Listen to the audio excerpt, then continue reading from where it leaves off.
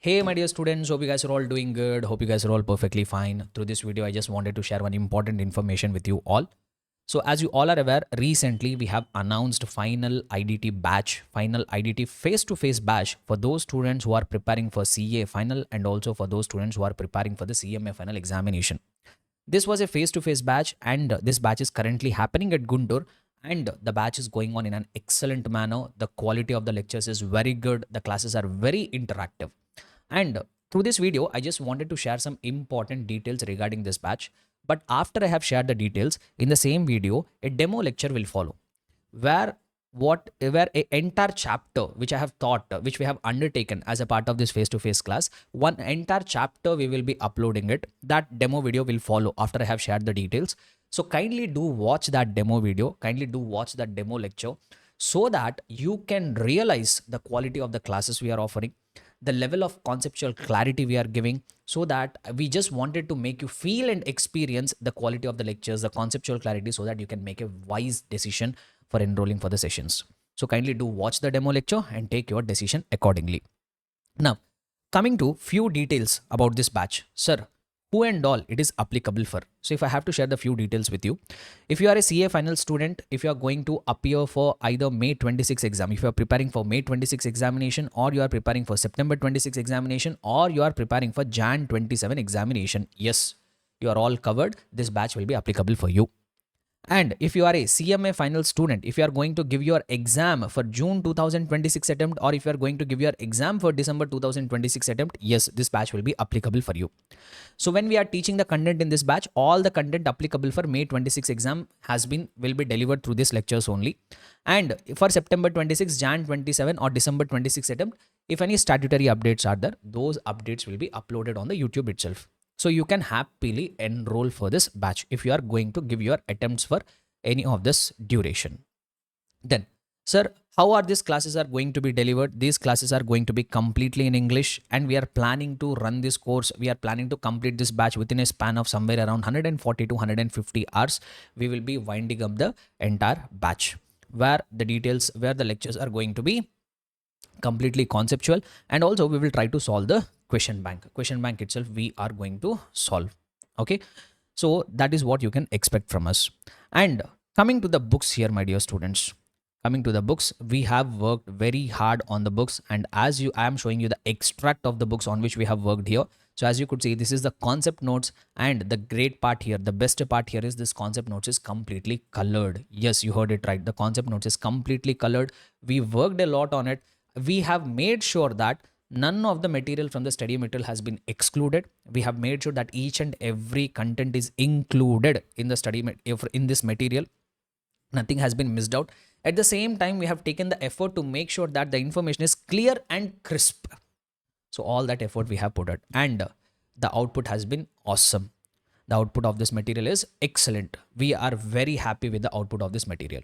Not just the concept notes, my dear students, even I will show you the extract of the question bank as well. As you could see, this is the question bank, and the best part of this question bank, even this question bank is also going to be a colored version. Yes, you heard me right.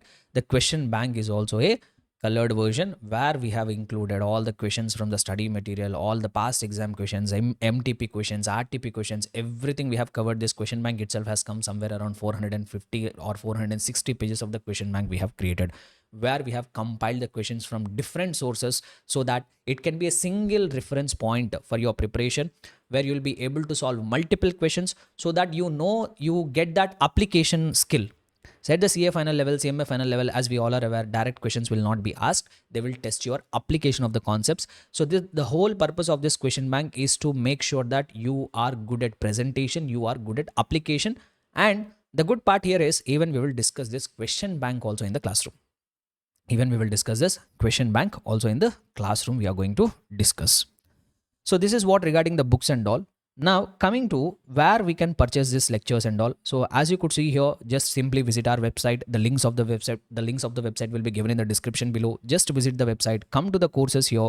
If you are a CA final student, come here, select CA final, and there you can select our course. So the page which you are seeing here is the CA final page, and here you can come and buy the lectures. And if you are a CMA, if you are enrolling for the CMA final, just come here, come and click here CMA final, and in the CMA final category, you'll be able to find our paper number 19. You can enroll for it. Not just that, even we have our books also. If you want to place the order on the order for the books, even you can come and place the order for the books also here. So as you could see here, books also you can come and place an order. So everything we have listed it on our website, either books, courses, everything we have listed. So kindly make sure that please do kindly watch the demo video. I'm telling you again and again, take your decision only after watching the demo video. And I'm very confident that I'm having a lot of conviction that once you watch the demo video, you are not going to take a decision. Otherwise, you will definitely enroll for the classes. So do watch the demo video, then only you take the decision accordingly. Okay. So these are the few details which we wanted to share it with you regarding this classes. So since I have shared the details, if you still need more information, you can always feel free to reach out to us. Our contact details will be shared below this video. So you can feel free to reach out to us. We'll be very happy to help you out with all the extra information, whatever you need. And so please do approach us if you need any further information. We'll be very happy to help you out. And thereafter, we can assist you in enrolling for this classes.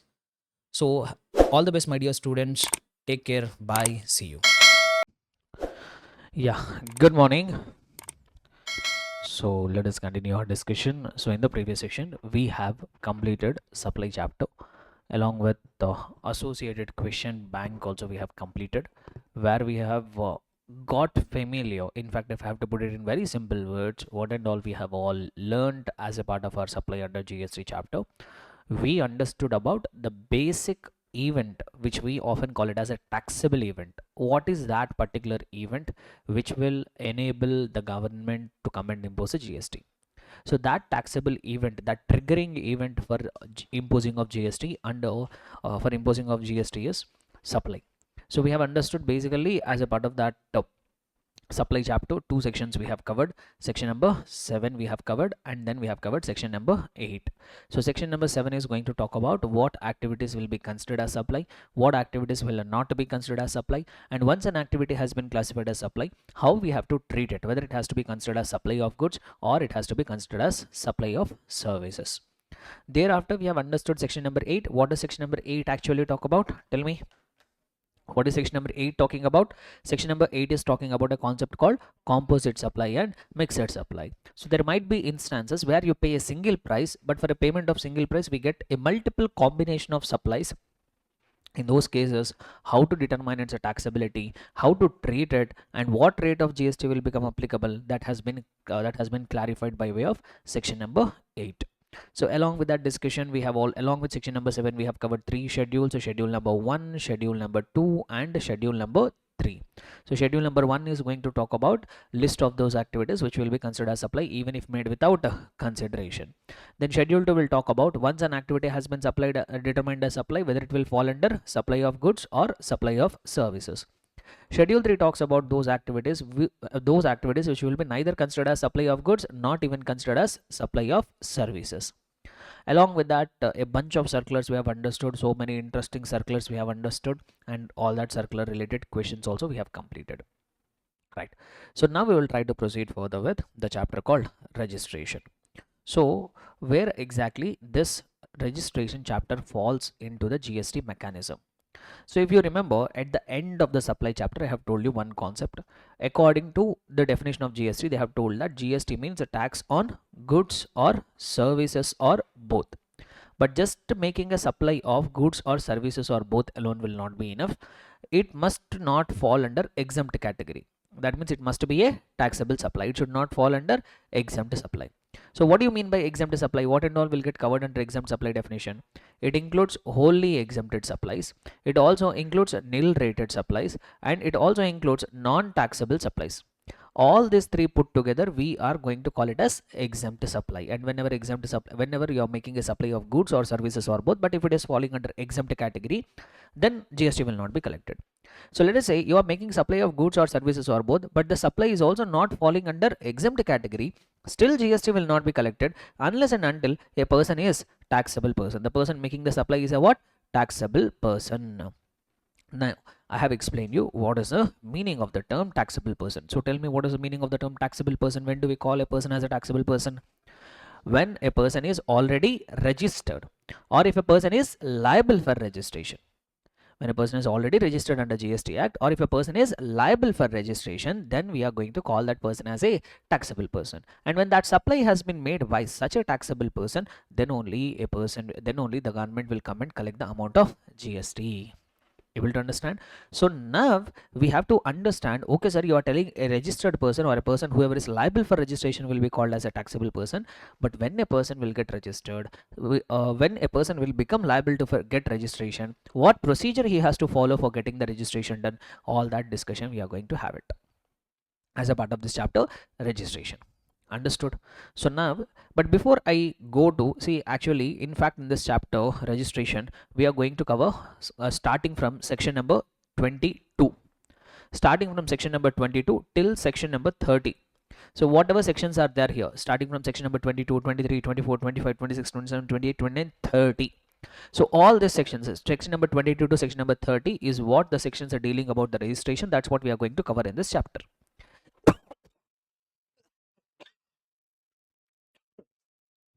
Sorry. Now, see, before I go into that, section number 22 to 30, I would like to touch on one more basic concept, which will make our discussion even smoother.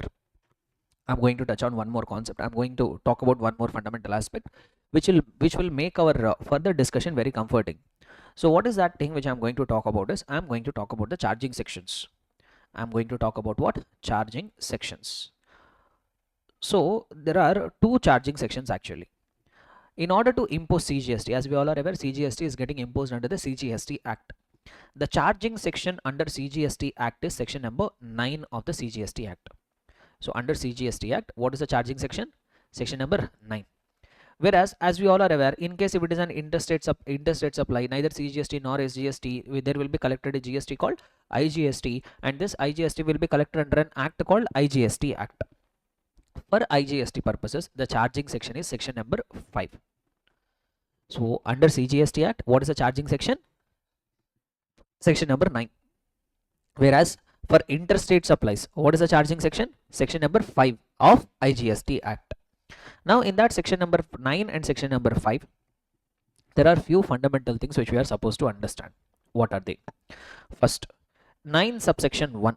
If you look at both the cases, if you look at 9 subsection 1 of the CGST Act, it says that whenever an intrastate supply has been made, what? Whenever an intrastate supply has been made, other than alcoholic liquor for human consumption or undenatured extra neutral alcohol or rectified spirit, which is getting used in the manufacture of that alcoholic liquor for human consumption. So what does subsection 1 say?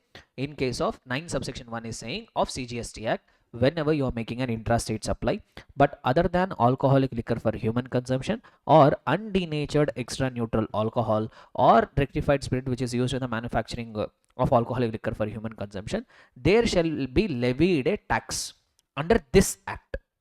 What does that say? There shall be levied a tax under this act. Under which act? Under CGST Act, of a rate not exceeding maximum 20%. Of a rate not exceeding maximum how much? 20%. See, that means the CGST rate they have reserved up to a maximum of 20%. We don't have 20% rate of tax, but the maximum government can go up to 20%. See, this I am only talking from the CGST perspective. But whenever it is an intrastate supply, along with that CGST, equivalent amount of SGST also will become applicable. So both CGST and SGST put together, it can go maximum up to what percentage? Maximum it can go up to 40%. Okay, so this is what 9 subsection 1 says. Whenever you are making an intrastate supply of any goods or services or both, other than alcoholic liquor for human consumption or undenatured extra neutral alcohol or rectified spirit, which is used in the manufacture of that alcoholic liquor for human consumption, there shall be levied a tax under this act not exceeding maximum up to 20%. That means central government has reserved the power to impose CGST in case of intrastate supply up to a maximum of 20%. That means equal amount of SGST also will become applicable. But under CGST Act and SGST Act, they have the power only to tax intrastate supplies. But interstate supplies also will happen. On interstate supplies, IGST will be collected. So in IGST also we should have a similar charging section. Yes, we have. So if you read subsection 1 of section 5 of the IGST Act, it says that whenever there is an interstate supply, what is happening? Interstate supply is happening. There shall be levied, except, here also except alcoholic liquor for human consumption, and also undenatured extra neutral alcohol or rectified spirit which is used in the manufacturing of alcoholic liquor for human consumption. There shall be levied a tax called IGST under this act at a rate not exceeding 40%. Why? Because IGST will be a collective figure of CGST and SGST. So that is what 9 subsection 1 and 5 subsection 1 say respectively. Then if you look at subsection 2, in both the sections, if you look at subsection 2 of section 9 says that notwithstanding anything contained in subsection 1. What does it say? It starts with a non-obstante clause. Subsection 2 says notwithstanding anything contained in subsection 1, which means ignore this. Subsection 2 will have an overriding effect on subsection 1. So subsection 2 says that notwithstanding anything mentioned in subsection 1, whenever 5 petroleum products are supplied. What are supplied? 5 petroleum products are supplied. So what are that 5 petroleum products? Tell me. Petroleum crude, petrol, diesel, natural gas, aviation turbine fuel.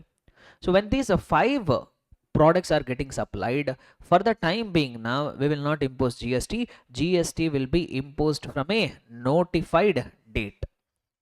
GST will be imposed from a notified date. Under CGST Act also they have included that subsection 2.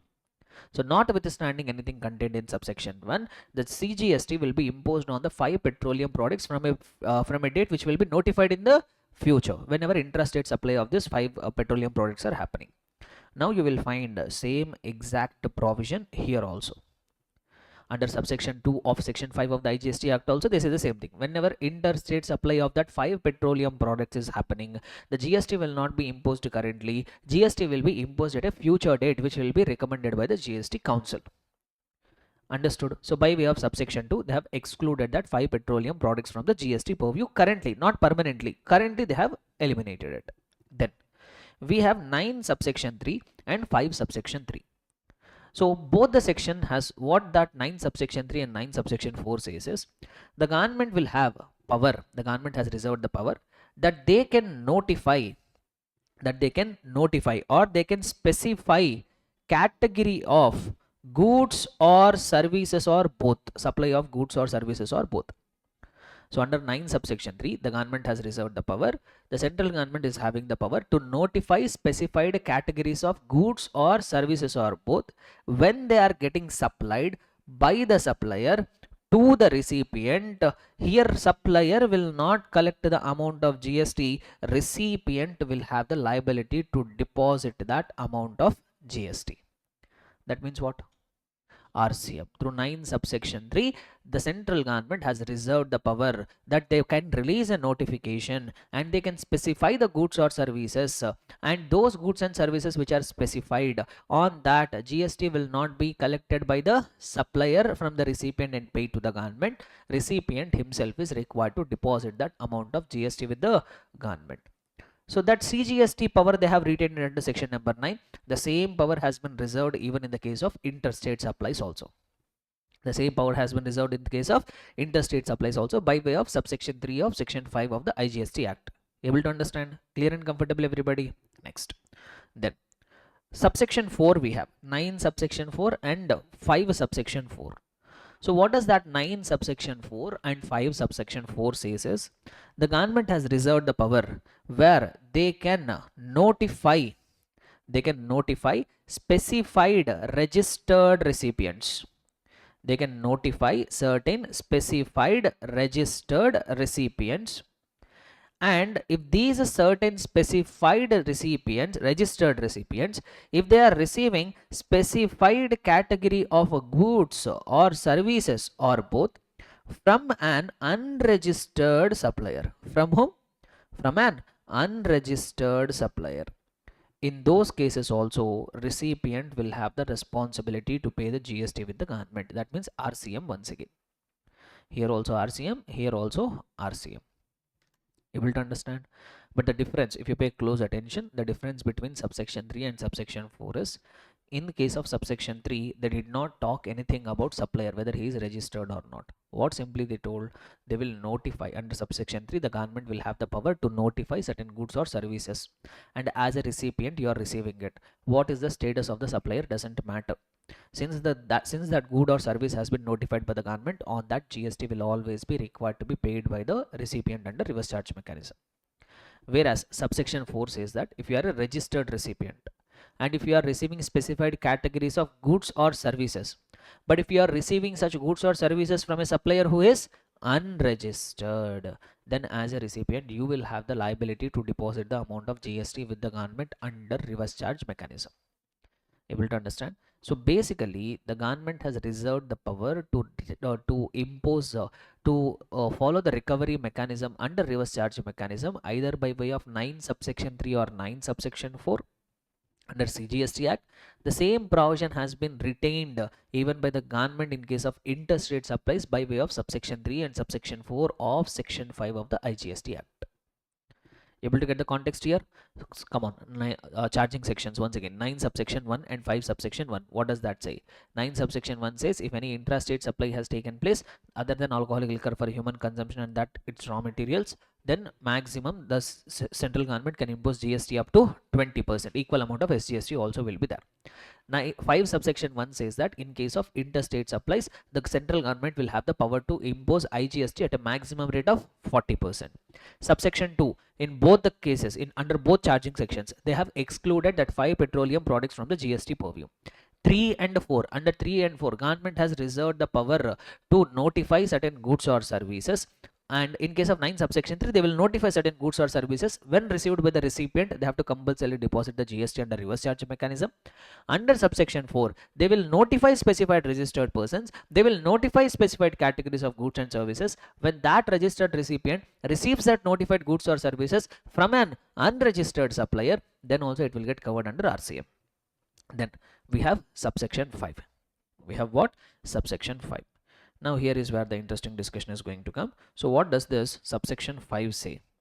So subsection 5 says, see, I told you, even as a part of the previous discussion also, I told that 2 modes of recovery is there. Government can recover the amount of taxes in 2 ways. What are the 2 ways? One is either forward charge mechanism, other one is reverse charge mechanism. In forward charge mechanism, what will happen? Supplier will collect the amount of GST from the recipient and deposit that GST amount with the government.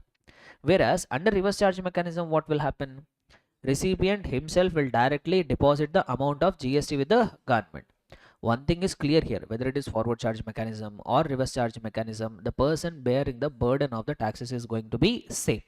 Who is going to bear the burden of the taxes? Always and always it is going to be a recipient only. But who is depositing with the government is going to change. So I told you broadly 2 modes of recovery, either forward charge mechanism or reverse charge mechanism. Now I am going to tell you one more mode of recovery. Now I am going to tell you one more mode of recovery. Now in this mode of recovery, what will happen is neither the supplier will pay the amount of GST nor the recipient will pay the amount of GST. There is one extra mechanism where neither the supplier will pay the amount of GST nor the recipient will have the will pay the amount of GST. Then who will pay the amount of GST, sir? Who will pay the amount of GST is e-commerce operator will pay the amount of GST. Who will pay? E-commerce operator will pay the amount of GST. Today, as you all are aware, that e-commerce has become a part and parcel of our life. So let us say there is an Amazon platform. So Amazon is an e-commerce operator, no? So there will be a supplier. There will be suppliers who will be registered with that Amazon platform. Now there will be recipient. Let us take your typical scenario. Let us say you wanted to purchase one mobile phone from Amazon. So what you will do, you will go to the Amazon platform and you will start searching for it. You will select a mobile phone. But whatever mobile phone that you are seeing on the Amazon platform, that was registered on that platform by some supplier. Let us say there is some supplier, Mr. A. He registered with Amazon and he listed his products on the Amazon. Now if one customer while scrolling through the Amazon, he liked one product, he placed an order. Now what this order will be placed with Amazon. Now Amazon will transfer that order to the supplier. Now supplier will dispatch the goods directly to the recipient. Yes or no? So here who is supplying the service or goods or service? Supplier. Who is receiving it? Recipient. In between e-commerce operator is nothing but what? A connecting point, a mediator. And also through the e-commerce platform we receive services also, not just goods. Let us take Redbus. Redbus is also an e-commerce operator. If you want to travel from one location to another location, you are a recipient of service. You open the Redbus app. There a list of suppliers buses will be shown to you. Now you will select one particular travels operator which you are comfortable with, and you will book the bus tickets with that travel operator. So there passenger transportation service is happening. Who is the supplier of passenger transportation service? Redbus is not Redbus is not provider of passenger transportation services. The travel operator is supplying the services of passenger transportation.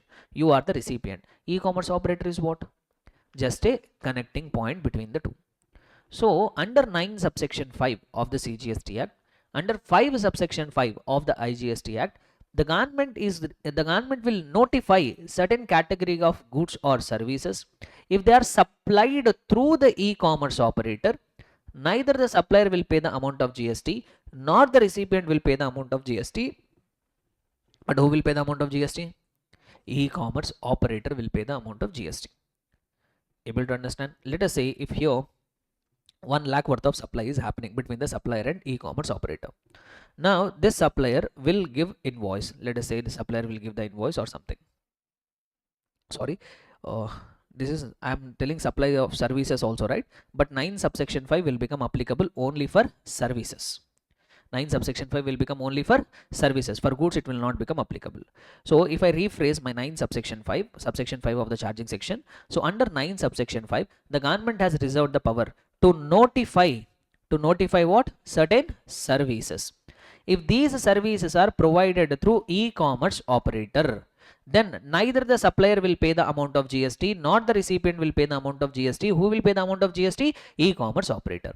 But under 9 subsection 5 only what will be notified? Services only will be notified. What will be notified? Services. Let us say Redbus example only I am saying. So in the Redbus there is one travel operator who is a supplier. Now there will be one customer who will be receiving the travel operating services.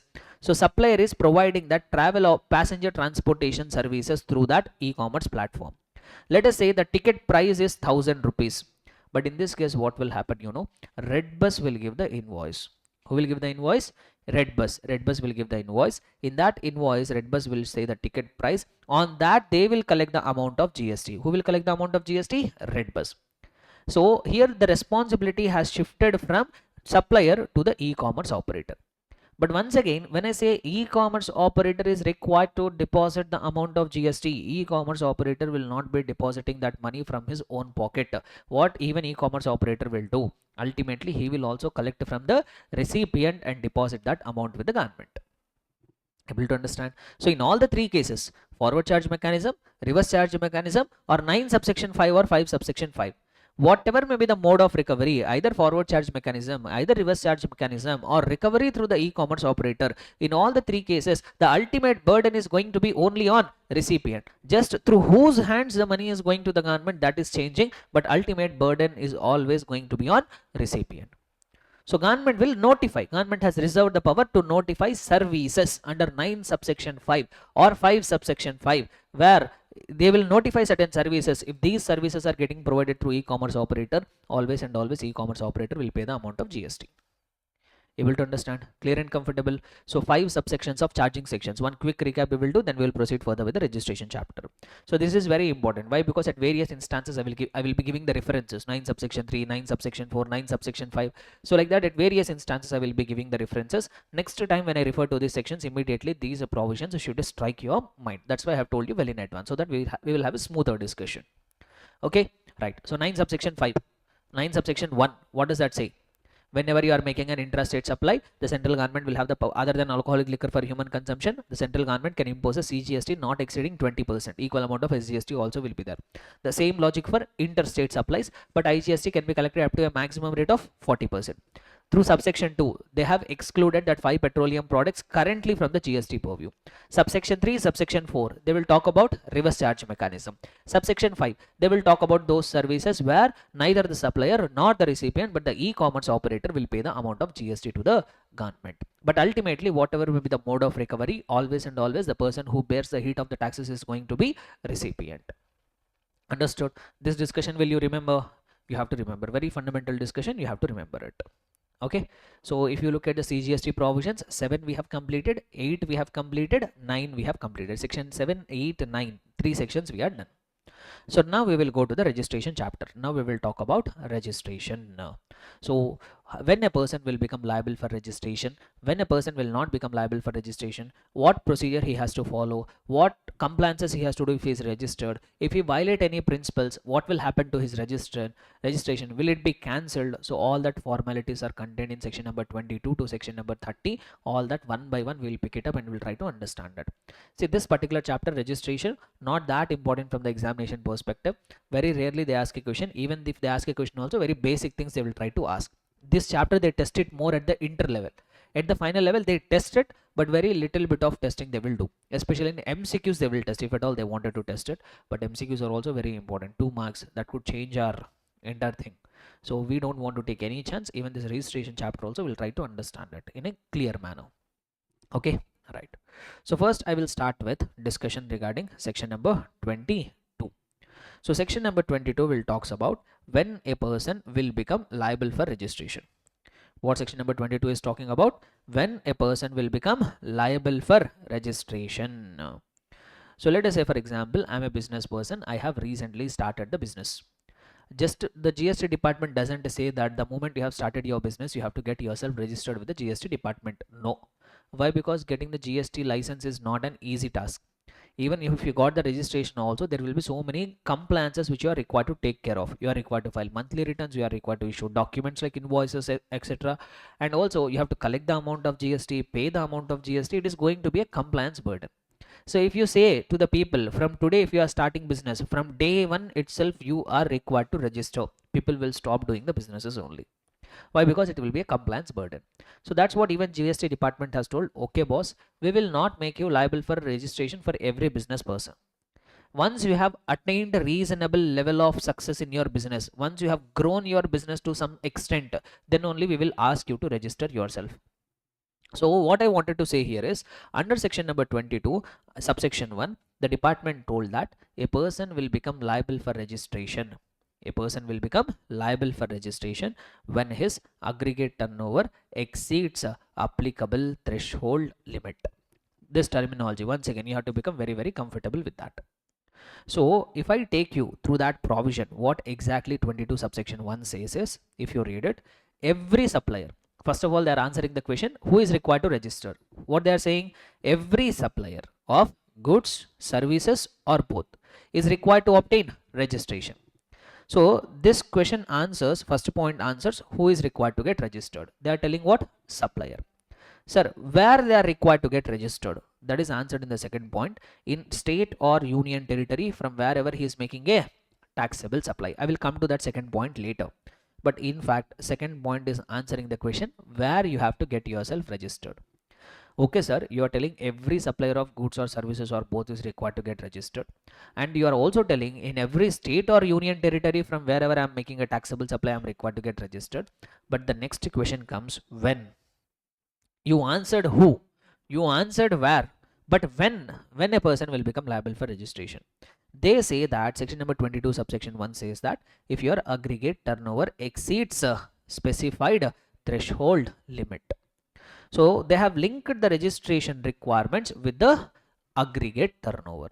So when your aggregate turnover exceeds the applicable threshold limit, then you become liable for registration. See, before we could see what are the limits and all, first we have to become comfortable with what is the meaning of aggregate turnover. Very, very important term, very, very fundamental term. Various chapters we are going to come across this term aggregate turnover. We will try to understand this in a very comprehensive manner. In a very detailed manner, we'll try to understand what is the meaning of this aggregate turnover. So let us try to understand what is an aggregate turnover. So they have defined aggregate turnover something like this. If you see, when I say aggregate turnover, it is defined under section 2 subsection 6. See, one more point I would like to say it here. They have defined aggregate turnover at one place, section 2 subsection 6. But to this aggregate turnover, for different purposes, they do different adjustments. Aggregate turnover is defined at one place. Under section 2, they have defined that aggregate turnover. One normal definition they have given. But for different provisions, different adjustments will be done to this aggregate turnover. So in registration, we will follow this definition only. Aggregate turnover as given under section number 2 only we will follow. But we will have something called composition levy. In that composition levy also, the provisions will be linked with the aggregate turnover. There we will start with this aggregate turnover, but we will make some changes. We will make some adjustments. So that's what I'm trying to say here. One fundamental definition is there for aggregate turnover, but at different places for different purposes, different adjustments we will do. So what is that fundamental meaning of the term aggregate turnover? So it says that what will be included in the aggregate turnover. They say all taxable supplies. Whatever taxable supplies you are making, all that taxable supplies will be included in the aggregate turnover. Number 2, exempt supplies. That is also your turnover only, no? That is also your business or not? So when you are making exempt supplies, you might not be paying GST, but that is also your turnover or not? Yes. And also I have told what will get included in the exempt supplies. Come on, 3 things. It will include wholly exempt supplies. Then it will include nil rated supplies. It will also include non-taxable supplies. Agreed that they are exempted. On them you are not required to pay GST, but still it is your turnover only, no? When you open the financial statements, when your turnover, will you include this or not? Yes. And it also includes export of goods or services or both, not just domestic sales. Even if you are doing exports also, even that exports also you have to include it. Not just that, even interstate supplies of the persons having same PAN. What is that? Deemed distinct persons. If you have multiple registrations under same PAN, that will be you will be considered as a deemed distinct person, no? So even that also will be included, even with consideration or without consideration. If it is with consideration, anyhow it will fall under supply definition under section 7 subsection 1 clause A. If it is without consideration, it will fall under section 7 subsection 1 clause C. Able to understand? I do feel that there is no need for giving this line separately. There is no need for giving this line separately. Even interstate supplies between the persons having same PAN also included in aggregate turnover. You need not include it. Why you need not include it? Anyhow it will get covered under taxable supply definition. If there is consideration, 7 subsection 1 clause A. If there is no consideration, 7 subsection 1 clause C. Anyhow by section 7 it is becoming supply. See, this is where aggregate turnover differs. But anyhow they have given a separate point. Let us keep it as is. So tell me, what is included in aggregate turnover? Number 1, all taxable supplies. Number 2, exempt supplies. Number 3, exports. Number 4, interstate supplies of the persons having same PAN. See, this is a last point where turnover as per GST Act and turnover as per financial statements will have a difference. This is one such point where which will create a difference in the aggregate turnover we are calculating for GST purposes and aggregate turnover which will be there in our financial statements. Yes or no? Why? Because let us say, for example, if I am a business person, if I am having business in multiple places, let us say I am having business in Mumbai, I am having business in Delhi, I am having a business in Maharashtra or Maharashtra, anyhow Mumbai is covered, no? Okay, let us take, I have 2 places of business. Now, when I prepare my financial statements, I will consider all the sales which I have made from Mumbai. I will also consider all the sales which I have made from Delhi. And if there is any inter branch transactions are there, from my Mumbai branch to Delhi branch I have made some supplies, from Delhi branch to Mumbai branch I have made some supplies. If you remember, while preparing the financial statements, that inter branch transactions will be eliminated, that will be knocked off, that we will not consider. So in the financial statements, whatever turnover you will find, that will be only outward supplies to outsiders, not inter branch transactions. But when you calculate the aggregate turnover as per GST, what you will do, even see, when I say in the financial statements, when I say turnover, here taxable supplies will be there, exempt supplies will be there, even exports also will be there. So in fact what we should add is, we should also add that supplies between persons having same PAN also, which will not be a turnover for financial statements, but which will be included in aggregate turnover for GST purposes. Okay, so if I ask you a question, will it be always aggregate turnover under GST will be equal to turnover in financial statements? May not be. Why? Because the main logic for that is this point, whatever I have told. Understood? So whatever it is, in the aggregate turnover, 4 items will be included: all taxable supplies, exempt supplies, export of goods or services or both, or interstate supplies of persons having same PAN. Okay, next. Sir, what will be excluded? Now they are saying some things which are required to be excluded.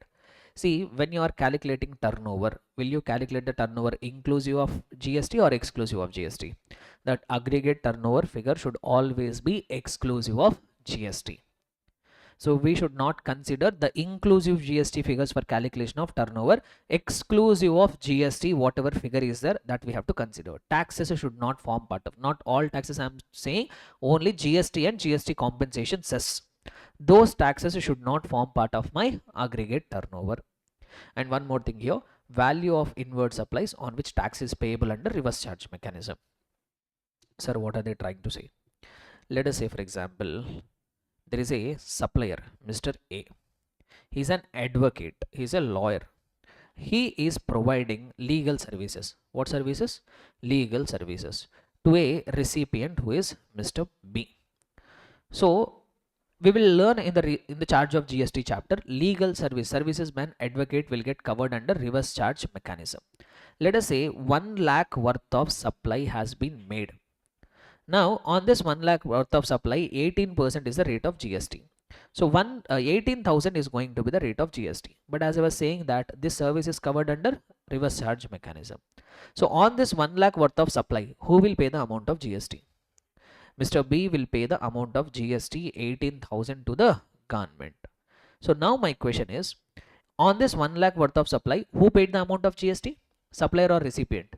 Recipient paid the amount of GST. Now this 1 lakh rupees should be included in whose turnover?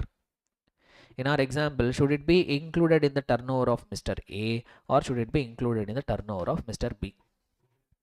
It will form part of whose turnover? Understood the question whatever I am asking here?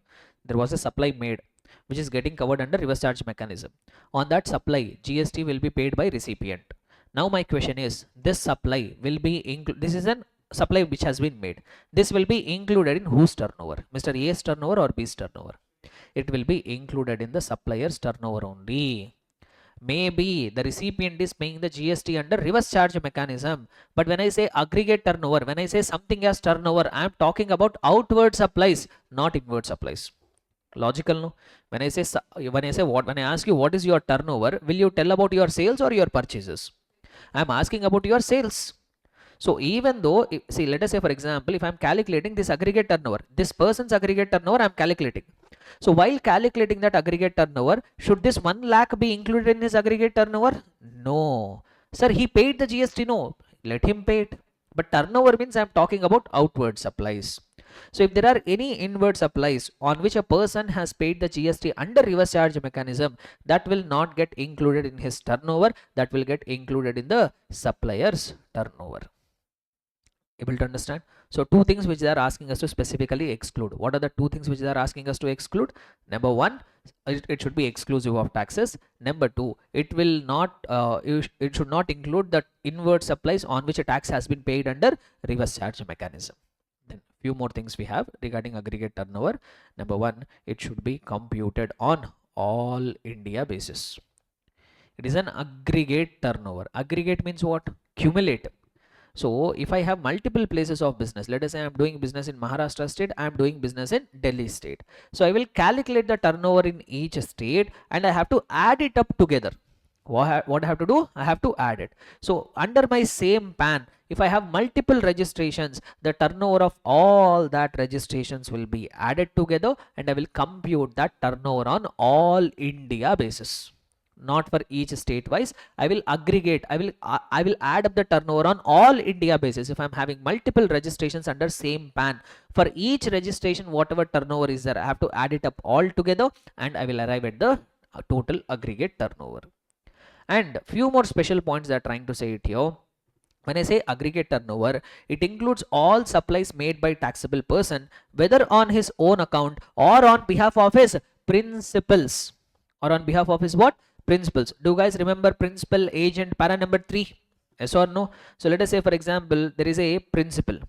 Now this principal is supplying the goods to agent. Now this agent will make further supply of goods to ultimate customer. So now as I have told, this agent will get covered under para number 3 when the invoice will be given in his own name. Let us say for example, he is having separate business.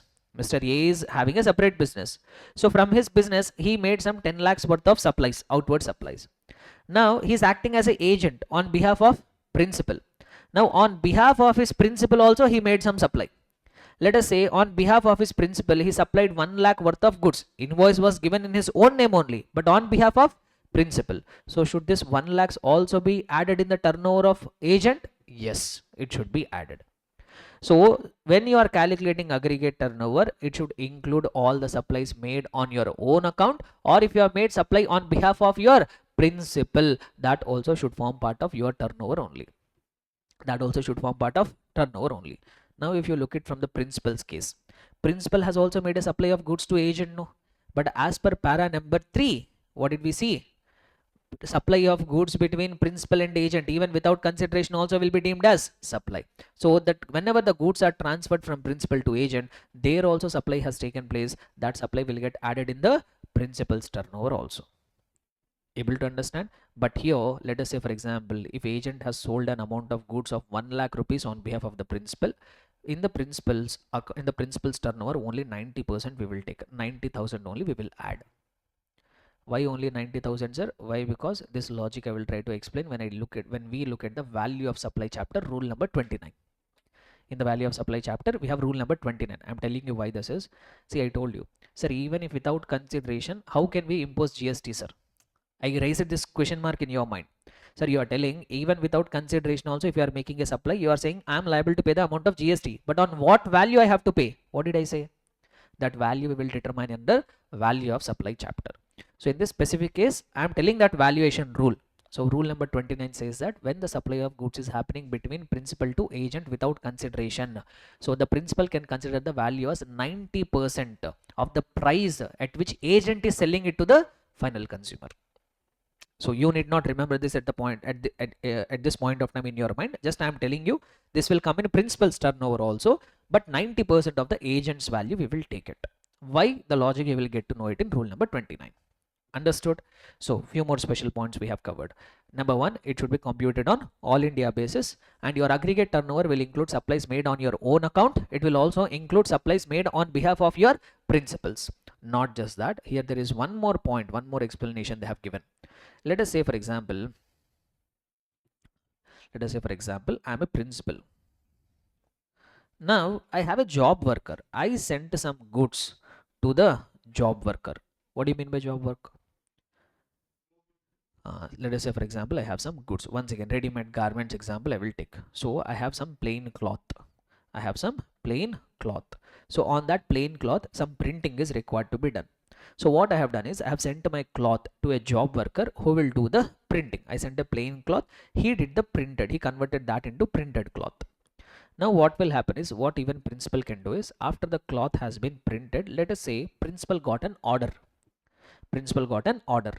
To supply some 1000 meters of that printed cloth.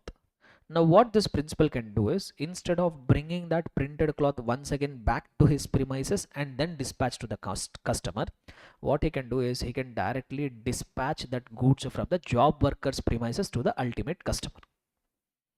Can they do it or not? Yes, they can do it as per GST.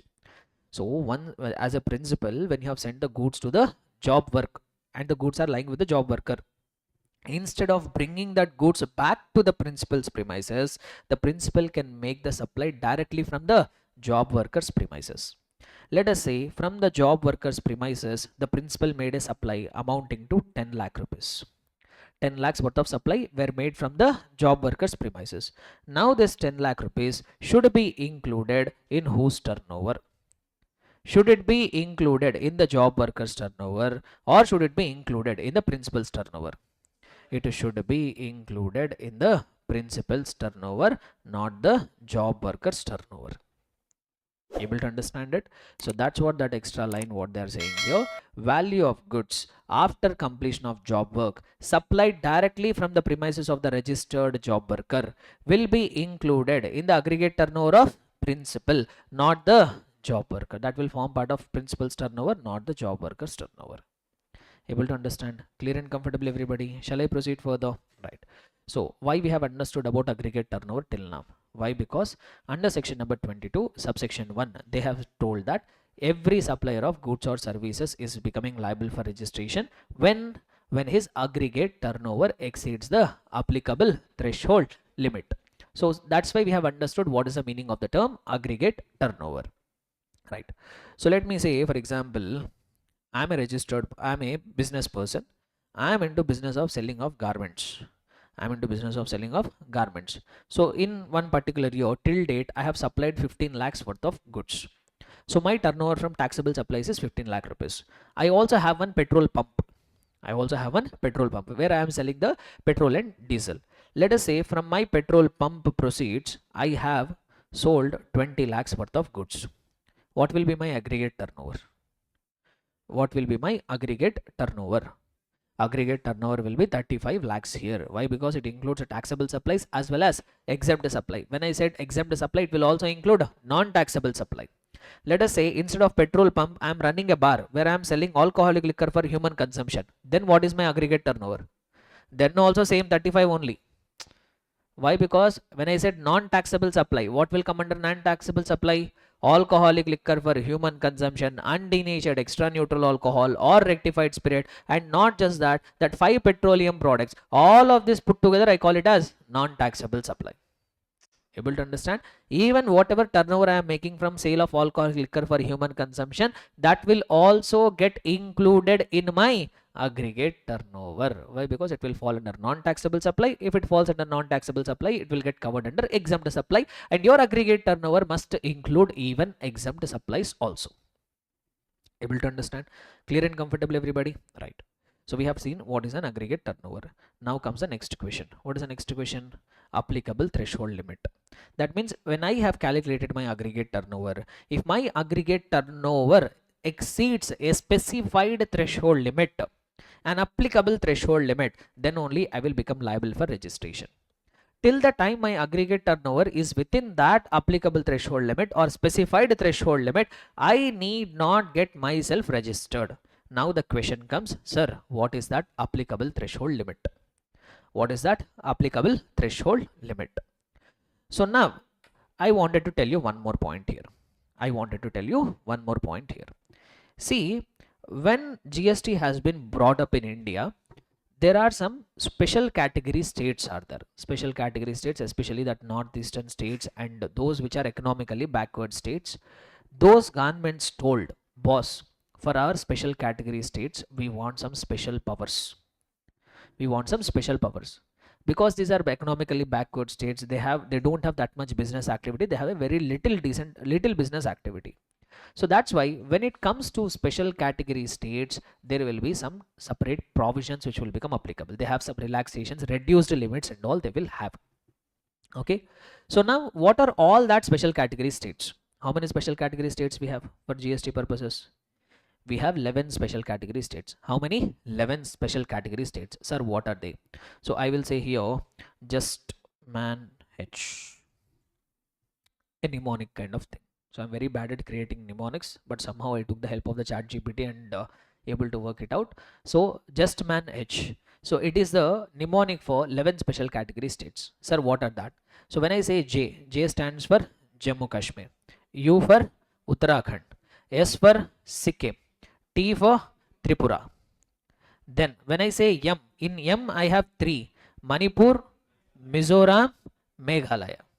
Then I have A, in A I have 2, Assam, Arunachal Pradesh. N, Nagaland I have. H for Himachal Pradesh. These are the 11 special category states.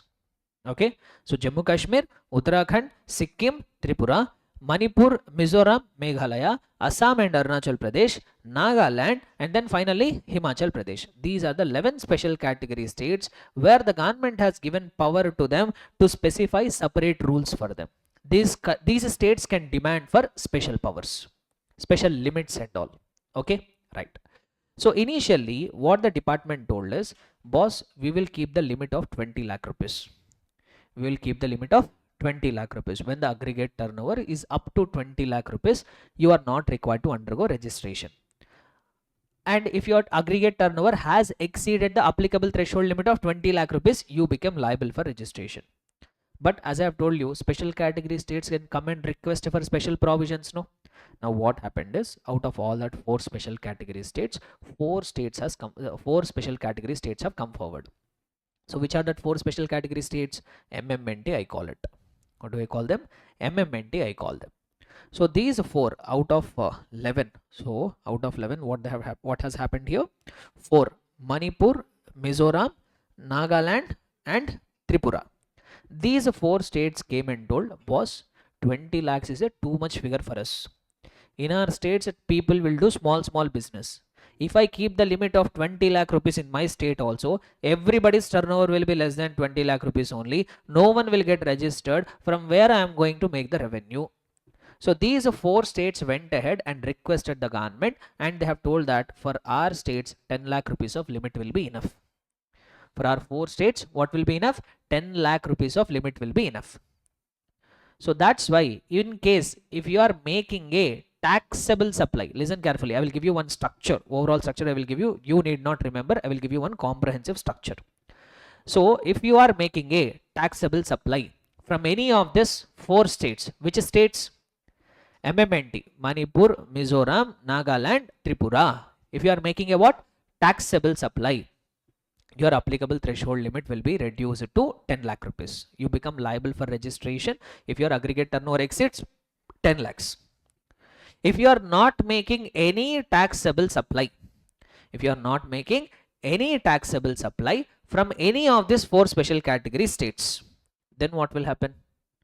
Then the applicable threshold limit will be 20 lakh rupees. You are not liable to get registered unless and until your aggregate turnover exceeds the applicable threshold limit of how much? 20 lakh rupees.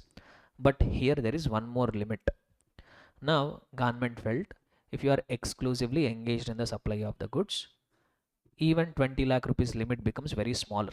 I'm not talking about services. If you are a business, I will tell you one system. Don't worry about all this remembrance. I will give you one system. Like the way we have built the system for import of services now, I will give you one excellent system just to follow the concept, whatever I said. No need to write anything. I will tell you when to write. So initially what happened? MMNT 10. Remaining they have given limit of how much? 20. But what the government has felt is in services, margins are very higher. In service sector, margin is very high, net profit margin is very high. But in the goods, people who are into goods, there the profit percentage is very minimum. So even though they might be making 20 lakh rupees worth of turnover, maximum in the goods we can make 10% margin. So might be they are making only 2 lakh rupees of income out of it. Now for those people also, if you say, if you are exclusively engaged in supply of the goods, for you also, if I keep the limit of 20 lakh rupees, it will look like injustice. It will create so many hardship. So that's why government considered the need, and they have told, okay, we will do one thing. If you are a business person, if you are not making any supply of service, if you are only engaged in supply of goods, then since your margins are very low, we will give you one relaxation. We will enhance the threshold limit for you. What they have told? We will enhance the threshold limit for you. And they have increased that threshold limit from 20 lakhs to 40 lakh rupees. They have increased the threshold limit from what? 20 lakhs to 40 lakh rupees. Able to understand? Now I will tell you the scenario. Now you can write it along with me. So what is the system? How you have to determine what is the applicable threshold limit? Listen carefully. First step. In case if you are checking whether a person is liable for registration or not, step 1. In the same steps you have to follow. Whatever steps I'm telling you as a system. Nothing front, nothing backward. In same order you have to do as it is. So in case, listen carefully, I can give you time to copy. Listen first. So first step, in case if they are asking you, if they gave you in the exam they have given you a question where they have given you details of the turnover. Now they are asking you to check whether you are liable for registration or not. First thing what you need to check is, I need to check whether the business person is making a taxable supply. What supply? Taxable supply from MMNT. You have to check. First question you have to ask, is he making a, you will calculate aggregate turnover. First thing what you will do is, you will calculate the aggregate turnover and keep it aside. Then you will check whether the concerned person is making a taxable supply from MMNT, Manipur, Mizoram, Nagaland, Tripura. If the answer is yes, then applicable threshold limit will be 10 lakh rupees only. Whether you are engaged in supply of goods or you are engaged in supply of services. or you are engaged in supply of services. Now, I told that government gave 40 lakh rupees of limit, no, if you are exclusively engaged in the supply of goods. Now what happened is, UP MATs, there are some 6 states which came forward and told, even though in our states, if a person is exclusively engaged in supply of goods, we don't want that 40 lakh rupees of limit. We are happy with 20 lakh rupees limit only. We are happy with 20 lakh rupees of limit only. So how many states came forward? 6 states come forward. What are they? UP MATs. What are that UP MATs? Uttarakhand, Puducherry. Then we have Meghalaya. Then UP MATs, Arunachal Pradesh. Then we have Telangana. Telangana also came forward and told. And finally, Sikkim also told. So that means we have 11 special category states now. Out of that, 4 told, not even 40, not even 20, 10 is fine for us. And out of them, remaining, who and all are the remaining? So now we have, if you see, Sikkim, falling under UP MATs. So let me write it here clearly, UP MATs. So U stands for Uttarakhand. Uttarakhand told what? We don't want 40, we want 20 only. So Uttarakhand gone. Then Puducherry. Puducherry is not a special category state, but still they told what? We don't want enhanced limit of 40, 20 is fine for us. Next, Meghalaya. Meghalaya also told, okay, we don't want 40, we are happy with 20. Then A for Arunachal Pradesh. So Arunachal Pradesh is also a special category state. They also told, boss, we don't want 40, 20 is fine for us. Then T for Telangana. Telangana is not a special category state, but still they told what? We don't want 40 lakh rupees of limit, 20 is fine for us. Then S for what? Sikkim. So now what happened? Sikkim also came and told, we don't want enhanced limit of 40. How much is fine? 20 is fine. 20 is fine. So how many balance union territories are, how many balance special category states are left? Jammu and Kashmir. Then we have Assam, then we have Himachal Pradesh. They told, okay, whatever is applicable for other states, we are happy with that, other states related provisions only. So once again, if you come back to the system, first question, what you will ask, my dear students, where you will check whether any taxable supply is made from MMNT. If the answer is yes, what is the applicable threshold limit? 10 lakh rupees only. Whether you are engaged in supply of goods, or you are engaged in supply of services, or you are engaged in supply of both, 10 lakh rupees is only the threshold limit. Then if the answer is no, that means you have calculated aggregate turnover, you checked whether I am making any taxable supply from MMNT, the answer is no. Then what you will do? You will check, okay, if you are not making taxable supply from MMNT, the next question which I will ask is whether any taxable supply is made from what? UP MATs. If the answer is yes, then applicable threshold limit will be how much? 20 lakh rupees. Whether you are engaged in supply of goods or supply of services or supply of both, your applicable threshold limit will be how much? 20 lakh rupees only. Next, there comes the next one. If for the above 2 questions, if I got negative responses, that means I'm not making any taxable supply from MMNT. I'm also not making any taxable supply from UP MATs. Then what will happen is, if a person is exclusively engaged in supply of goods, applicable threshold limit is going to be 40 lakh rupees. On the other hand, if a person is engaged in supply of goods or supply of services, or supply of services or supply of both, that's what I meant here. So if a person is engaged in supply of services or supply of both, then applicable threshold limit will be 20 lakh rupees. Able to understand? The same system as it is, you have to follow. Ignore all the concept whatever I have told, background and all you ignore. This is what has to be printed in your brain. So if at all they are asking a question whether a person will be liable for registration or not, they might ask a question in MCQs, or it could be linked with a comprehensive question. Somewhere they will try to link these provisions. They might not ask it as a standalone question, right? So how to determine what is the applicable threshold limit? Point number 1, we have to check whether any taxable supply is made by the business person from MMNT. What is MMNT? Manipur, Mizoram, Nagaland, Tripura. If the answer is yes, what will happen? Whether you are engaged in supply of goods, whether you are engaged in supply of services, or you are engaged in supply of both, applicable threshold limit is going to be always and always, it's going to be 10.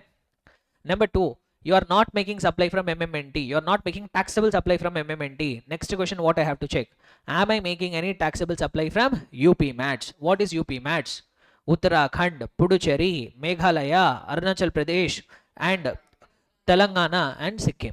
So these 6 states you are making a taxable supply. In that case, whether you are engaged in supply of goods or you are engaged in supply of services or you are engaged in supply of both, the applicable threshold limit will be 20.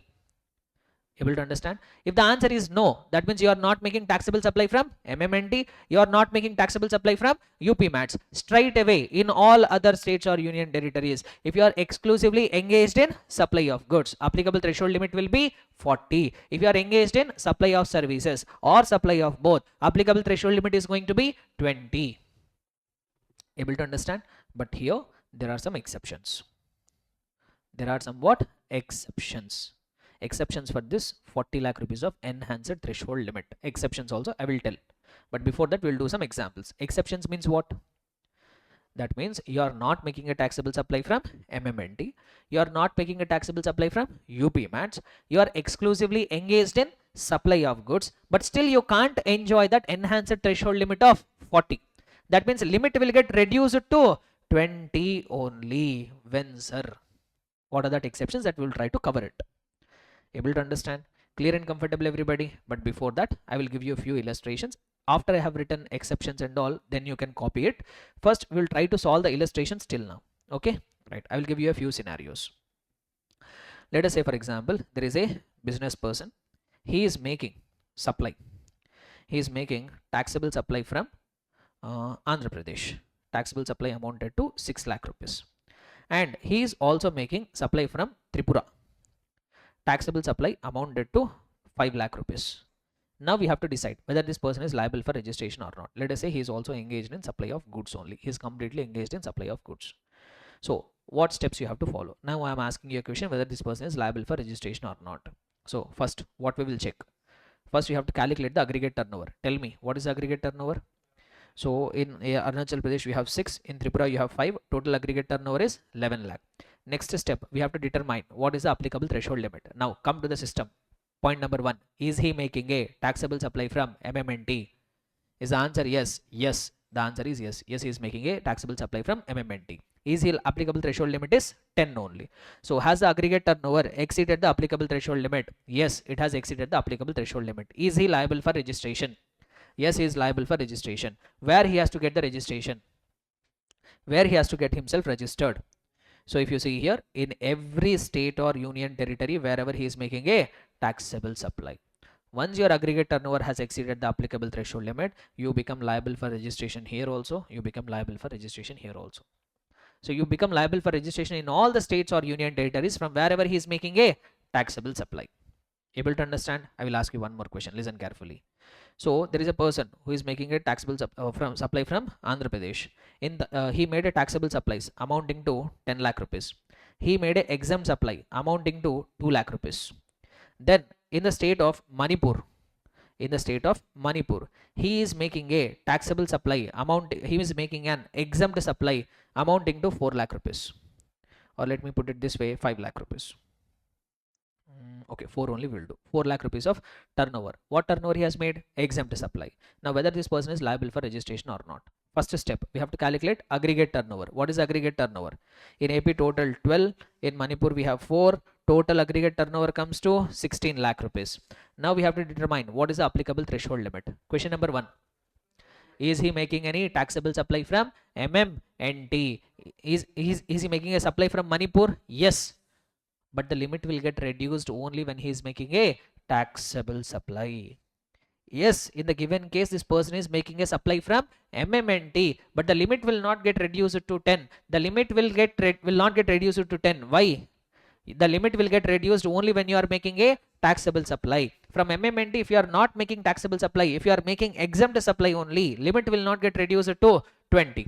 So first step, answer is no, he is not making a taxable supply from MMNT. So 10 will not become applicable. Second question, is he making a taxable supply from UP MATS?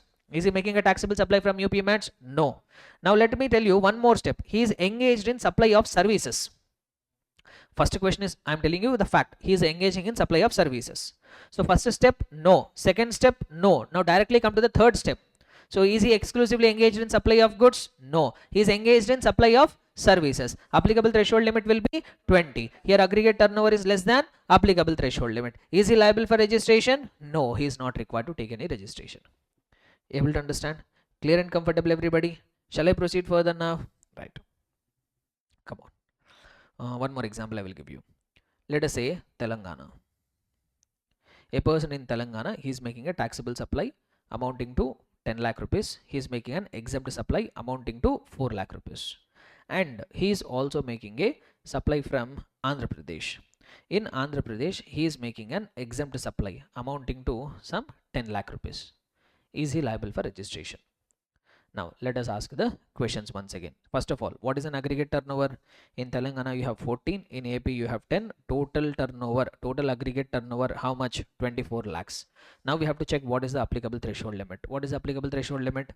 Number 1, is the first point answered? Is he making a taxable supply from MMNT? No. Second point, is he making a taxable supply from UP Mats? Yes. He is making a taxable supply from Telangana. So whether he is engaged in supply of goods or supply of services or supply of both, applicable threshold limit will be 20. Has aggregate turnover exceeded? Yes. Is he liable for registration? Yes. Where he will get himself registered? In every state or union territory from wherever he is making a taxable supply. In every state or union territory from wherever he is making a taxable supply. Tell me where he will get himself registered. He will get registered himself only with Telangana. He is not required to get registered with AP. Sir, he is making a supply, no? But what did I say? You are required to get yourself registered even if your aggregate turnover has exceeded applicable threshold limit. You are required to get yourself registered only in such a state or union territory from wherever you are making a taxable supply. Sir, here in Andhra Pradesh, I am making a supply. I am not required to be registered. No. Boss, you are making supply, but you are not making a taxable supply. Understood? Clear and comfortable, everybody? So one more last example we will do. With that, we will wind up this example session. Because we have built a system, no matter in how many ways they ask the question, we will follow the same thing. Right? So one more last question we will do. Let us say a person is exclusively engaged in supply of goods. He is exclusively engaged in supply of goods. So he is making exempt supplies, or let me put it this way. He is making supplies from Nagaland. In Nagaland, he is making an exempt supply amounting to some 10 lakh rupees. He is also making supply from, let us say, other states. Tamil Nadu. In Tamil Nadu also he is making a supply.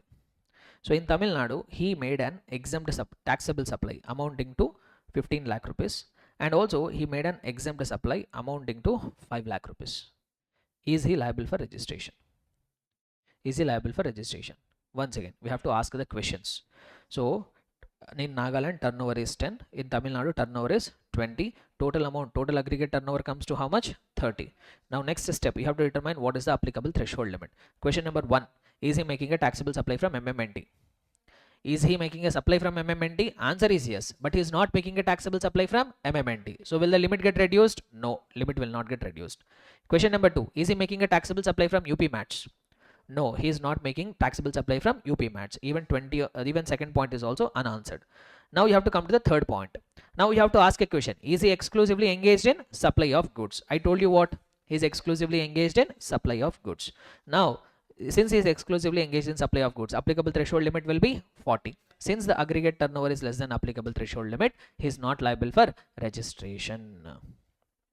Understood? Now if I extend the discussion from here, see, this person is not making taxable supply from MMNT, is not making taxable supply from UP Mats. He is also exclusively engaged in supply of goods, but still he will not be entitled to enjoy 40 lakh rupees of limit if some conditions are violated. If I link from this example, even though he is not making a taxable supply from MMNT, even though he is not making a taxable supply from UP Mats, he is exclusively engaged in supply of goods only, but still he will not be able to enjoy the enhanced threshold limit of 40. He will be able to enjoy threshold limit of only 20. When, sir? What are that exceptions? So if you come here, so this point I have already told, applicable threshold limit and all. So now So initially, later they told notification, which says that it exempts any person exclusively engaged in supply of goods and whose aggregate turnover in the financial year does not exceed how much? 40 lakhs from requirement of obtaining registration. However, there are some exceptions to that. So what do you mean by exception here? Like as I was saying, even though you are exclusively engaged in supply of goods, even though you are not making any taxable supply from MMNT and UP match, the limit of 40 lakh rupees will not become applicable. That means you get to enjoy the normal limit of 20 lakh rupees. When, sir? Number one, if you are a person required to take compulsory registration. We are going to see subsequently section number 24, where we will see a category of persons who are required to undertake compulsory registration. If you are falling under section number 24, you have to get compulsory registration irrespective of your turnover. In that case, whether you are making 40, 20, 10, what matters? Nothing matters. So in case if you are a person liable for compulsory registration, you can't enjoy that, and you can't enjoy any threshold limit if you ask me, because you are liable for compulsory registration. 10, 20, 40, nothing will become applicable for you. B point, I will come to that later. C point, if a person is making intrastate supplies in Uttarakhand, Puducherry, Meghalaya, Arunachal Pradesh, Telangana, Sikkim, nothing but what? UP mats. This we have already seen. If you are making supply from UP mats, what will happen? Limit will get anyhow reduced to 20. Similarly, if you are making any intrastate supply in special category states of MMNT, there also 40 you can't enjoy. Why? Because your limit will get reduced to 10. And if you are making any interstate supply, if you are making any interstate supply, if you are making a supplies to another state, then also you can't enjoy the limit of 40. This point is unnecessary. Why? Because anyhow, if you are making interstate supplies, you become liable for compulsory registration under section number 24. So this is a repeated point. No need for this point. Why? Because this scenario is already covered in A point. If you are making interstate supply, anyhow you become liable for compulsory registration. Next one. Person who has opted for voluntary registration, or such registered persons who intends to continue with that voluntary registration. Now, there will be some category of persons who always want trouble in their life. They will not be happy if their life is going smooth. They always want some trouble in their life. So that category of person is only this voluntarily registered person. You are just started the business. You don't have turnover exceeding the specified threshold limit. You are making a very limited amount of turnover. Your life is going peacefully. No GST department is coming. No one is asking. You are not required to give any invoice. You are not required to file any returns and all. But this person had that itching. Hey, my competitor has got the registration. If I take the registration, I also will become a big person. So they are calling the trouble in their life. So if you voluntarily go and ask for registration, GST department will not hesitate. GST department will be very happy. Why? Because one more bakra has come into their list. So there is a person who has voluntarily taken the registration, even though you are not liable for registration. Then what is the purpose of checking the limit for you? Then what is the purpose of checking that limit? Not just 40, 20, 10. No limit will be checked. No. You yourself went voluntarily and took your registration. So enjoy the trouble. So for you also limit will not become applicable. Not just that, here one more point. This is one list which you have to remember. And this list I am going to ask you at one more place. At composition levy, I am going to ask you this list once again. At that point of time, you are required to tell me back this list. Give it back to me, whatever I have given it to you. Okay, right. So what is that? What are that one more categories of persons who can't enjoy the threshold limit of 40? Persons engaged in making supplies. If you are a person who is engaged in making supplies. Sir, what do you mean by making supplies? When I say making of supplies, whether you could be manufacturing it or you are not manufacturing, just you are trading. Just you are trading. Whether you are manufacturing or trading. So either you are only dealing or you are manufacturing on your own. If you are dealing in any of these products, then you can't enjoy that enhanced threshold limit of 40, even though you are exclusively engaged in the supply of goods. So what are they? Number one, what are the products which you should not be making supplies? Ice cream and other edible ice, whether or not containing cocoa. Pan masala, all goods of chapter number 24, that is tobacco and manufactured tobacco constituents. Fly ash bricks, fly ash aggregates, fly ash blocks. Bricks of fossil meals or similar siliceous earth. Building bricks, earthen or roofing tiles. 7 products they have told. Come on, repeat. We have to remember in the classroom itself. Number 1, ice cream and all other kind of edible ice, whether contains cocoa or not. Number 2, pan masala. Number 3, tobacco and tobacco related products or tobacco substitutes, whatever it is. Fly ash bricks, fly ash blocks, fly ash aggregate. Bricks of fossil mills or similar siliceous earth. Earthen building bricks or earthen or roofing tiles. If you are engaged in making supplies of any of these 7 products, then you can't enjoy that enhanced threshold limit of 40. Repeat once again. What are that 7 products? Ice cream and other edible ice. Number 2, pan masala, tobacco and other tobacco substitutes, fly ash bricks, fly ash blocks, fly ash aggregates, bricks of fossil mills or similar siliceous earth, building bricks, earthen or roofing tiles. Able to understand? So if you are engaged in making supply, when I say making supply, either you are manufacturing or you are trading, then you can't enjoy that enhanced threshold limit of 40. You deserve only 20 lakh rupees of limit. Able to understand? So if I complete the thing, whatever we are drawing the system. So exceptions, what are the exceptions? Number 1, if you are liable for compulsory registration, you are liable for compulsory registration under section number 24. Number 2, if you are engaged in making supplies. So when I say making supply, it could be manufacturing or it could be trading. So what and all you are manufacturing or trading? Ice cream or other edible ice, pan masala, tobacco and related products, then fly ash, bricks or blocks or aggregates, then bricks of fossil mills, bricks of fossil mills or sorry, similar siliceous earth, then building bricks, building bricks, then earthen or roofing tiles. Then which other persons can't enjoy that enhanced threshold limit of 40? Come on. So what else they have told? If you are making a supply from UP Mats or MMNT, that I am not writing it separately. Why? Because anyhow we are asking that question in the first and second point itself. So I am not writing that once again. Next, if you are making an interstate supply, this is anyhow a repetition. If you are making an interstate supply and you become liable for compulsory registration under section number 24. Then if you have taken a voluntary registration, what you have taken? Voluntary registration you have taken. So then also you can't enjoy that enhanced threshold limit of 40. Clear? That's all. This system you have to follow. If you could follow this system, you are never going to commit any mistake. Okay, clear? Right. So now if you want to copy this, you can copy it. I'll wait for a few minutes. Just write it down. Better you write it down so that you get used to it. Not if you want to copy, you have to copy. I will wait. Please write it down.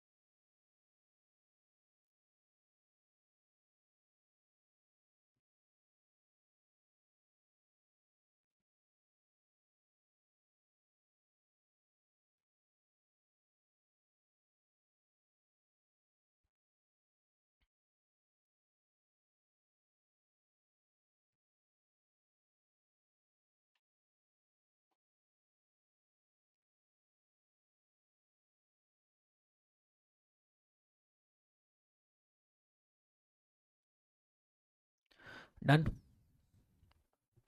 Right.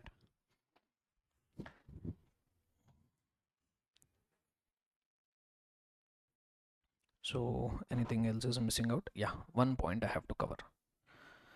See, if I'm a person, I will tell you one scenario here. You tell me what will happen. See, there is a person, business person. He is not making any taxable supply from MMNT. He is also not making taxable supply from UP Mats. He is also completely engaged in supply of goods. So what should be the applicable threshold limit? 40 lakh rupees should be his applicable threshold limit. Now I will tell you one typical scenario. So in one case, let us say he is making a turnover of 39 lakh rupees. So he is not liable for registration. Now also he is not engaged in making supplies of any of that restricted 7 products also. He is not even falling under exceptions. But this fellow, what he has done is, since he is doing that business, he will make money out of it. Some circulation money and all will be happening. So he is doing all the transactions through bank. He is having a bank account with, let us say with SBI, he is having a bank account. Whatever money he is getting from the business, he is keeping all that money in bank. Now when you are keeping that money in the bank will pay you interest. The bank will pay you interest. But as I have told, that interest is exempted generally. But whatever it is, this person is giving the money for use to the bank, for which you are receiving a separate consideration in the form of interest. And if you go by the definition of services, should this activity fall under services or not? Should this activity fall under services or not? Exempt, keep it aside. But should this activity fall under services or not? Yes. Why? Because activities relating to use of money for which a separate consideration has been charged. So that means he is making supply of service. So he is making supply of service. In business, he is mainly doing goods, but he is also giving that money for use to the bank, for which you are receiving a separate consideration in the form of interest. That means you are performing supply of services also. Now what one GST officer told us, he slapped a notice on this person saying that this person has made violation because he did not take the registration. Now this fellow is arguing, boss, I am not making taxable supply from MMNT. I am not making taxable supply from UP Mats. I am also not engaging in any such activity which is falling under exceptions. I am entitled to enhanced threshold limit of 40. But this useless fellow GST officer says, no, you are not completely engaged in supply of goods. You are giving the money for use to the bank and bank is paying you interest or discount. So you are making supply of services. How can you say you can enjoy 40 lakh rupees of threshold limit? Applicable threshold limit is 20 lakh rupees only for you.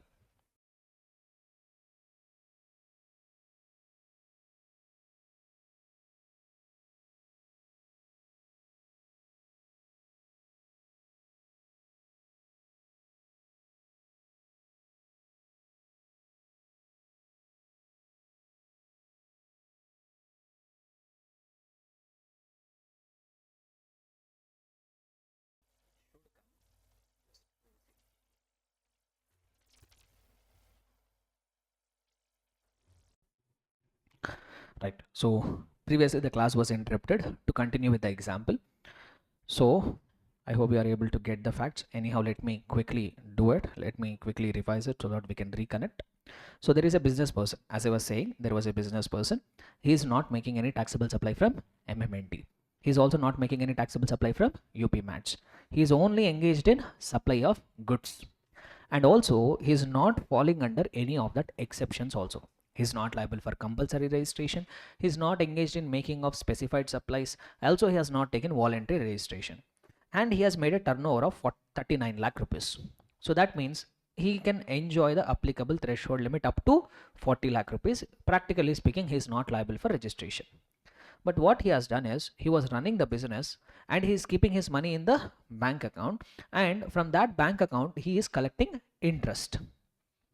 So if you go by the services definition, whatever we had in the supply chapter, so there they have told that when you are giving money for use to another person, for which you are charging the separate consideration in the form of interest or discount, that will fall under services definition.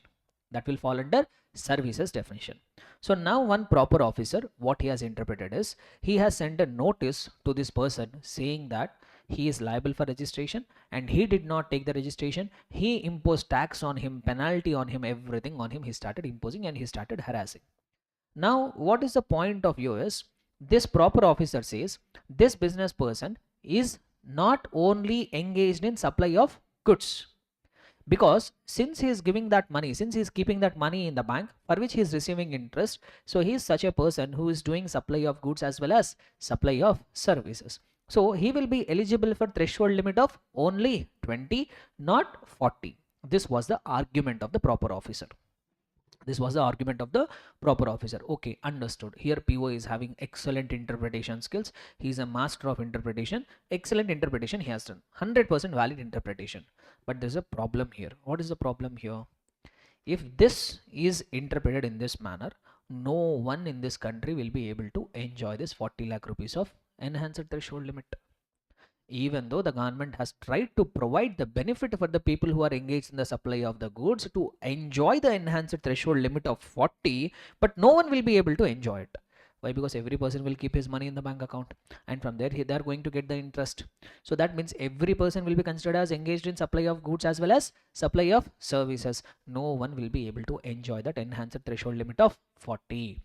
So that's why what the government has told us, since it is a practical difficulty, the government has released a notification, and they clarified that even though you are engaged in making a supply of, making exempt supply of giving loans for which you are receiving consideration in the form of interest or discount, agreed you are making a supply of service, but we will deem as if you are making only supply of goods and you become eligible for enhanced threshold limit of 40.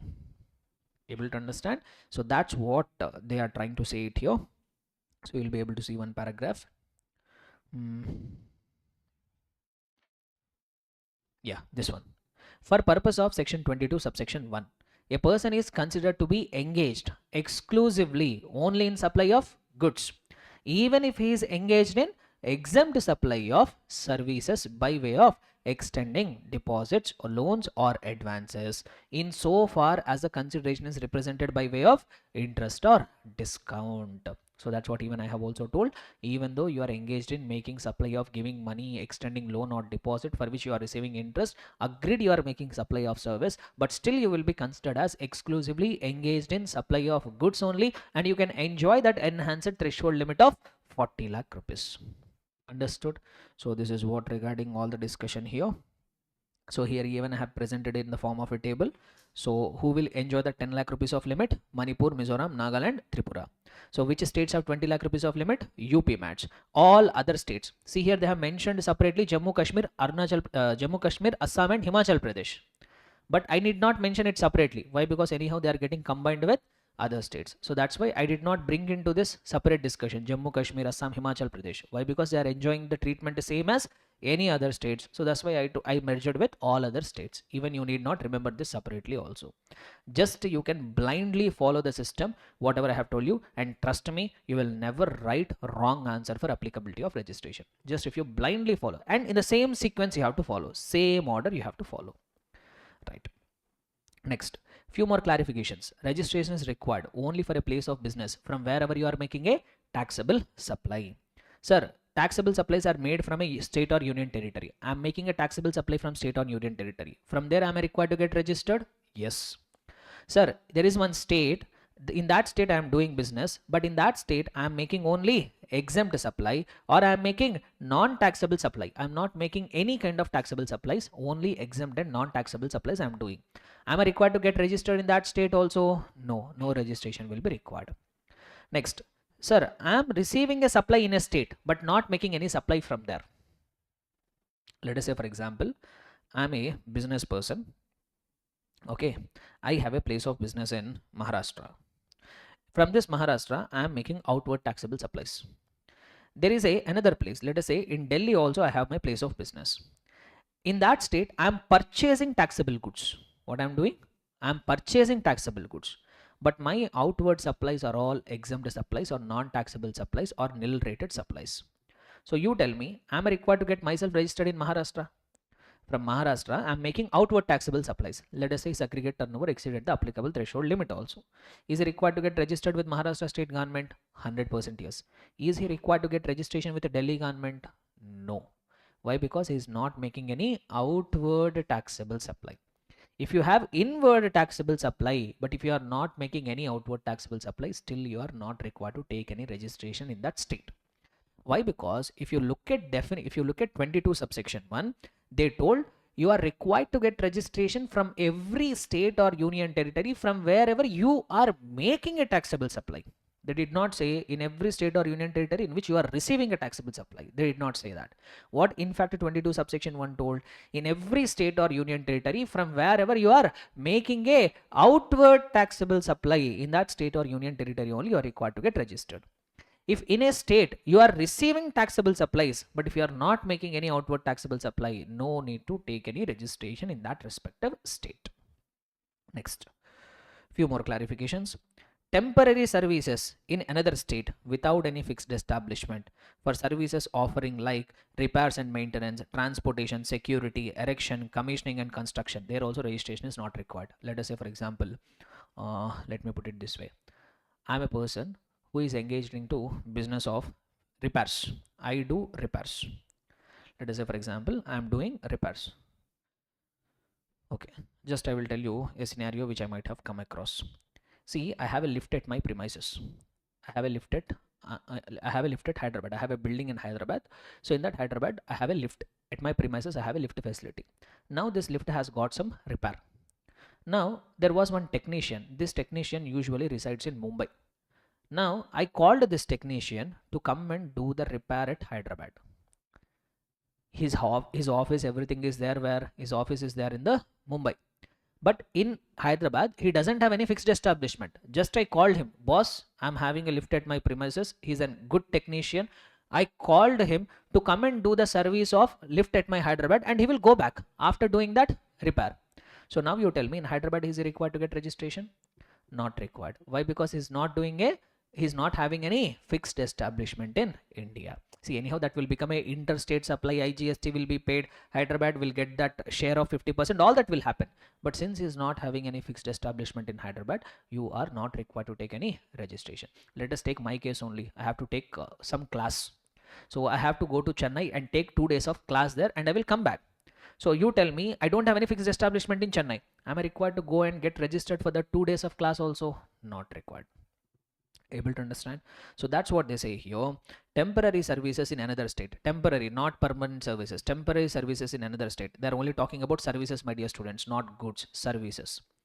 Temporary services in another state without a fixed establishment for services provided offering like repairs and maintenance, transportation, security, erection, commissioning, construction contracts.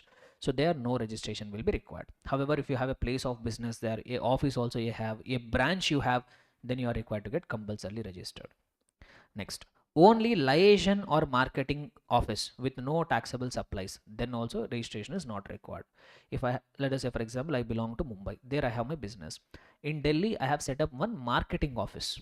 Just I will respond back to the customer queries. I don't make any outward taxable supply. I am just having a liaison office. I am required to get it registered? Not required.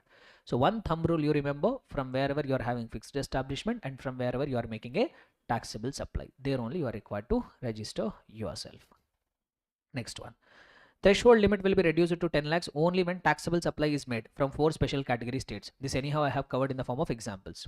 In the 4 special category states, if you are making supply, but if you are making an exempt supply, will the limit be reduced to 10 lakh rupees? No. Only when you are making a taxable supply from MMNT, then only limit will get reduced to 10 lakh rupees or 20 lakh rupees of UP MATs, whatever it is.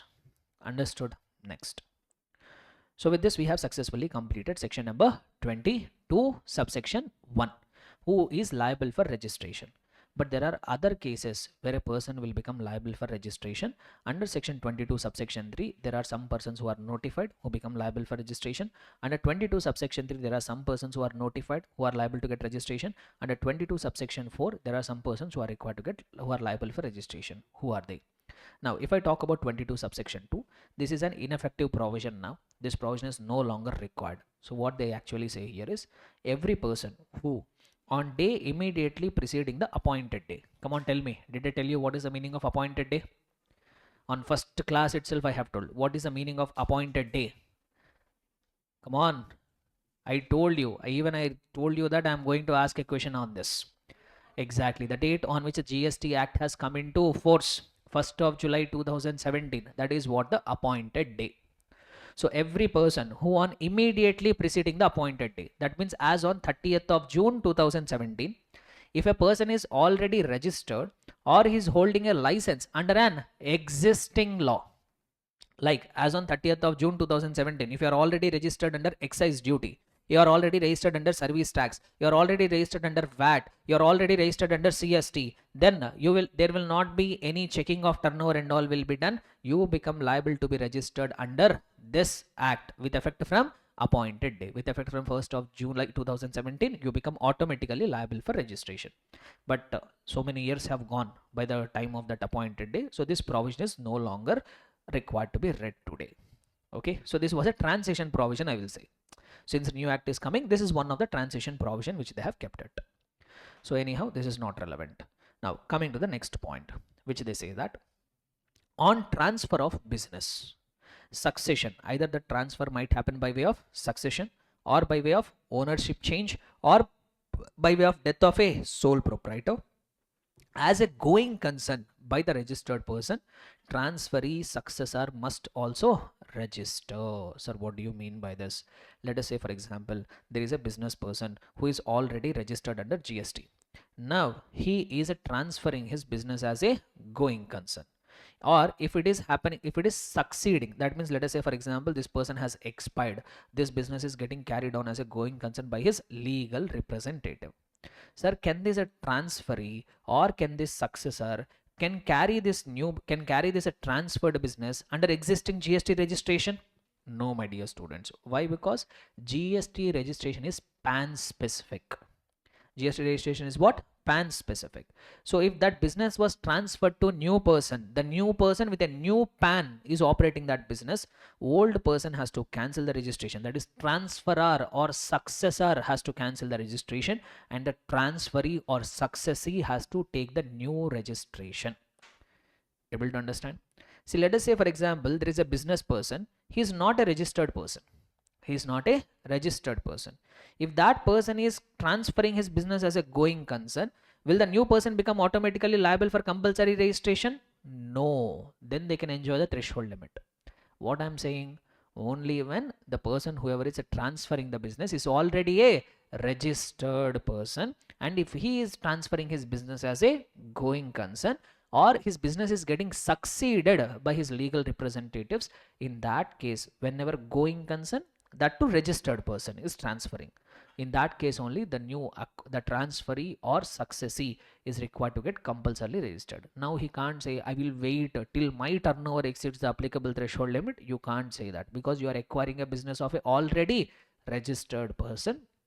Now you become liable for compulsory registration. Understood?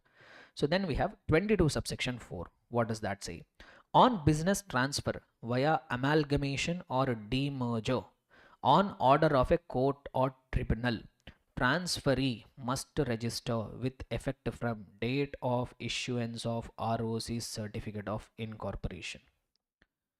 So what they're saying, in case, let us say, for example, A Limited, B Limited, two companies are there. Now these companies are getting amalgamated, not by their voluntary choice. These companies are getting amalgamated because of a order of court or tribunal. Court or tribunal has passed an order, and they are required to create a new company called AB Limited. Now incorporating this company, ROC will give a certificate of incorporation, no? So with effect from that certificate of incorporation, this new company is required to get itself registered separately. And this A Limited, B Limited, these registrations will get cancelled. They have to apply for cancellation of registration, and this newly amalgamated entity is required to take a compulsory registration. Understood? Here if you pay close attention, they need not put the condition that transferee should be a registered person. In the previous clause, in the previous subsection, they have clearly told if the business is transferred as a going concern by registered person, then only compulsory registration. But here they did not mention whether the transfer is required to be registered person or not. That means even if two companies are there which are unregistered, they are getting amalgamated by way of a order of a court or tribunal into a new company, that new company is required to be compulsorily registered under section number 22 subsection 4. Able to understand? Same logic will become applicable even in the case of demerger also. Let us say a company XY Limited, it is getting demerged by way of a order of a court or tribunal into X Limited, Y Limited separately. Now ROC will give certificate of incorporation incorporating these two companies with effect from the date of incorporation. This should obtain separate registration, this should obtain separate registration, and old registration of this company will get cancelled. Okay, here also it doesn't matter whether this company which is getting demerged is a registered person or unregistered person, because they did not specifically mention anywhere in that clause. But in 22 subsection 3 they have specifically told when the business is getting transferred or succeeded by a registered person, then only it will happen. Understood? So with this successfully we have completed section number 22. Done. Okay, so can we repeat the provisions of section number 22? 22 subsection 1. Every supplier of goods or services or both, he is required to get himself registered in state or union territory from wherever he is making a taxable supply when his aggregate turnover exceeds applicable threshold limit. 22 subsection 2, if before the appointed day, if you are already registered under existing law, you have to get yourself registered under GST. Subsection 3, if a registered person has either transferred the business or it has been succeeded as a going concern, the transferee or successee is required to get himself registered. Subsection 4, if any company is getting amalgamated or demerged by an order of a court or tribunal with effect from the date of incorporation of that amalgamated or resulting companies, the new companies are liable for registration.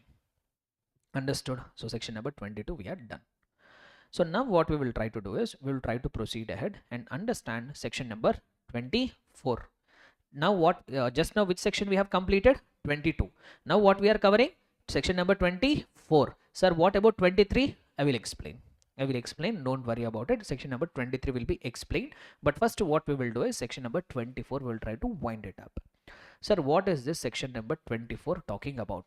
So what they are saying, section number 24 talks about compulsory registration. Sir, what do you mean by compulsory registration? What do you mean by compulsory registration?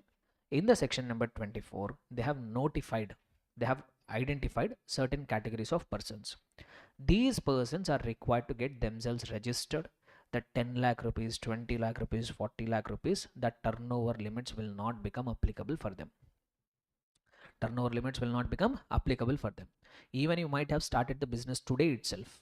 If you are falling under section number 24, you become liable for compulsory registration. No turnover, nothing will be checked. And if you become liable for compulsory registration, you have to get yourself registered, pay GST, file returns, issue invoices, and comply with all other provisions of the GST Act. So let us try to understand who are that lucky persons who are required to get themselves compulsorily registered. Let us see. First one, persons making any interstate taxable supply. What they are saying? If you are a person making interstate taxable supply, then you become liable for compulsory registration. What do you mean by interstate supply? First of all, when the location of the supplier and the place of supply both are falling in two different states or two union territories or one state and union territory, or even international transactions also will come here. Either you are doing export import, then you become liable for compulsory registration, the act is saying. And one more thing also here you have to remember, only when you are making an interstate taxable supply, which means what? If you are making a interstate supply, but if you are making an interstate exempt supply, then you will not fall under section number 24. So only when you are making an interstate taxable supply, let us say I have a place of business in Tamil Nadu.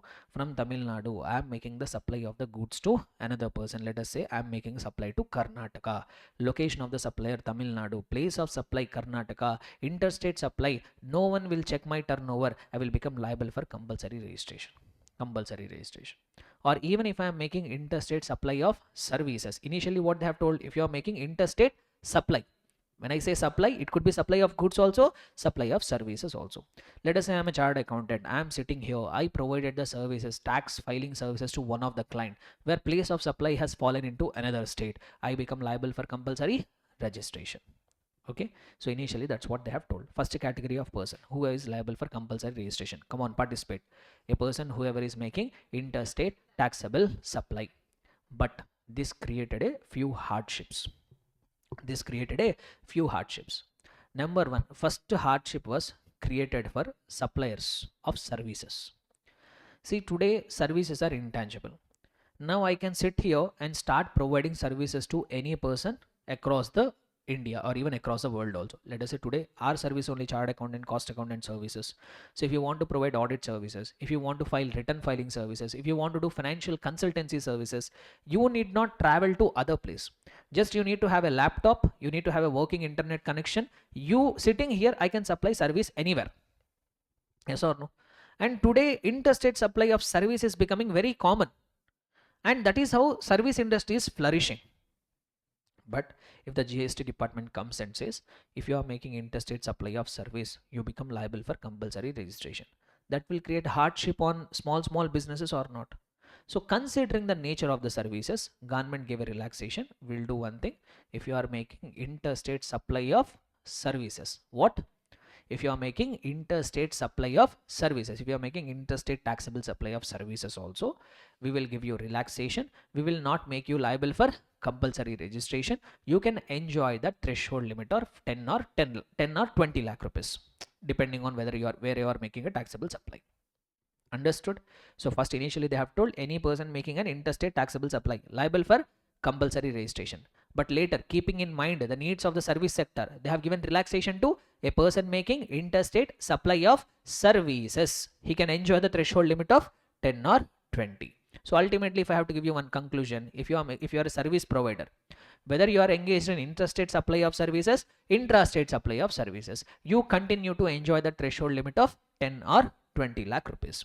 Sir, where that exception is there? If you see, I am asking you to go to section number 23 subsection 2 point B and C. Now come here.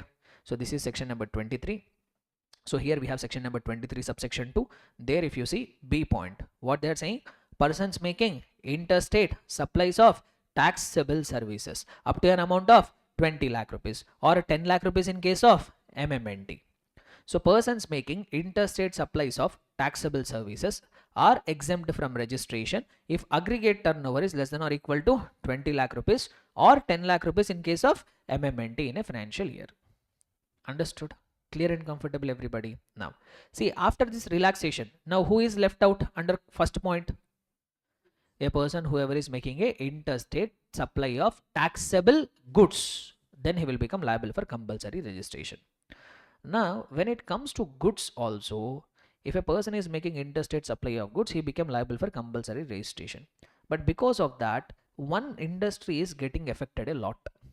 One industry is getting affected a lot. One sector is getting affected a lot. So that sector which is getting affected is those people who are making supply of handicraft products. What products? Handicraft products or notified handmade goods. These people are suffering. How they are suffering? I will tell you one logic. Let us say, for example, Rajasthan. See, Rajasthan is famous for bangles. There are so many people will be there who will have small shops where they will make handmade bangles. And that Rajasthan bangles are popular all over India, not in Rajasthan.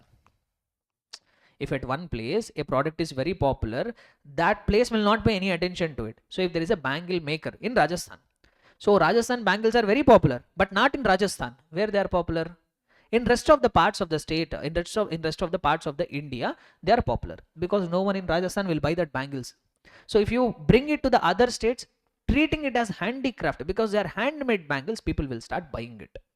So now a person in Rajasthan, he is manufacturing handicraft bangles, handmade bangles he is manufacturing. If he has to sell it, he can't sell it in his state.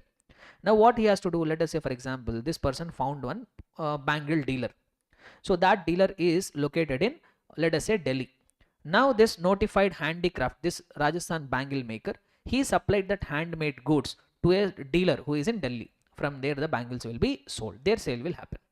But if you pay close attention here, he is a business person, he is making a supply, that too interstate supply. Now he will get attracted under that first point of section number 24 or not, because he is making a interstate taxable supply of goods.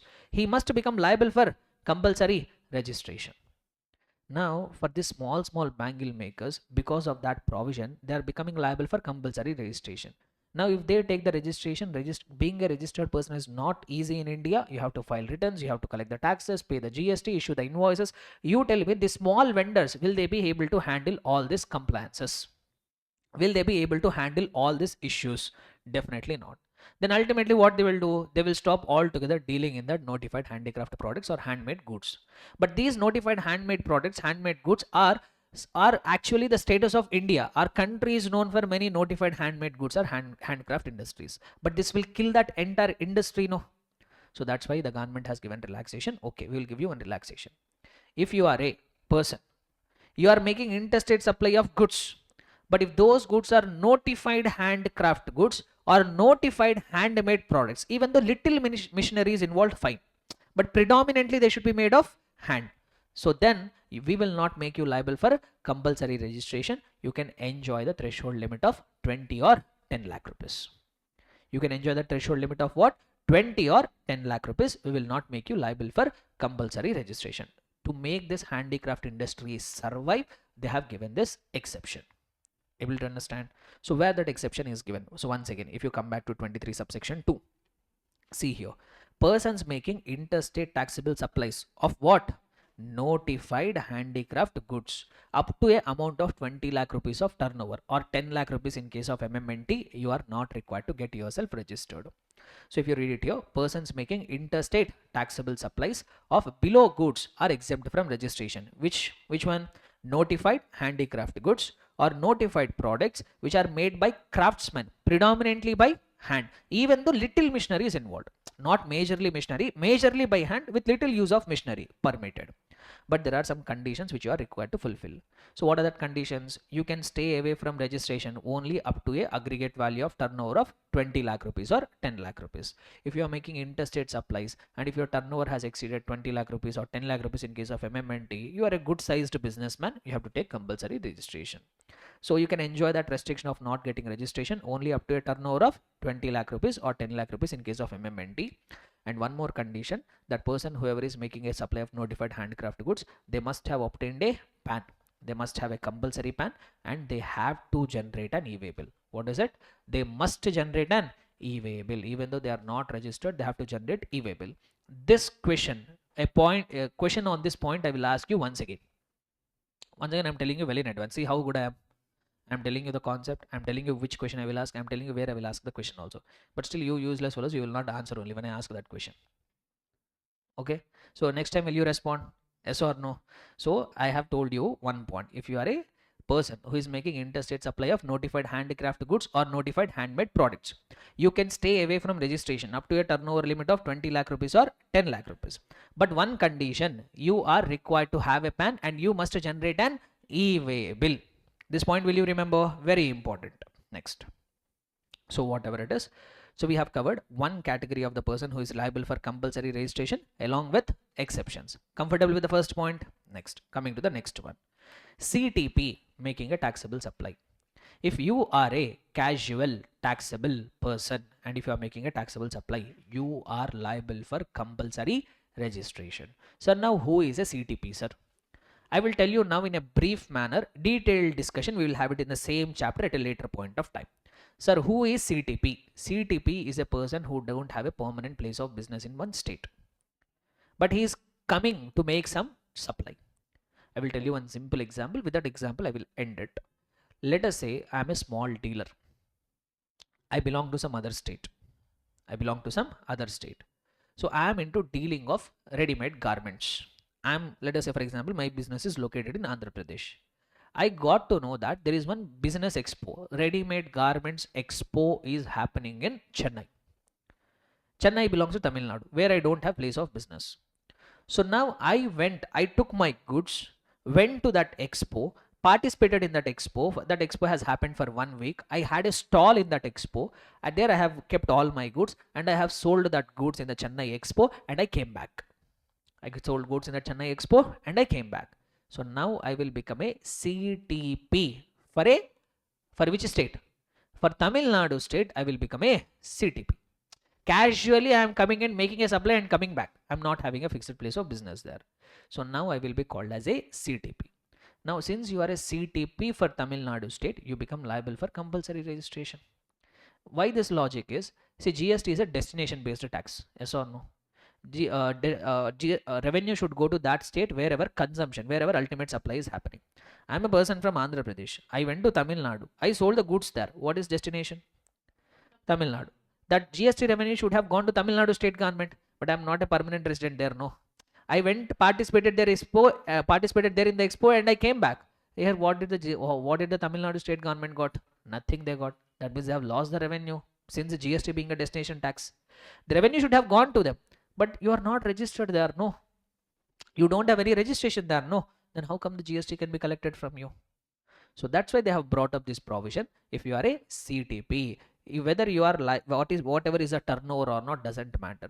Whether you are registered in other state also doesn't matter. But in this case, in this state, if you don't have a fixed place of business and if you are coming and participating in some expo or something, in this state you become liable for compulsory registration.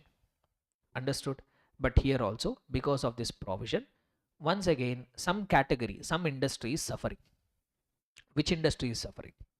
Same notified handicraft industry is suffering. Why? Because that's what the Rajasthan bangle makers also will do. Since they are not able to sell their products in their own state, they will find where handicraft expos will happen. See, even in our cities also sometimes handicraft expos and handicraft exhibitions will happen. So these Rajasthan bangle makers, they go and participate in that expos happening in the other state. From there they will have the stall, from there they will sell it. But this will once again become a compliance burden. If I tell them you become liable for compulsory registration, once again compliances will become very heavy. This will altogether kill that handicraft industry. So that's why they have given relaxation here also. Generally, every CTP is liable for taking a compulsory registration, but a few CTPs have been exempted. So there is one exception. For that exemption, we need to refer to section 23 subsection 2 point D. Come here, look at the point D. So CTP making interstate taxable supplies of notified handicraft goods up to 20 lakh rupees. So if you are a CTP, if you are making interstate taxable supplies of below, they are exempted from registration. What goods you are supplying? Notified handicraft goods or notified products. When made by craftsmen predominantly by hand, blah blah blah, all these things are there. What are the conditions which are required to be prevailed? What are required to be fulfilled? Number one, CTPs must avail the benefit of notification 3 by 2018. Nothing but they must first enjoy this benefit. That means they are not taking registration. You are a normal person. You don't have any registration at all. You are a CTP. You don't have any registration at all because you are making interstate supplies of notified handicraft products. So you must be enjoying that relaxation. That means you are not registered under GST. Even though you are making interstate supplies, your turnover is within the 20 lakh rupees or 10 lakh rupees. Number two, the aggregate value of such supplies computed on all India basis should be either 20 lakh rupees or 10 lakh rupees. Your turnover must be in that threshold limit. Finally, here also you should have obtained upon and you should have generated an e-way bill. Understood? So two cases where even though person is unregistered must generate an e-way bill. What are the two cases? If you are a normal person making interstate supplies of notified handicraft goods or notified handmade products, you are required to generate an e-way bill even though unregistered. Similarly, if you are a CTP making an interstate supply of notified handicraft goods or notified handmade products, there also compulsorily you have to generate an e-way bill. So two cases I have told where you have to generate an e-way bill even though you are not registered. Understood? Right. Next, coming to the few more points here who are liable for even compulsory registration. I will tell you fourth point first, NRTP. Even NRTP is also liable for compulsory registration. Sir, who is this NRTP, sir? Who is this NRTP? Same like CTP only. The difference is CTP means a person from other state is coming and participating in this expos and all. NRTP means a person from another country, not from another state. A person from another country is coming and participating in some expo or exhibition in India, he will become NRTP. When the government did not leave our own people, why they will leave the foreign nationals? Quite logical, no? Why they should be given a route to escape? So that's why, not like the way CTP has been made liable for compulsory registration, even NRTP is also liable for compulsory registration. Here no exceptions, no relaxations, nothing. Why? Because even here you can't say notified. notified handmade products, because those are not handmade products of our country, they're handmade products of foreign country. Let the foreign industry go to hell, we are least bothered. So Indian government will be concerned towards protecting our industry only, no, our industry first. So that's why for NRTP, like the way we have for CTP, like the way we have seen exception for handicraft goods or handmade products, that relaxations and all are not there. Understood? So 3 categories of persons I have told who are liable for compulsory registration. Number 1, interstate person making interstate taxable supply. Number 2, CTP. Number 3, NRTP. Now, one more category of person who are required to undergo compulsory registration is persons who are required to pay tax under reverse charge mechanism on their inward supplies. You become liable for compulsory registration. You become liable for compulsory registration. Sir, what are they trying to say here? See, before starting of this chapter, I told you that 9 subsection 3, no, what I said, the government will notify certain goods or services which are provided by supplier to the recipient, and if those goods and services are notified, this recipient will be required to pay the amount of GST with the government. But if you have to pay the GST with the government, first you must be registered, no? The government has to identify you that you are a GST payer. How the government can identify? Only when you are registered. So that's why what they have told is, if you are a person receiving the goods or services on your inward supplies, if you are receiving those goods or services which are notified by government, on which RCM will become applicable. Now, irrespective of your turnover, irrespective of what you are doing, you become liable for compulsory registration. Because if you have to pay the tax to the government has to identify. The only way by which the government can identify a taxpayer under GST is by way of GST registration. So if you are a recipient who is liable to pay GST under reverse charge mechanism on your inward supplies, you are liable for compulsory registration. Able to understand? So then one more thing here. Here we have one relaxation. Here we have one relaxation, not from supplier, not for recipient. For supplier, we have some relaxation. Let us say you are such a supplier.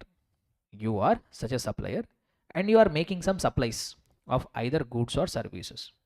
And whatever your outward supplies are there, if all that supplies are covered under reverse charge mechanism. You are a supplier, you are making outward supplies. All your outward supplies are covered under reverse charge mechanism. That means on whatever supplies you are making, GST will be paid by your recipients. You are not having even a single supply, single outward supply on which you are required to pay the GST under forward charge mechanism.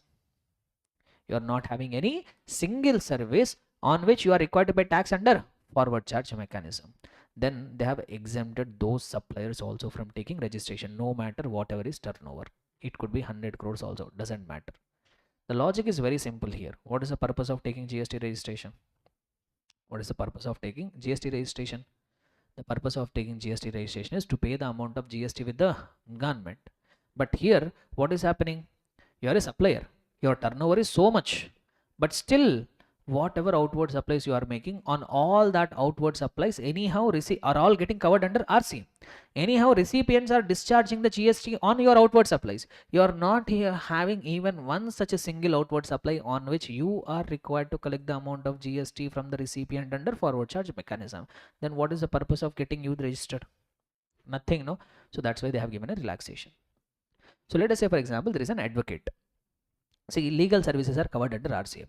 There is an advocate. That advocate is providing legal services only. Apart from that, he is not making any service. So from making legal service, let us say, for example, he has earned some 50 crore rupees. Very reputed lawyer. All the legal services he is providing. So he has received 50 crore rupees. Is he required to take registration? No. He is doing only legal services. He is not required to take any registration. Let us say, for example, there is an advocate. He is a lawyer. He is providing legal services. Apart from that, let us say he is also providing some training. He is also training some new lawyers for consideration. So these legal services will get covered under RCM. But in addition to that, he is providing training services to new lawyers. This is not getting covered under RCM. Now will he become liable for registration? Yes, he will become liable for registration if his aggregate turnover has exceeded the applicable threshold limit. Because in this case, this person is making some supplies which are covered under RCM, but all his supplies are not covered under RCM.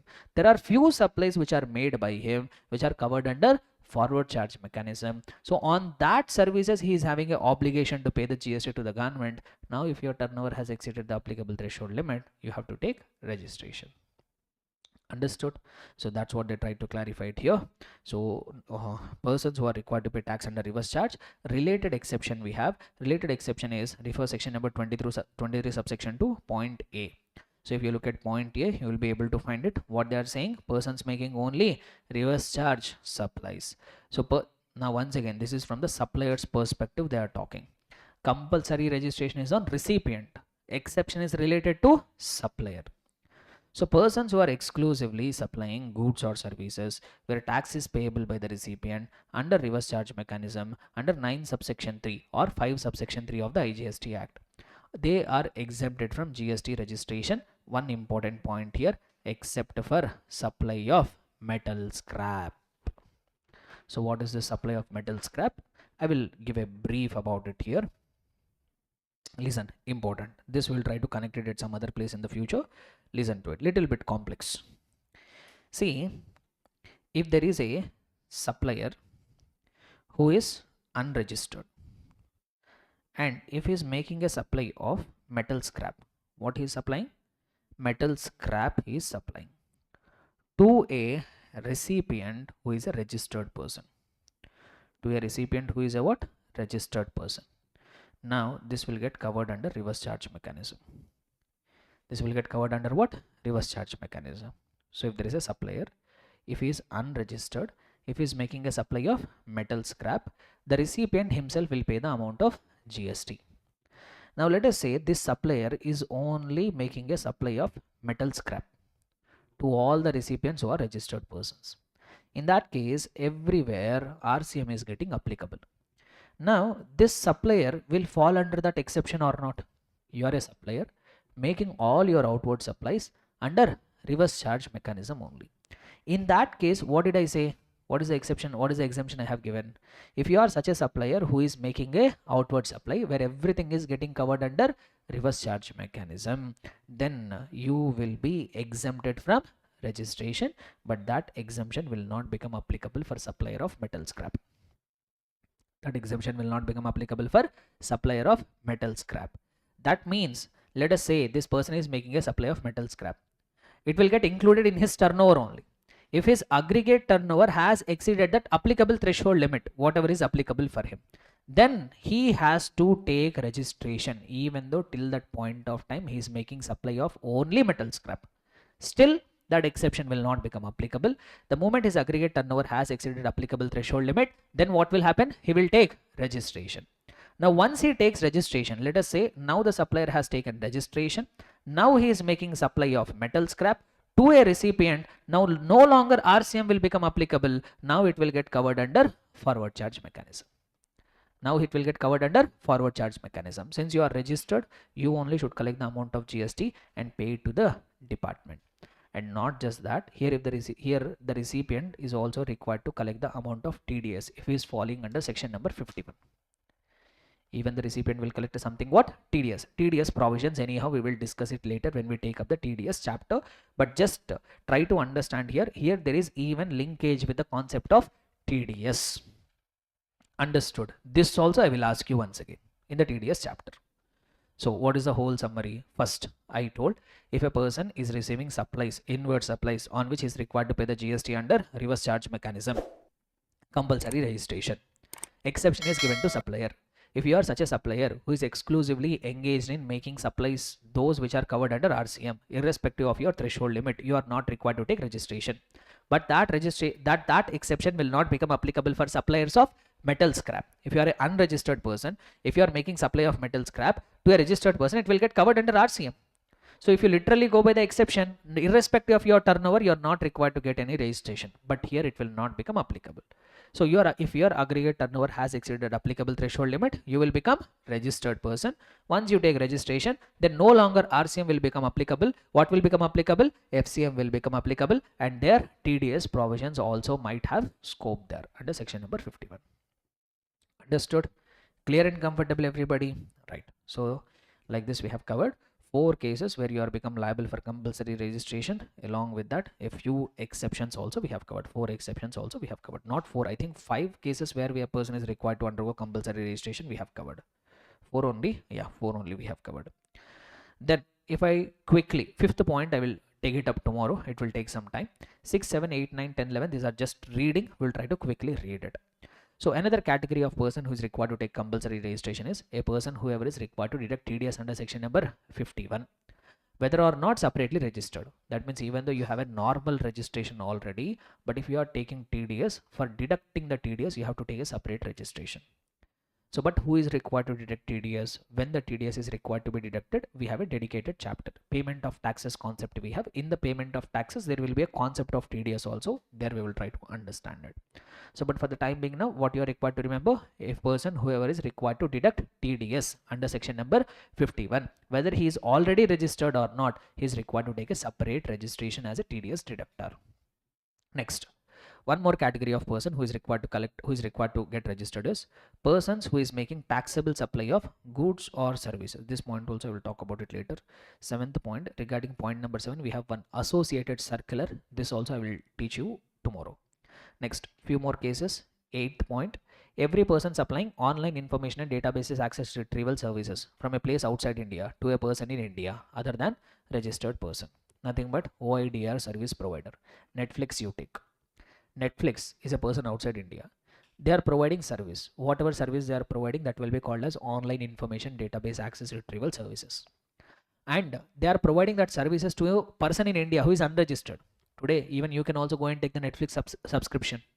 So there, the supplier outside of India is providing online internet access database access or retrieval services to a person in India who is not registered. Now that Netflix is required to get compulsorily registered, Amazon Prime is required to get compulsory registered, Google is required to get compulsory registered. If you take YouTube Premium, so there Google is providing services. They are also outside of India. They are providing OIDR services to an unregistered recipient. Google will take registration. Or you are subscribing to any cloud, Google Drive paid version you are taking. So then also the supplier outside of India is providing you OIDR services to an unregistered recipient. Those all people are required to undergo compulsory registration. They have separate registration process altogether. But here you have to remember OIDR service provider is required to undergo compulsory registration.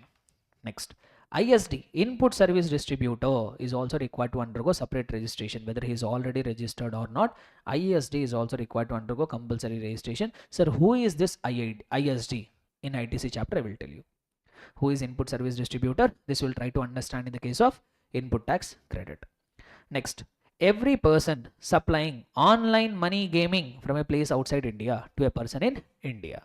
We have already understood what is online money gaming. If a person outside of India is providing online money gaming services to person in India, they are also required to undergo compulsory registration, or such other class of person or persons as may be notified by government. This is a residuary clause where government have reserved the power. Not just the above, to the above list, if they want to add any extra persons, they can add it. Clear? So what we have seen, one quick recap: category of persons who are liable for compulsory registration, person making interstate taxable supply, CTPs, NRTPs, a person who is required to pay the GST under reverse charge mechanism. Then we have seen person who is required to deduct TDS under section number 51, and also the persons who are a person outside of India providing OIDR services to unregistered recipients, input service distributor, person supplying online money gaming services from a place outside of India, or such other class of persons as may be notified. Two compulsorily registered persons are pending. One is e-commerce operator. Regarding e-commerce operator and associated persons, we have compulsory registration requirements. Apart from that, one agent related discussion is also there. Some agents are also required to undergo compulsory registration. So point number 5 and point number 7 is pending, which we will try to take up in our next session. Okay, tomorrow as usual class is at 8 only. Okay, so today I had some meeting, that's why I have delayed it. Tomorrow as usual 8 to 1 we will have a session. Okay, so tomorrow we'll try to complete the registration chapter. Tomorrow definitely I will complete the registration chapter. I hope so it will happen. See what usually happens, my past experience, whenever I say something with conviction, it will not happen. So this I have experienced a lot, especially in the classes and all. I experienced it a lot. I should not have told it, but somehow it came out of my mouth. Okay, we will try to complete the registration chapter in the tomorrow session. We will also try to do the question bank. Question bank handout has been provided to you. So in case if we complete the registration chapter and the question bank, if we still have the time left, which should not be available, in case if it is available, we will start the charge of GST chapter. Okay, right. So that's all for now. Thank you. Bye. Take care. Yeah, good morning. So in the previous session, we have started discussing about the registration chapter. So in that registration chapter also, some important provisions we have covered in the previous session. So let us have a quick recap of what and all we have covered. Thereafter, we will try to proceed further and understand the remaining things now. So first, I told you the scope of this chapter. In this chapter, we are going to talk about when a person will become liable for registration, when he is not liable for registration. If at all he becomes liable for registration, what process he is required to follow in order to get the registration done, and when his registration will get cancelled. So like that, multiple provisions are going to be there here. And as I've told, the scope of this chapter is going to be, we are going to cover sections starting from section number 22 till section number 30 we are going to discuss.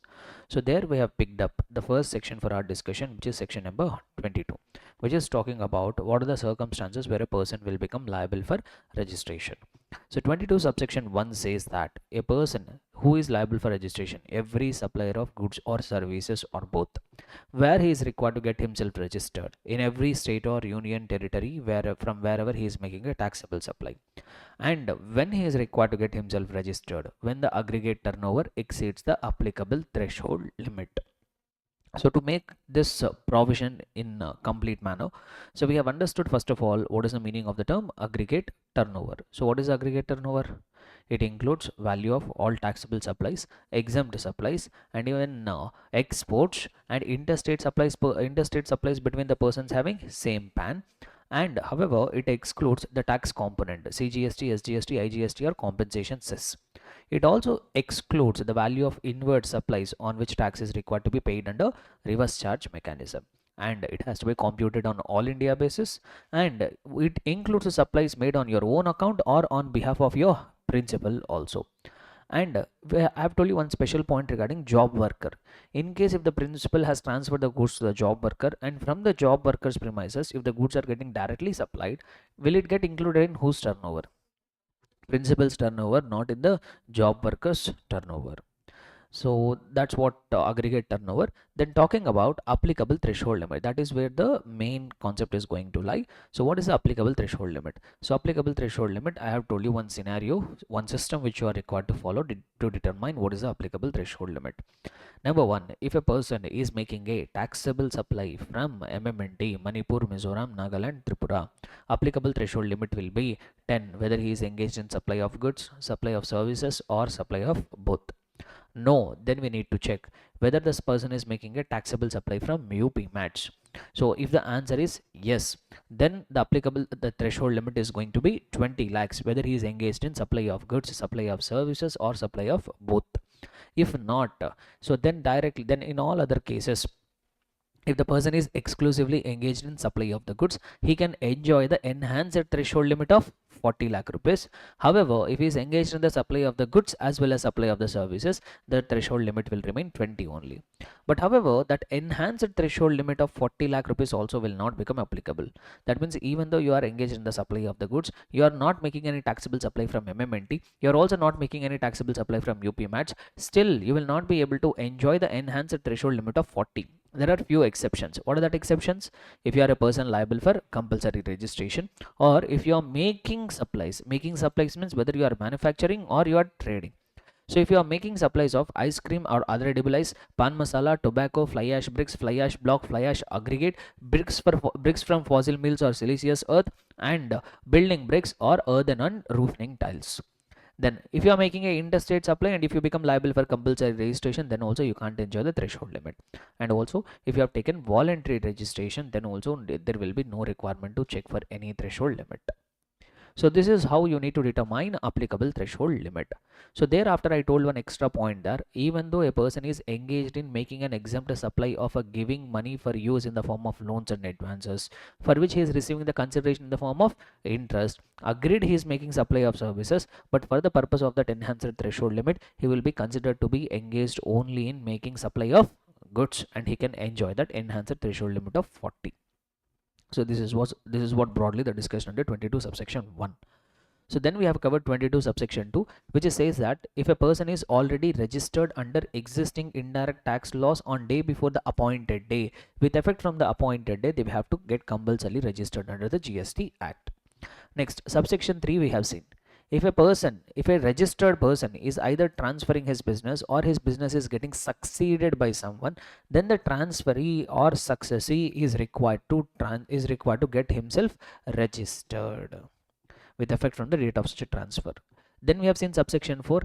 If there is any amalgamation or merger happening by way of order of a court or tribunal, now the resulting companies or amalgamated companies are required to undergo registration with effect from the date of issuance of certificate of incorporation by the ROC. So this is what section number 22 is all about. So then section number 23 we did not discuss it yet. We have started discussing section number 24, which is actually talking about when a person will become liable for compulsory registration. So a few cases, majority of the cases we have covered, only 2 cases are pending, so that too we are required to discuss today. So who and all are those persons who are required to undergo compulsory registration? Number 1, if you are making a interstate taxable supply.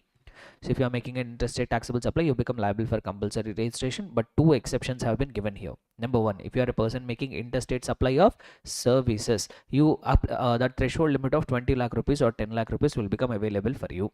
Similarly, if you are a person making interstate supply of notified handicraft goods or notified handmade goods, which are predominantly made by hand, there also you can enjoy the threshold limit of 20 lakh rupees or 10 lakh rupees, but there are conditions. You are required to obtain PAN and you must generate an e-way bill.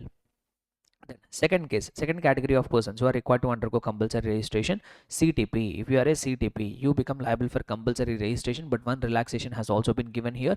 If you are a CTP making interstate supply of notified handicraft goods or notified handmade goods, and then also you are not required to get compulsorily registered, you can enjoy that threshold limit of 20 or 10, and even you must have a PAN and you have to generate the e-way bill.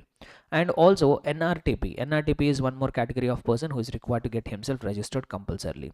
Thereafter, I have told, if you are a person receiving inward supplies on which you are required to pay the GST under reverse charge mechanism, then irrespective of your turnover, you are required to get yourself compulsorily registered.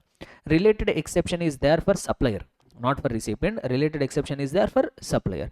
If you are a supplier, if you are engaged in making such a supplies where all your outward supplies are becoming taxable under reverse charge mechanism, then you will not be liable for registration. However, this exception will not become applicable for supplier of metal scrap. That metal scrap related discussion also I have told you here. So that exception will not become applicable to supplier of metal scrap. Then few more categories of persons. If you are a person required to deduct TDS under section number 51, then you will be liable for compulsory registration. Then if you are a supplier of OIDR services from a place outside India to a person in India who is other than a registered person, you are required to undergo compulsory registration. And if you are a person providing online money gaming services from a place outside of India, then also you will be liable for compulsory registration in India. Or what else? Anything else have you missed out? If you are an input service distributor, so if you are an input service distributor, whether or not separately registered, you become liable for compulsory registration, or such other class of persons or persons as may be notified by the government on the recommendations of council. Understood now? So there are 2 points which are pending for our discussion that we will try to do it now. So let us come to the 7th point. So what is that? Person who is making a taxable supply of what? Goods or services or both on behalf of a taxable person, whether as an agent or otherwise. Nothing but, if I have to put it in simple terms, they are making a mandatory responsibility for an agent to get registered himself compulsorily. So what they're saying, if you are acting as an agent and if you are making supply of goods, here there are some intricacies involved, listen carefully. So let us say for example there is one principal and he has appointed one agent. Now this principal is making supply of goods to the agent and that agent is making a further supply on behalf of his principal. Now they say that this agent also will become liable for compulsory registration, provided, if you read the provision carefully, they say if you are an agent making taxable supply, you should be making what? Taxable supply of goods or services on behalf of a taxable person. On behalf of a what? Taxable person. So agent will be required to get compulsorily registered when, if he is making a taxable supply of goods or services on behalf of a principal or on behalf of a taxable person. So that means you have to remember this point. Agent will get liable for compulsory registration only when his principal is a taxable person. When I say taxable person, what do I mean by it? A person who is already registered or a person who is liable for registration, that person we will call him as taxable person. So agent will become liable for compulsory registration only when his principal is a taxable person and also the supply whatever he is making is a taxable supply. Only when these two conditions are satisfied, then only that agent will become liable for compulsory registration. Okay, right. Now if you see it here, there is one circular which I will tell you. Yeah. Liability to register in respect of services provided by commission agent as per APMC Act for sale or purchase of agricultural produce. See, APMC committees will be there, like market agriculture produce marketing committees will be there. So there will be some people called APMC agents. APMC agents. So now what this agent will do is on behalf of some agriculturist. So agricultural farmers will be there, no, they will have their agricultural produce. So they bring it to the market, but they are not able to find their customers. So now let us say one APMC agent has come, he has come to the agriculturist. Let us say for example, this agriculturist is growing some sugarcane. So this agent has agreed to make a supply on behalf of a principal. Who is a principal here? Farmer, agriculturist, and he has agreed to make a supply of sugarcane. He has agreed to make a supply on behalf of the agriculturist of what? Sugarcane. So now is this agent required to undergo compulsory registration? Is this agent required to undergo compulsory registration under section number 24? You tell me. What did I say? When the agent will become liable for compulsory registration? Only the supply whatever he is making is a taxable supply, and also the person whoever is on whose behalf he is making a supply should be a taxable person. He is neither. Here both the conditions are getting violated. The supply whatever he is making is not an taxable supply, and the person on whose behalf he is making a supply is also not a taxable person. Agriculturist is exempted from registration, which we are about to see in the subsequent discussion. Able to understand? Or let me give it another way. Let us say for example there is one principal. He's a very small principal. Recently he has started the business. He has made only 5 lakhs worth of turnover. Now he has appointed on agent. This agent is required to make a supply on behalf of that principal. Now on behalf of that principal, this agent is supplying, let us say mobile phones he is supplying. What is supplying? Mobile phones, which is the taxable supply, which is not accepted. So now you tell me, will this agent become liable for compulsory registration? Will this agent become liable for compulsory registration? No. Why no? Two conditions. The supply which he is making on behalf of the principal should be a taxable supply. Okay, agreed. Here it is a taxable supply. And the person on whose behalf he is making a supply, that person also should be a taxable person. What did I say? I provided you extra information. This is a small trader. Even his turnover is 5 lakh rupees. So his aggregate turnover is not exceeding applicable threshold limit. So this person is not a taxable person. Then this agent is also not required to be registered. Clear everybody? So that's what they have tried to clarify it here. So A sells agricultural produce using services of B, a commission agent under APMC Act. If invoice is issued by Mr. A, if invoice is given by principal, B will not be treated as agent under para number 3 schedule 1. Do you remember that discussion? When agent will get covered under para number 3 schedule 1? Only when the invoice has been given by the agent in his own name. If invoice is given by Mr. B, in our example Mr. B is an agent, then he is an agent covered under para number 3 of schedule 1, making it a deemed supply even without consideration. The registration requirements of commission agents in such cases is as follows. Number 1. Under section number 24, mandatory registration of commission agent is required only if the principal is a taxable person and the supply whatever he is making is a taxable supply. Since most APMC commission agent acts on behalf of agriculturists who are not a taxable person, they are not liable for registration, for compulsory registration under section number 24, unless they fulfill other conditions, like they are getting covered under 22 subsection 1, or they are receiving any inward supplies on which they are required to pay tax under reverse charge mechanism. So unless they get covered under other provisions, they will not become liable for compulsory registration just because they are acting as an agents here. So that's what they say. Commission agents dealing in sale or purchase of agricultural produce are exempt from GST registration and they are not liable for registration under 23 subsection 1 clause A, which we are about to discuss next. Commission agents liable to pay tax under RCM for other services must mandatorily register. That means these commission agents, if they're by way of this being an agent, they're not liable for compulsory registration. But if they are receiving any inward supplies on which they are required to pay tax under RCM, then they will become liable for compulsory registration. Because of other circumstances, they might become liable, not because of acting as an agent. Understood? Clear everyone? Right. Next one. So one more point we have left out. So let us try to understand what is that one more point. ECO related provisions we have pending. E-commerce operator. So what is an e-commerce operator, my dear students? Who is an e-commerce operator? So e-commerce operator basically means an online platform where the person might sell his own goods or he might list others' goods as well. So those kind of people we call them as e-commerce operator. Today the e-commerce operators have become the part and parcel of our life, without whom we can't imagine our life now.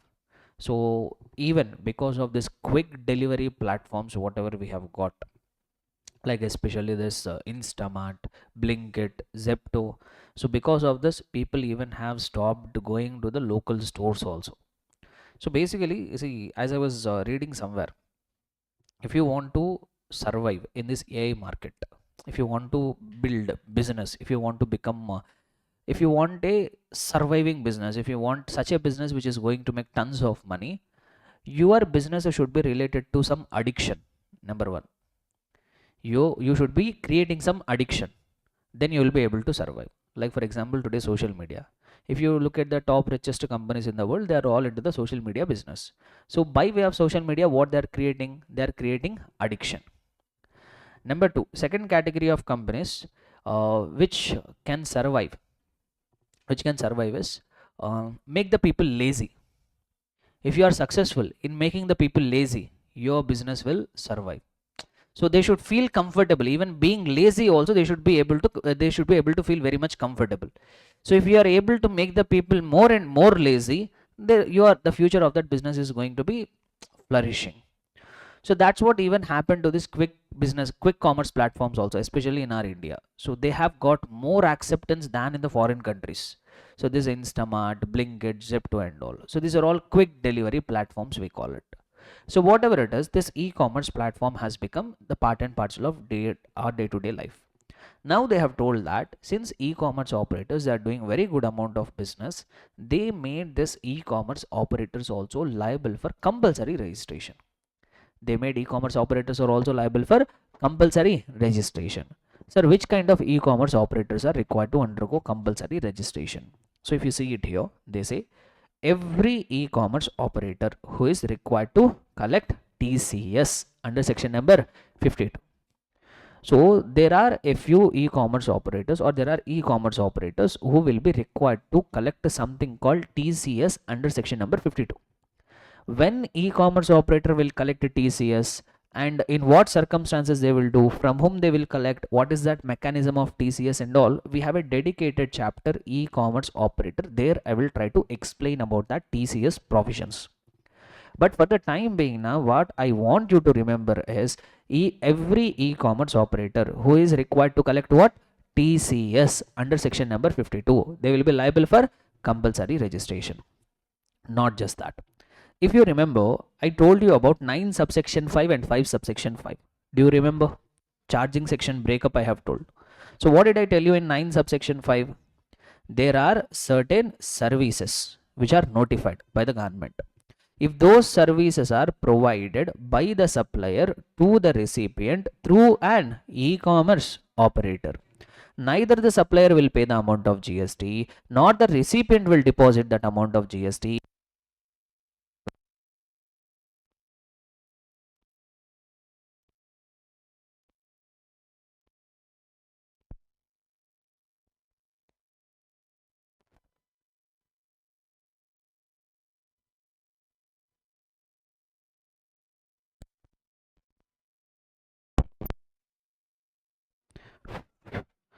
Right.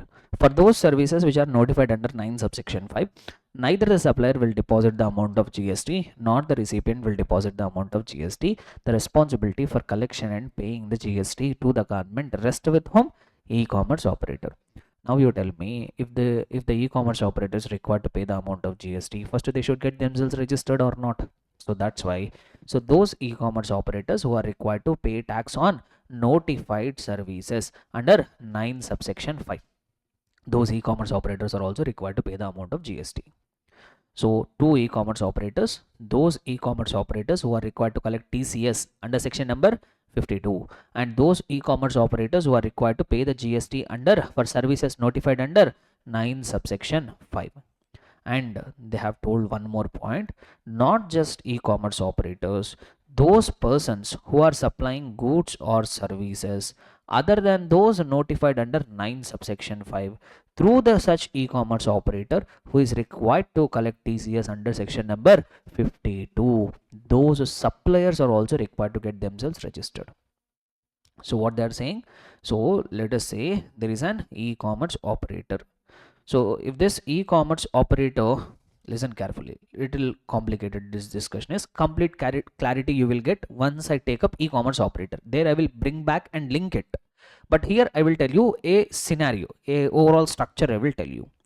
So first they have told that if there is an e-commerce operator who is required to collect TCS under section number 52, what will happen? These people will be required to register compulsorily.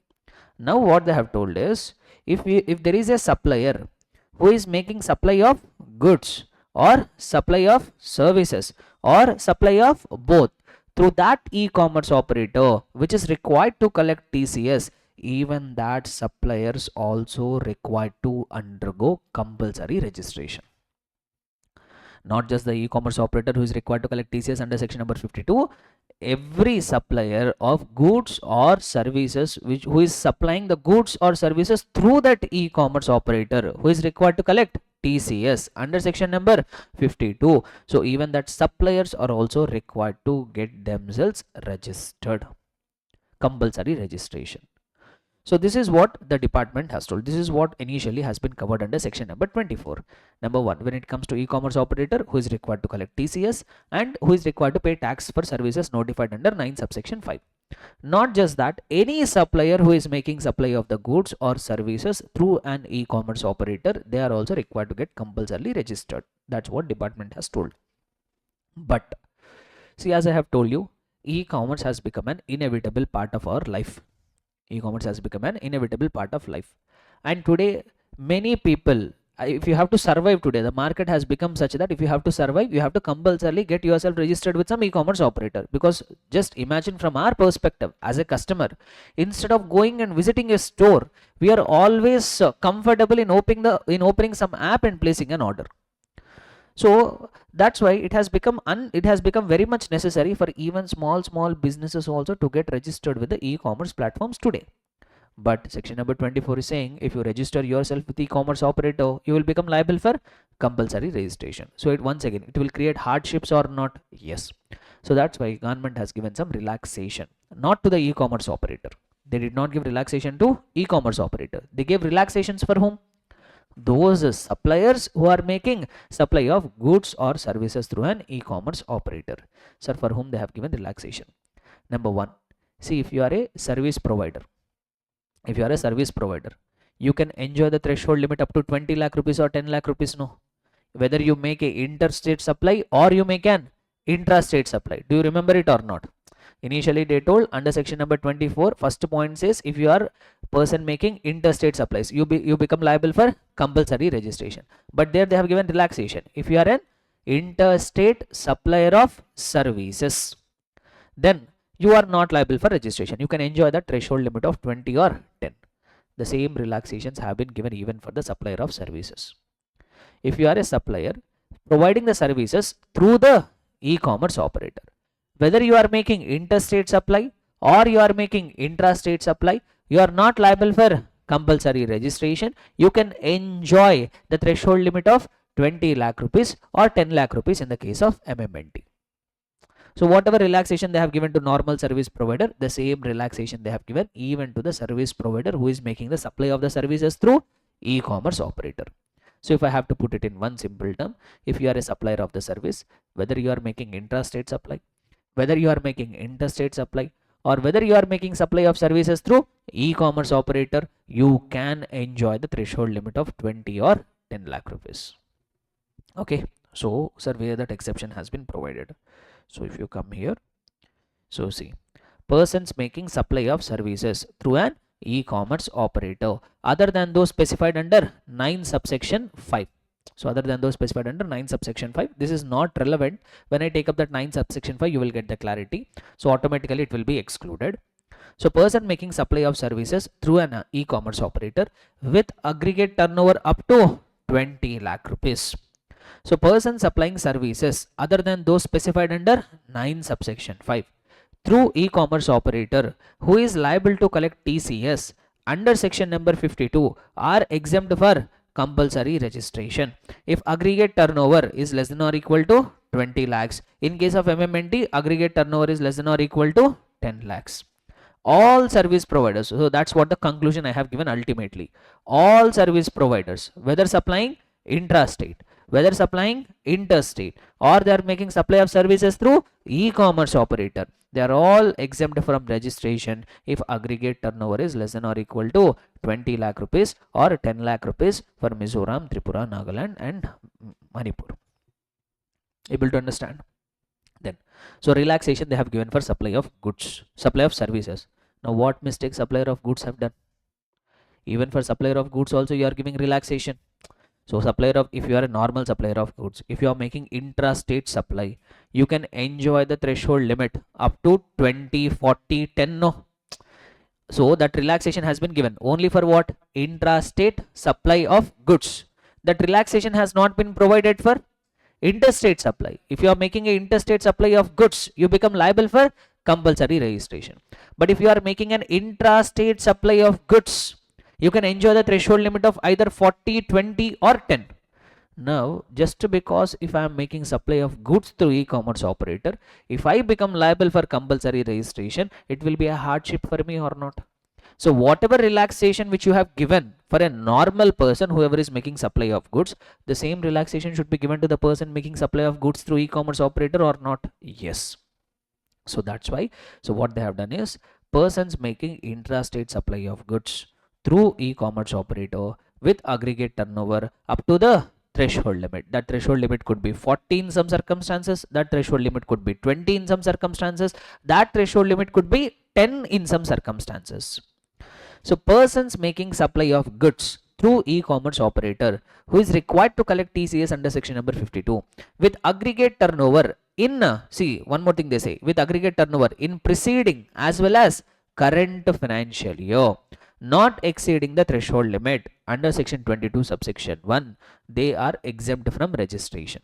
Simple. Whatever relaxation that has been given for a normal supplier of goods, the same relaxation has been provided even for the supplier of goods making supply through e-commerce operator. But here they are required to comply with some conditions. If you are a person making supply of goods through e-commerce operator, if you want to avoid compulsory registration, you are required to fulfill some conditions. Sir, what are that conditions? Number one, you shall not make any interstate supply. Quite obvious. Why? Because even if a normal supplier of goods is making a interstate supply, he become liable for compulsory registration. So even through e-commerce operator also, you should not be making any interstate supply. Number 2, you shall not make supply of goods or supply of goods through e-commerce operator in more than one state or union territory. Sir, what is the meaning of this? Let us say, for example, I have a place of business in AP. Okay, I have a place of business in Tamil Nadu, sorry. I have also place of business in Karnataka. Okay, so now let us say from AP I am making a sales to within AP only. I have a place of business in AP and I am making sales only in AP. Whatever store in my AP is there, that I will sell it only in AP. On the other hand, in Tamil Nadu I have one store. There also I will make only sales to the people of Tamil Nadu. In Karnataka I have a store. There also I will make the supply of the goods only in the state of Karnataka. So that means I'm having a place of business in AP, but I'm making a intrastate supply. If I'm having a place of business in Tamil Nadu, there also I'm making a intrastate supply. I'm having a place of business in Karnataka, there also I'm making a intrastate supply. Am I making any interstate supply? No. So if you are a normal supplier of the goods, you can enjoy the threshold limit of 40 if you are exclusively engaged in the supply of the goods, because you are making only intrastate supply. You are not making any interstate supply. You can have places of business in multiple locations, but if you are not making any interstate supply, you will not get covered under section number 24. You remain under section number 22(1) only. But they have not given this relaxation for e-commerce operator, which means, let us say for example, if I am having a place of business in AP, I am making supply of goods to the people in AP only, but that is happening through the e-commerce operator. I am having a place of business in Tamil Nadu. There I am making supply of goods through e-commerce operator only in the state of Tamil Nadu. So I am having a place of business in Karnataka. There I am making supply of goods to people of Karnataka, but through e-commerce operator. Then you will not become eligible for 22 subsection 1. You will fall under section number 24, compulsory registration. So that's what the meaning of this point. They say here, they shall not make supply of goods through e-commerce operator in more than one state. If you are making supply of goods through e-commerce operator, and if you want to enjoy that threshold limit of 40, 20 or 10, you should be supplying the goods through that e-commerce operator only in one state. In other states, you should not be associated with the e-commerce operator. That means, let us say for example, if I take the same case, so let us say I'm making supply of, I'm having a place of business in Tamil Nadu, I'm having a place of business in Karnataka. In every state I'm making intrastate supplies only. I'm making intrastate supplies only in the state of AP through the e-commerce operator. Will I be able to enjoy the threshold limit? Yes, because you are making supplies through e-commerce operator in only one state. Okay, right. So two conditions. Condition number 1, you should not make any interstate supply.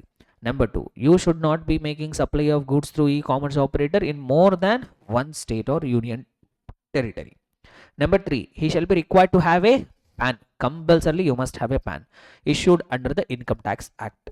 Number 4, he shall, before making any supply of goods through e-commerce operator, before you make any supply through the e-commerce operator, you should come and declare some details on the common portal. So what details I have to declare, sir? What is my PAN? What is the address of place of business, state or union territory in which such person seeks to make such supply, in which state you are making the supply, which will be subjected to validation, which details will be verified on the common portal. Now you will get a doubt, sir, he is not a registered person, no? How he can share the information? Generally, return, furnishing, data submission, all will happen only when you are a registered person. So if you are registered, you will get a number called GSTIN. That is the identification number for you. Using that GSTIN, you can submit all the information. But you are saying supplier of goods, he can enjoy exemption through an e-commerce operator up to a threshold limit. But you are asking, before making supply on the common portal, he has to declare his PAN, he has to declare his address, he is also required to disclose his state or union territory where he is making a supply. Sir, how he can share that information, sir? How the government will identify him, sir?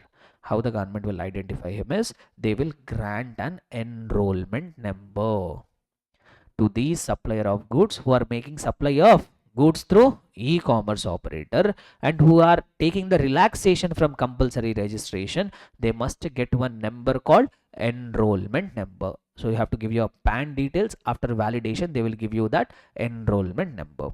He shall not be granted more than one enrollment number in a state or union territory. You can get only one enrollment number. You can't get multiple applications. It is also PAN based. No supply of goods shall be made by such persons through e-commerce operator unless such persons have granted an enrollment number on the common portal. So if you want to make supply of goods through the e-commerce operator, and if you don't want yourself to get compulsorily registered, you can make supply only when you have an enrollment number. Practically what will happen is e-commerce platform itself will not register you. If you are not showing them the enrollment number, they will not allow you to make the supply over their platform. Next, where such persons are subsequently granted registration under section number 25. For example, you are enjoying the threshold limit. In case if your aggregate turnover has exceeded the applicable threshold limit, now you will make an application for registration. No, once you get your registration, then enrollment number will be invalid. Then enrollment number will not have any validity. Why? Because you are already a registered person now. Going forward, you can quote your GSTIN. See, the process of this whole enrollment number and all is because government wants to track whether these persons turnover has exceeded or not. Why? Because in e-commerce platform, multiple places, multiple supplies you will do. So government wants to have a track whether really your turnover is within the threshold limit or not. So to track that, they have asked you to get the enrollment number. Able to understand? So that's all. So this is what regarding the persons making supply of goods through e-commerce operator.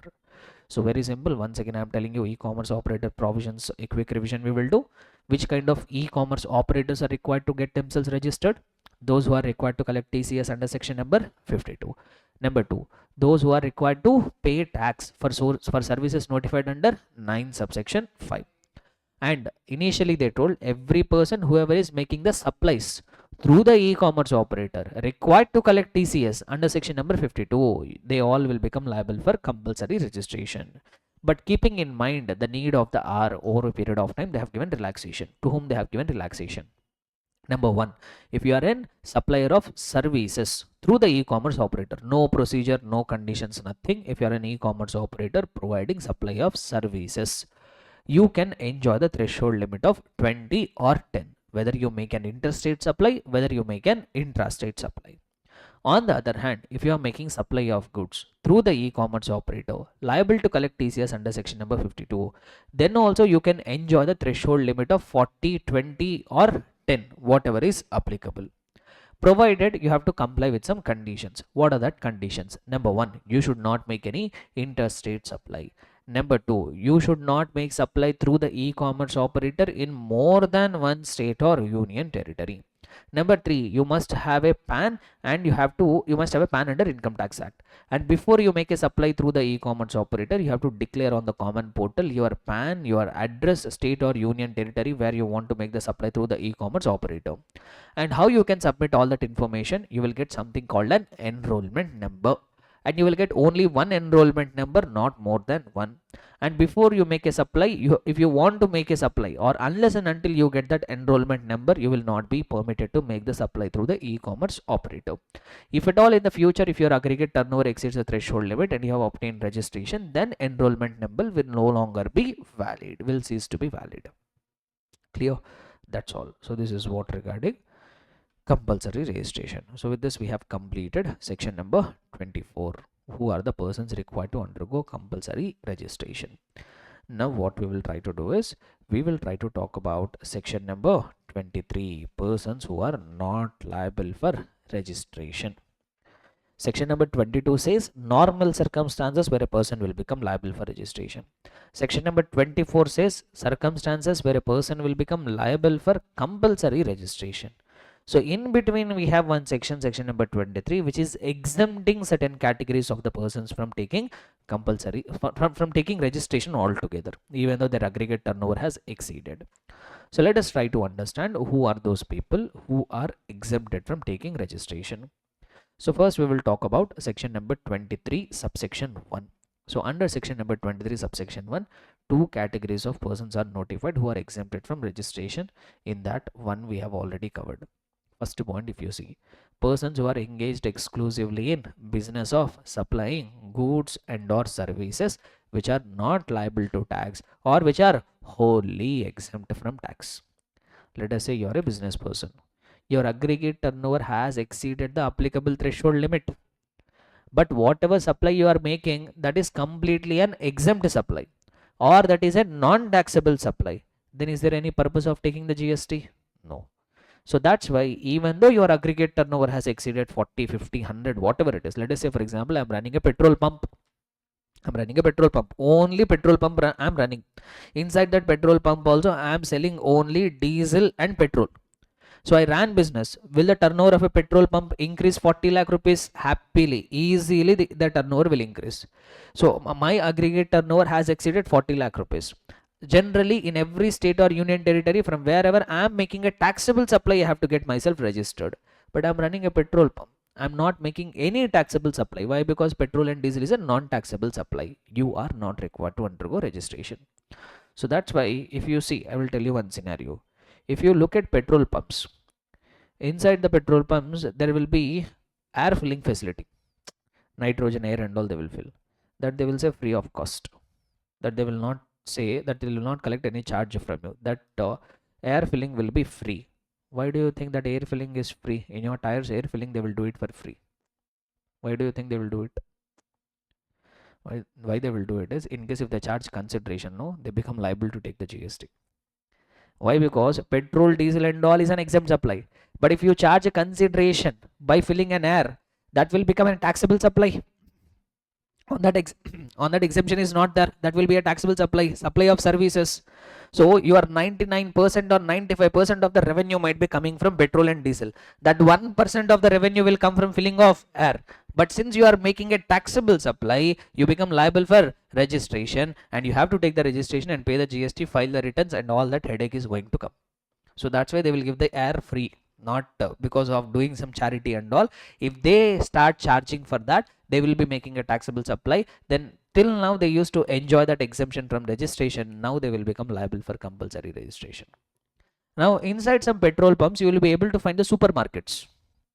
You'll be able to find supermarkets where they will sell FMCG goods and all. So, but if you pay most of the attention, that bill you will get it in a different name. Next time when you go to a petrol pump, no, you do one thing. So you get a bill, you fill diesel or petrol in your vehicle and ask the bill of that petrol pump. They will give you petrol pump bill.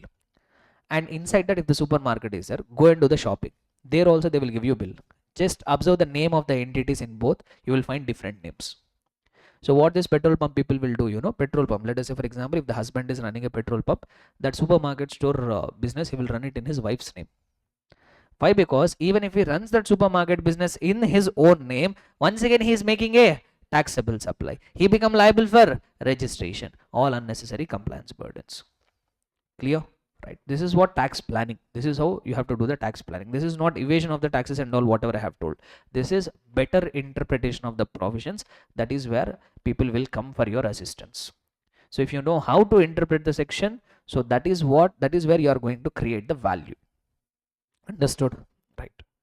So that's what they say. Persons engaged exclusively in the business of supplying goods and services are not liable for tax, or which are not liable to tax or wholly exempt from tax. They are not required to undergo registration.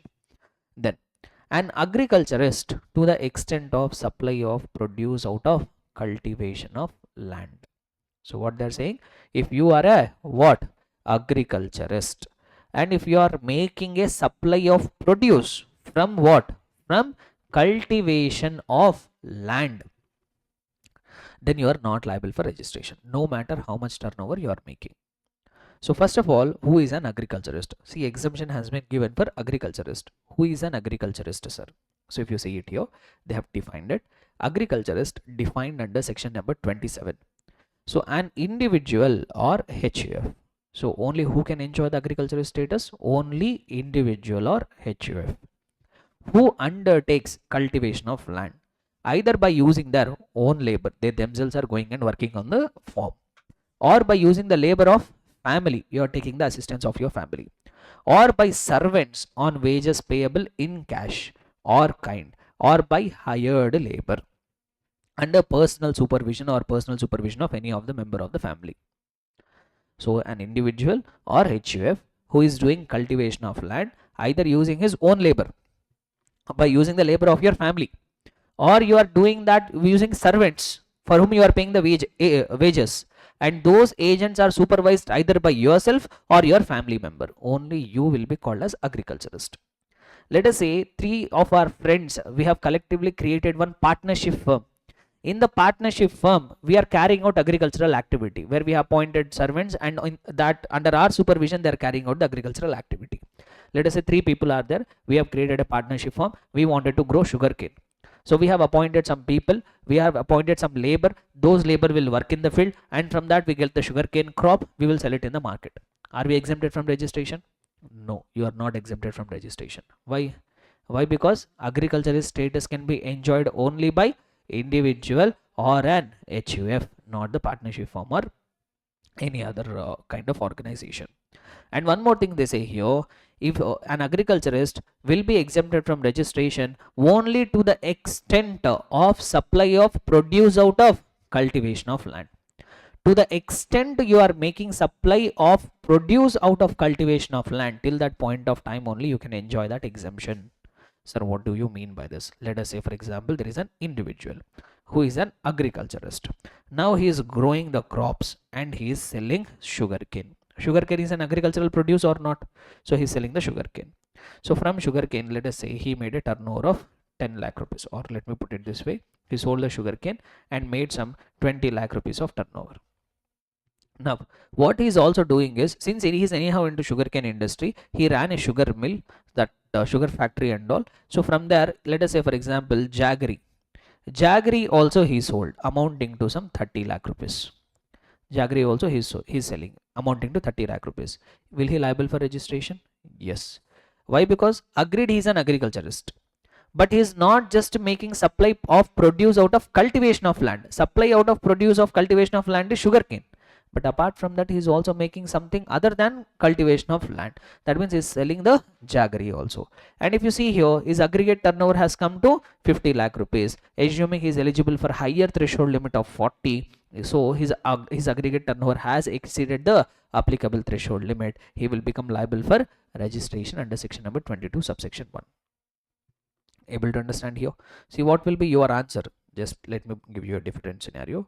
What will be your answer if I say this person is registered, this person is making supply from Andhra Pradesh, sugarcane he sold 20 lakh rupees, jaggery he sold 10 lakh rupees. Apart from that, he is not making any other supply.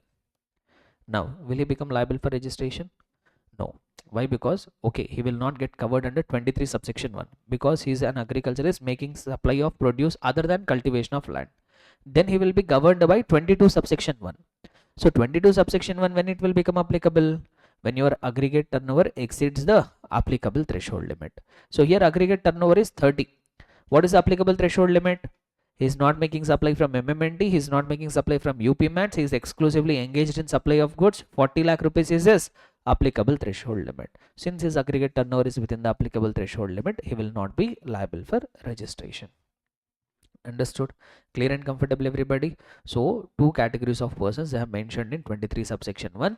A person who is engaged exclusively in the business of supplying goods or services which are either wholly exempt or they are not liable to tax. Second one, an agriculturist only to the extent of supply of produce out of cultivation of land. So note point, if you see here, if they make any supply other than from produce of cultivation of land, registration is required subject to the threshold limit. That's what even example I have given you, right? So these are the persons who are exempted from registration under 23 subsection 1.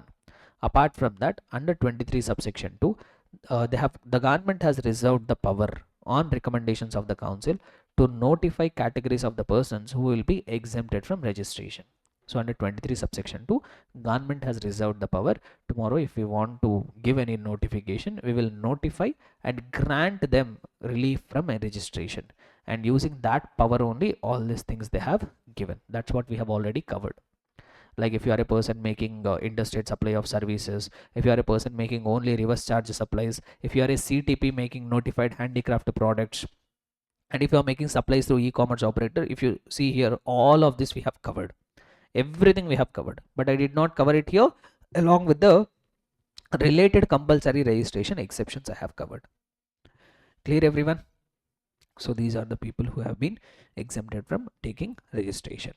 So with this we have successfully completed section number 22, we are done. Section number 23 we are done, and even section number 24 also we are completed. Okay, so now going forward we have 25, 26, 27, 28, which will be talking about the procedural formalities relating to registration. That procedural formalities we will try to cover it. Okay, so but before that we'll take one break. After the break we'll come back and continue our discussion. Okay, right, we'll resume our discussion. So in the previous session we have successfully completed section number 22, 23, 24. Three sections are talking about when a person will become liable for registration, when a person will not become liable for registration, and when a person will become liable for compulsory registration. So since we have understood who is liable, who is not liable, now if at all a person has become liable for registration, if at all a person has become liable for registration, what procedure he is required to follow? What procedure he is required to follow in order to get that registration in his name? So that procedure we are going to discuss now. So when it comes to procedures, we have three sections associated with the procedures: 25, 26, 27. 25 will actually talk about procedure for registration. 26 is going to talk about something called deemed registration, and 27 is going to talk about special procedure for registration of CTP and NRTP. So three sections immediately we'll try to complete. Thereafter we have one more section, section number 28 also, which is talking about amendment of registration. So these four I will keep it under procedural formalities. So 25 procedure for registration, 26 deemed registration, 27 CTP or NRTP, and 28 amendment of the registration. So all this we will try to cover it. So first we will take up the discussion regarding procedure for normal registration, not for CTP and NRTP. A normal person, how he is required to get himself registered, that procedural formalities we will try to have a quick look. So first of all, where and by when to apply for registration. See, I have told you when a person will become liable for registration. If at all a person has become liable for registration, within what time he has to apply for registration? Within what time he has to apply for registration? That is very, very important, because as we all are aware, in taxation laws everything should be time bound. If you don't keep a time limit, what will happen is people will never comply. So that's why even when you have become liable for registration, there is a maximum time limit within which you are required to apply for registration. Sir, what will happen if I don't apply for registration within the specified time limit? There will be some consequences. So what are that consequences? We'll try to see it later, but I want you all to remember that there will be certain consequences if you don't make an application for registration within specified time limit. Sir, what is that time limit? So in case if you are a person liable for if you are a person liable to be registered under section 22 or 24, 22 threshold limits and all, or 24 compulsory registration. So in case if you are a person who has become liable for registration under section number 22 or 24, where you are required to submit an application for registration, this point we have already covered. In every such a state or union territory, wherever he is making a taxable supply. Sir, within what time limit? They say within 30 days from the date on which he become liable for registration. From whatever date he became liable for registration, from that date within 30 days you have to submit an application for registration. Let us say your aggregate turnover has exceeded applicable threshold limit as on 15th of March. Within what time you are required to submit an application? Within 30 days. So how to calculate that 30 days? In March total we have 31 days. The date when you become liable, that also you have to exclude it. So if you take out 15, on 15 I become liable for registration. By 31st of March, 16 days are already over. Now 14 more days you have in April. On or before 14th of April you are required to submit an application for registration. You have to submit. Next, let us say for example, in case you become liable for registration under 22 subsection 3. What is 22 subsection 3? registered person transferred his business. So whatever is the date of transfer, that is the date when you become liable for registration. From that date of transfer, within 30 days, you are required to submit an application for registration. 22 subsection 4, which says if you are undergoing an amalgamation or demerger as per the court or tribunal's order with effect from the date of certificate of registration given by ROC, from that date you become liable for registration. No, so the date when you got that registration certificate, from that date within 30 days you are required to submit an application for registration. Or if you are becoming liable for registration under section number 24, let us say you have made an interstate supply, you become liable for registration. Within 30 days of making such interstate supply, you have to submit an application for registration. So time limit is very, very important. So that's what they say here. If you become liable for registration under section number 22 or 24, then you are required to obtain registration in every such a state or union territory within how many days? Within 30 days from the date you become liable for registration. However, if you are a CTP or NRTP, there also you are required to get yourself registered in every state or union territory, but here the time limit is going to be different, at least 5 days prior to commencement of business. In case of CTP or NRTP, government will not wait for 30 days. Why? Because I told you CTP example, you are going to another state to participate in the big exhibition or expo, there you will make some supply. There also if the government says within 30 days, no, so within 30 days exhibition will be over, you will sell, you will go back to your respective state also. So government can't wait for that long. So that's why in case of a CTP or NRTP, those people are required to submit an application at least 5 days prior to commencement of business. So let us say your exhibition is going to start on 20th of April, 5 days prior to it. That means on or before 15th of April, it's 15th of April itself, you have submitted an application for registration, at least 5 days prior to the commencement of business. Next, in case person making supply from territorial waters of India, this point I have already told in the introduction. So what is territorial waters? So we have India definition. Territorial waters means what? 12 nautical miles, up to 12 nautical miles from the shore, we call it as territorial waters. So if someone is making a supply in the territorial waters, let us say for example in Goa territorial waters, there will be casinos where they will supply services, supply restaurant services. So they also become liable for registration, but with which state they will submit an application for registration? Which state? Nearest to coastal line. So whatever state is there which is having to the nearest to coastal line, there they have to submit an application for registration. Here also within 30 days. 30 days time limit is going to remain common. So that's what they say, person making supply from territorial waters of India, where the question here is where they are required to submit an application in coastal state or union territory where nearest point of baseline is located. Within how many days? Within 30 days from the date which he become liable for registration. Within 30 days you are required to submit an application. Understood? Next, state-wise registration. Sir, can I get one single registration of GST all over India? No. Why? Because GST is a destination based tax. So that's why GST registration is state specific. That's why in every state or union territory, wherever you are making a supply, you have to submit an application for registration. There is no concept of centralized registration. GST registration is state specific. So that's what they say. And if you have multiple places of business in a single state, within a state, if you have multiple places of business, are you required to mandatorily obtain separate registration? No, you can operate them under single registration. But in case if you want multiple registrations, will the government grant that registration? Yes. But in case if separate registration has been granted, you will be deemed to be a distinct person under section number 25. This we have discussed in the supply chapter itself. If you have multiple places of business in multiple states, can you operate all of them under single registration? No, you have to take a separate registration. And if you have taken separate registration, you will be deemed to be a distinct person. So that's what they say here. GST registration is state-wise. It is not centralized. Businesses with branches in multiple states require separate registration for each state. Within a single state, generally an entity is granted one registration, where at least one place will be mentioned as principal place of business and other will be mentioned as additional place of business. Generally one registration will be granted, but if you want more than one, you are always welcome to get it. Next, separate registration for different places of business within a state or union territory may be granted if you want. So taxpayers with multiple places of business in one state may choose to get separate registration by filing for each place of business separate application GST REG 01.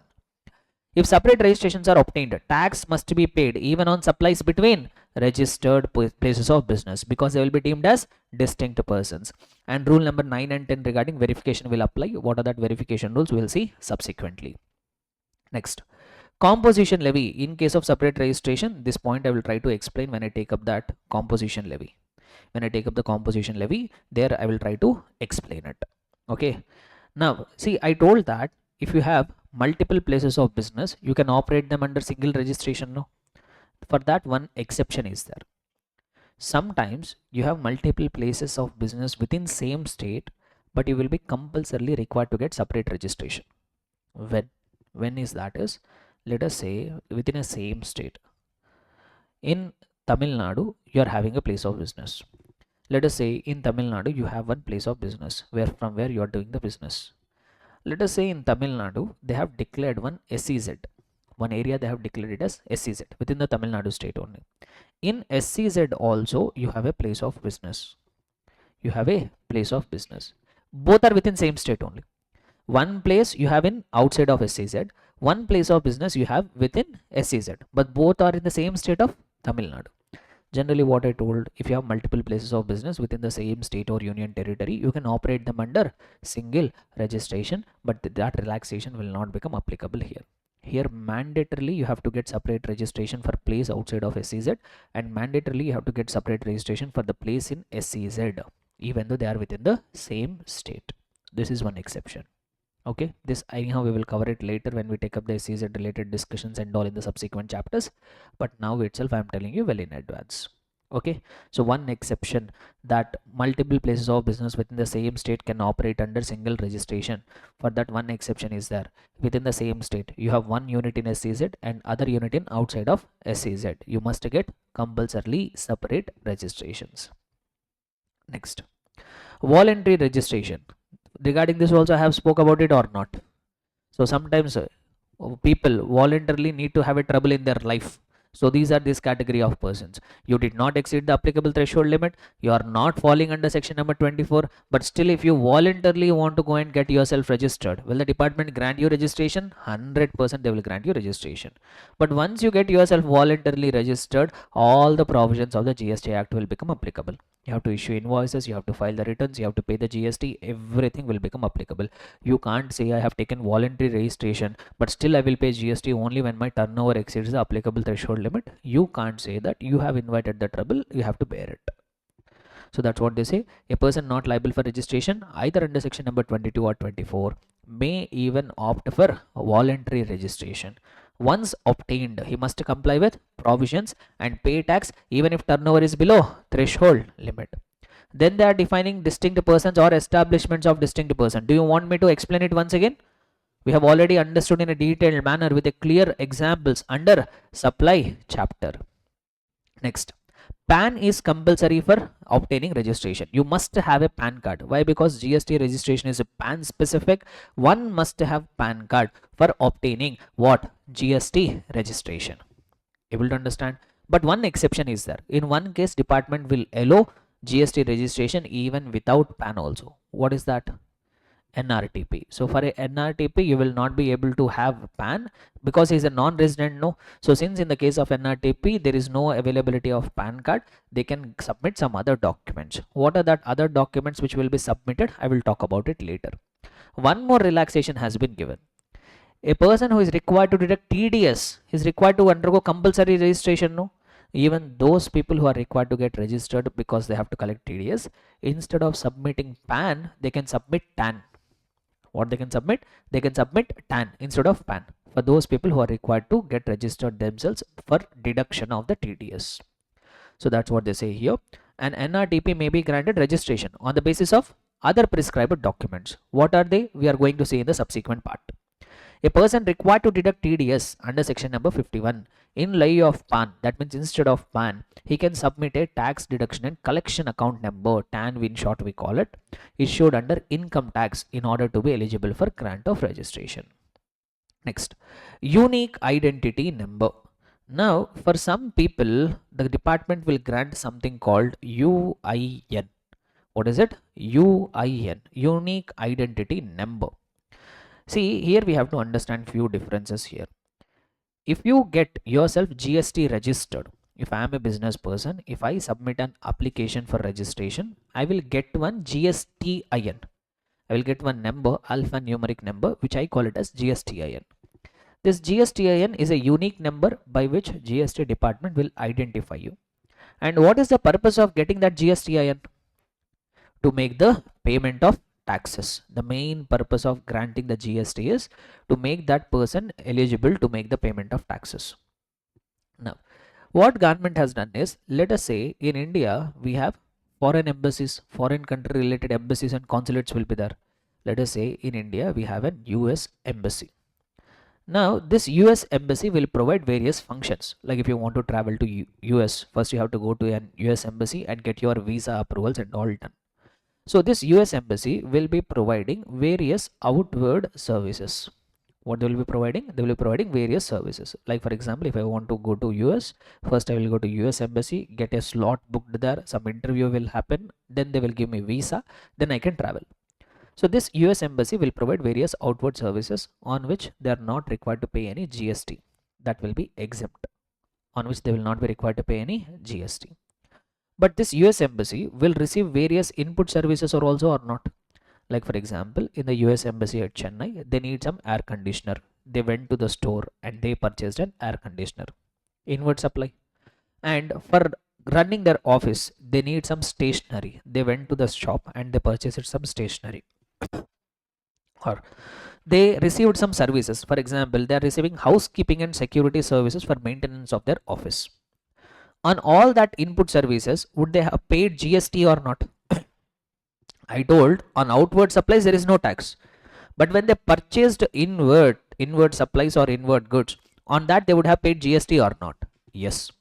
Now generally they should be eligible to take the input tax credit.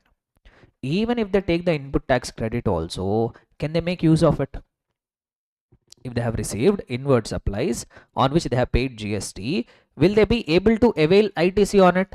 No. Even if they take the ITC also, no use. Why no use? They don't have any output tax liability. If they don't have any output tax liability, there is no purpose of input tax credit only. So that's why what the department has done is, they have identified these kind of organizations and they will grant them one unique number called UIN. Unique number called what? UIN. Now what these embassies can do is, when they go and purchase their inward supplies, they can mention this UIN number. They can mention this what? UIN number. Now these suppliers will mention on the invoice that UIN number.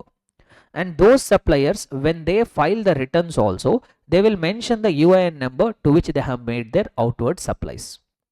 Now what GST department will do is, periodically from the returns data, they will identify how much amount of GST this embassy have paid on their inward supplies. That amount they will give it as a refund. That amount they will give it as a refund. That is the whole purpose of giving the unique identity number. For not everybody, they are going to give this UIN. And the whole purpose of UIN is not to collect the taxes. Here you have to understand difference between GSTIN and UIN. The purpose of GSTIN is for the government to collect taxes. But the purpose of UIN is not for collection of taxes. The purpose of UIN is to give back the refund of the taxes whatever they have paid. Okay. Sir, why all these privileges, sir, for these people? Because if we give them the privilege in India, they will also give privilege to our embassies which are located outside of India. Tit for tat. So if we give them privileges in India, similarly when our embassies are located in abroad, they will also grant us similar advantages. That is what the whole purpose of UIN. Understood? So let us try to understand what they try to say here regarding UIN. Specialized agency. First they are telling for whom this UIN will be granted. Specialized agency of what? United Nations organization or multilateral financial institution. and organizations notified under United Nations Privileges and Immunities Act. These are all basically some international organizations. And consulate or embassy of foreign countries, US embassy, US consulate, UK embassy, UK consulate, and any other persons as may be notified by commissioner. They are required to obtain something called UIN from the GSTN portal. Not everybody, my dear students, only specialized agency of United Nations organization, multilateral financial institution, and organizations notified by United Nations, embassies, consulates of foreign countries, or any other person as may be notified by commissioner. They have to make an application and get a number called UIN. It is needed. What is the purpose of UIN? It is needed for claiming refund of taxes paid on notified supplies of goods and or services received, and for such other purposes as may be notified. Say GSTIN is state specific, UIN is not. You need not obtain with every state separate UIN. You can obtain one single UIN that will remain valid all over India. One more point of difference between GSTIN and UIN. So UIN granted is a centralized UIN. It shall be applicable to whole territory of India. You need not obtain with every state separate UINs. Persons having UIN is not considered as a registered person. I told you what is the meaning of taxable person, no? Taxable person means what? The person who is already registered or who is liable for registration. Can I consider the person whoever has got UIN to be a taxable person? No. He will not be considered as registered person because the purpose of granting UIN is altogether different. So those people who have got UIN, they will not be considered as registered person. So since they are not registered person, they also don't fall under taxable person definition. These minute details are important.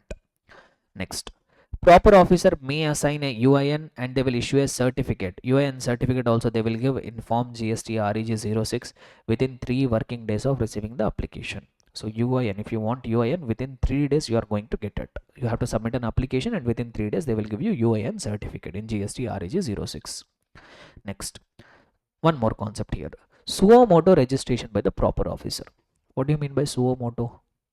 In taxation, this terminology is quite common. On your own, on its own, I can say, which means sometimes these authorities, even though you don't make any application, even though you don't approach them, sometimes they initiate the action on their own. That I call it as suo moto action. So what do you mean by suo moto registration by the proper officer? What do you mean by suo moto registration? Generally, applicant, the business person, will submit an application and he will be granted the registration. In some circumstances, what will happen is you are not making an application, the proper officer himself is taking the lead.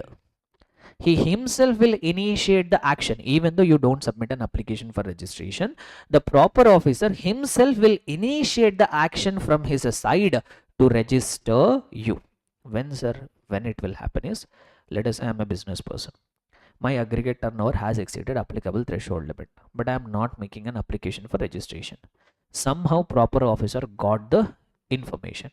He came for a search, he came for a inquiry, he came for some survey. As a part of his inquiry, as a part of his survey, as a part of his search, whatever it is, he found that I am liable for registration, but I did not submit an application for registration. Then what he will do is, he will suo moto grant the registration to you. He himself will grant you the registration certificate and make you liable to pay the amount of GST. So that's what they have told you, where pursuant to any survey, if any survey was conducted or any inquiry was conducted or any inspection was done or search or other proceedings happens. As a part of these proceedings, PO finds it. See, at various instances you will find PO. PO means what? Proper officer.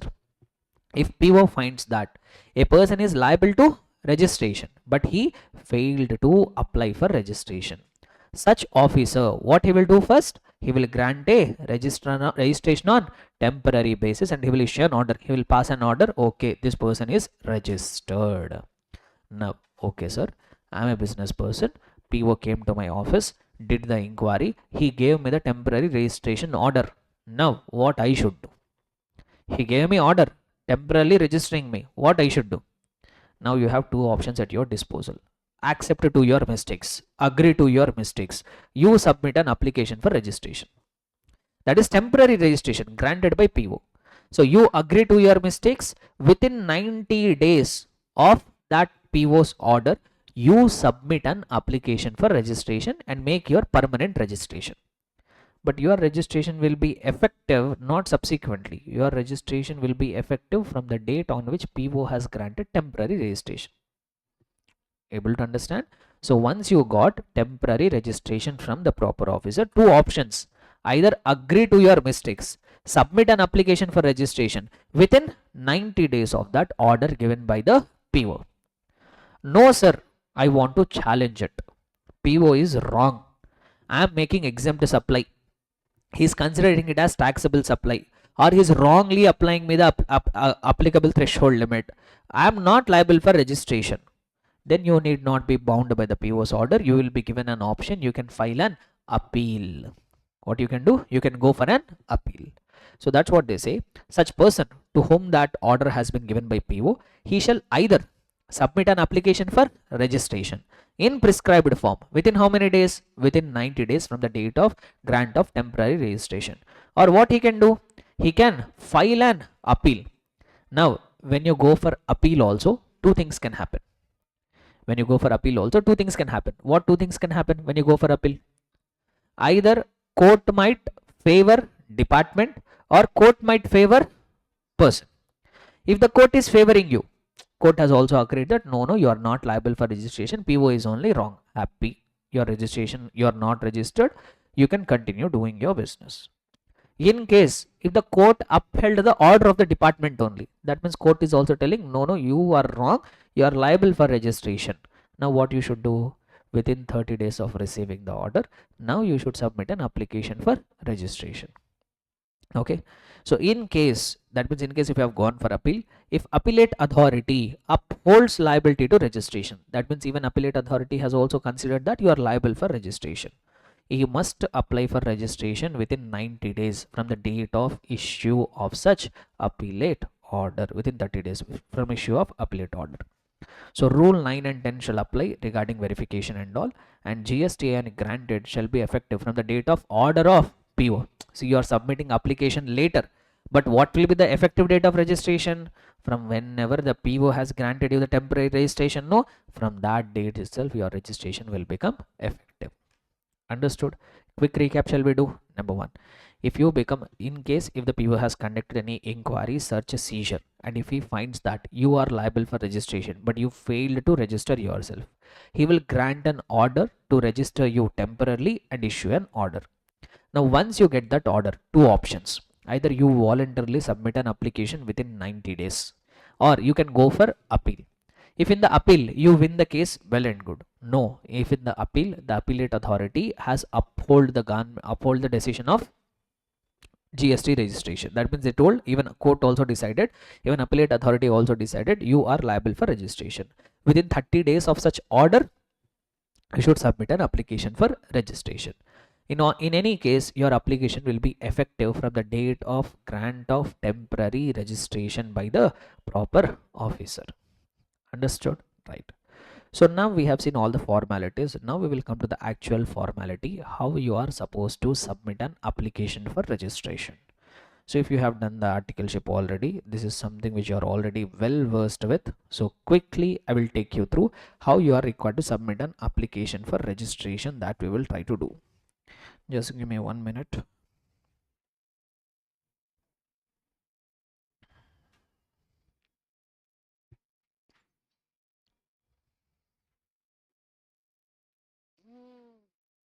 Right.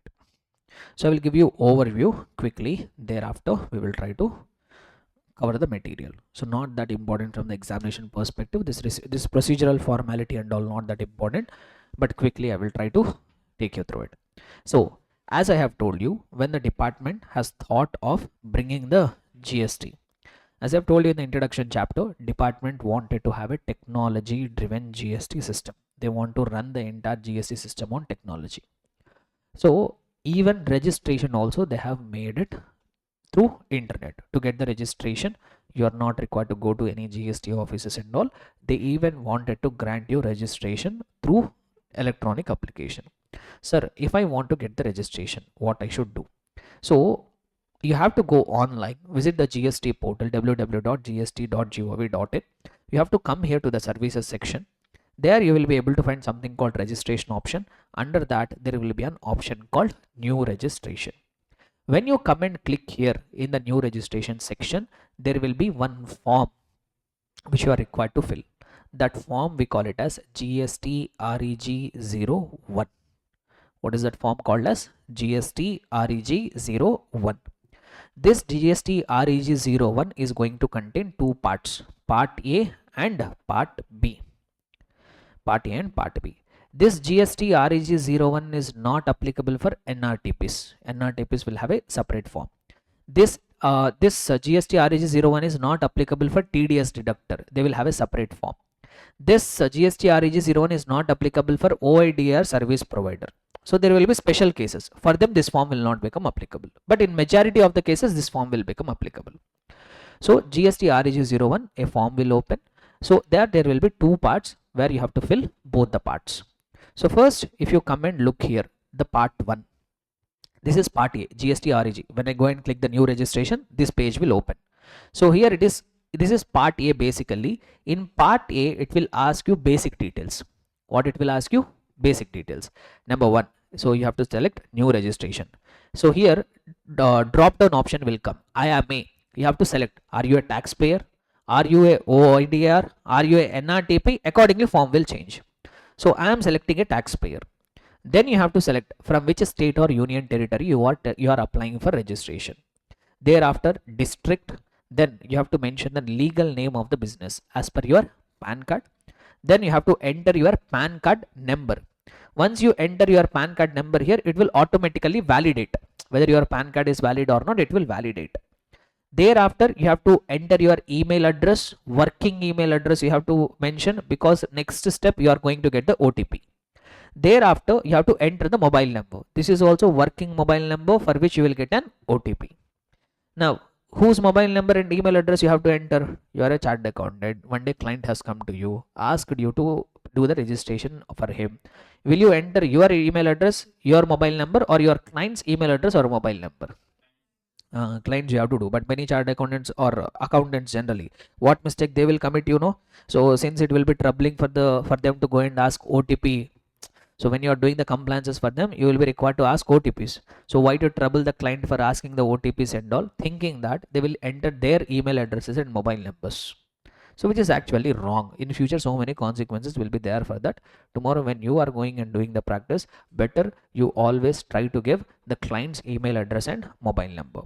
Or else generally what is my practice is, what I will do in my office is, for every client we will create a new email ID. One new fresh email ID we will create, which we will use it only for GST filing purposes, so that we don't trouble the client every time for OTP. But we will never share our own email IDs or our own mobile numbers. Mobile numbers definitely you give it for the client's mobile number only, but email, for that what you do is, so that you will also have access to the OTPs, create one new email ID for the client, so you both will have the access.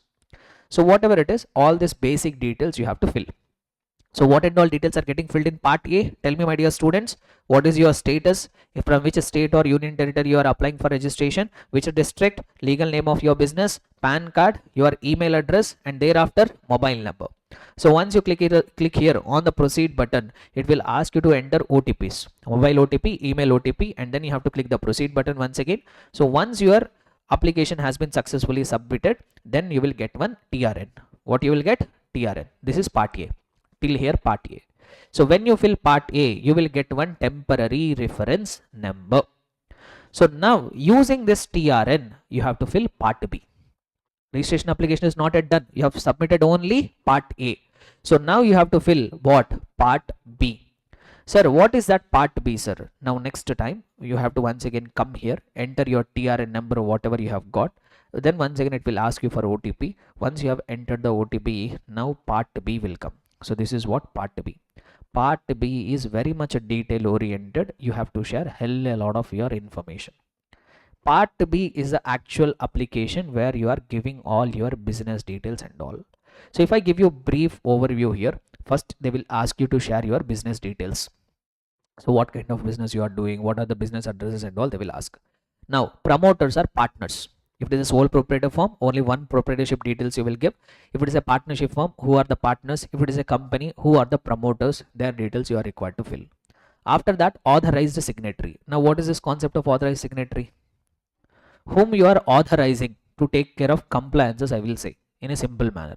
One best example I will give you. Let us say my father is doing the business. My father is the business owner. Now what he wants to do is, since he is well versed with the technology, he can handle the OTPs and all. So what he will do is, he can make himself as authorized signatory. That means OTPs will be shared on his number, on his email address. Let us say my father is doing the business. He is not well versed with the technology, but he wants a GST registration. But when you take GST registration, OTPs and all are required to be shared. My father is not that well versed with technology. So what he has done is, he can appoint me as an authorized signatory. He can appoint me as an authorized signatory. That means he can share my mobile number, my email address for the purpose of getting the OTPs and all. Similarly, in the case of partnership firm also, multiple partners will be there. You have to choose one among them as an authorized signatory, basically to whom the OTPs and all will be shared, if I have to put it in simple terms. So authorized signatory details you have to share. If there is any authorized representative, this will be mainly in the case of foreign entities and all, this field will be there.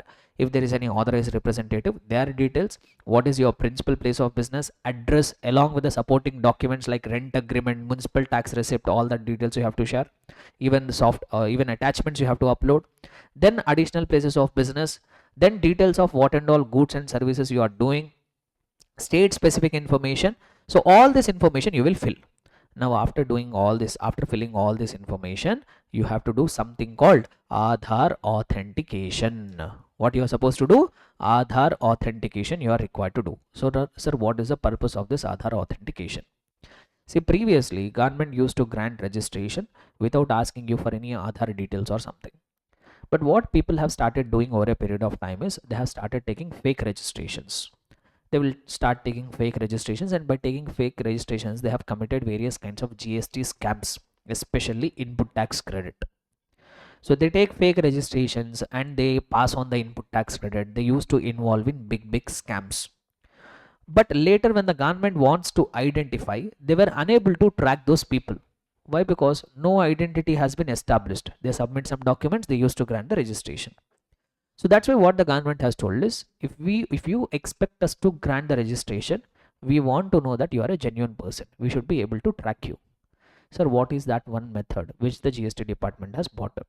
So they have told, once you enter all the details, if you expect us to give the registration, you are required to undergo something called Aadhaar authentication. Simply, what do you mean by Aadhaar authentication is, so once you enter, I will tell you the practical process here. Once you enter all the details, let me take you to the Aadhaar authentication tab here. So all this, you can simply download this PDF. Just to go and search registration GST manual. You might have already done the registrations many times, but still, if you want to cover different kinds of scenarios, multiple registrations, new registrations, if you wanted to do, just you can go and search it out in the Google, GST registration manual. This PDF you can get it at any time. Right? So once you have entered all the details, come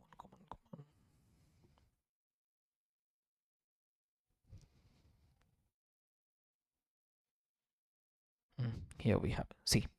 So once you have entered all the details, now you will come to this Aadhaar authentication. You will select an option. You have to select. It will ask you a question. Do you want to opt for Aadhaar authentication of details of promoter, partner, primary authorized signatory added by you? So now you will be given an option. Either you can select yes or you can select no. So if you select yes, if you are selecting yes here, what does that mean? What does that indicate? That indicates that you are ready to share your Aadhaar database with the GST department. That's what the meaning of opting for yes here. If you come and click yes here, yes, I wanted to undergo Aadhaar authentication. What is that permission you are giving there? You are giving the GST department the permission to access your Aadhaar data, from where they will get your address, your identity and all they will try to establish. So that's what. You have to come and click here yes. Now it is an option. So if you come and click yes here, if you have opted for Aadhaar authentication, that means you are ready to share your identity Aadhaar data with the department. GST department will be happy, no? GST department will be happy. So if you have opted for Aadhaar authentication, you will obtain some advantage. What is that advantage? Is they will grant you the registration quickly. Within 7 days only they will grant the registration. Quickly they will grant the registration. They will not unnecessarily come and trouble you. They might not come to your premises without even coming for physical verification. They will grant you the registration certificate. So application will be processed quickly. You will get your registration done quickly. No unnecessary coming of the PO and all, because we all know when PO comes what he will ask for.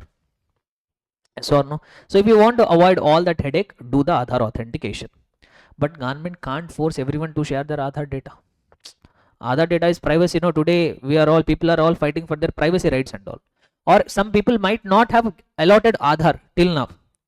So then what they will do is they will say here, no, I don't want to opt for Aadhaar authentication.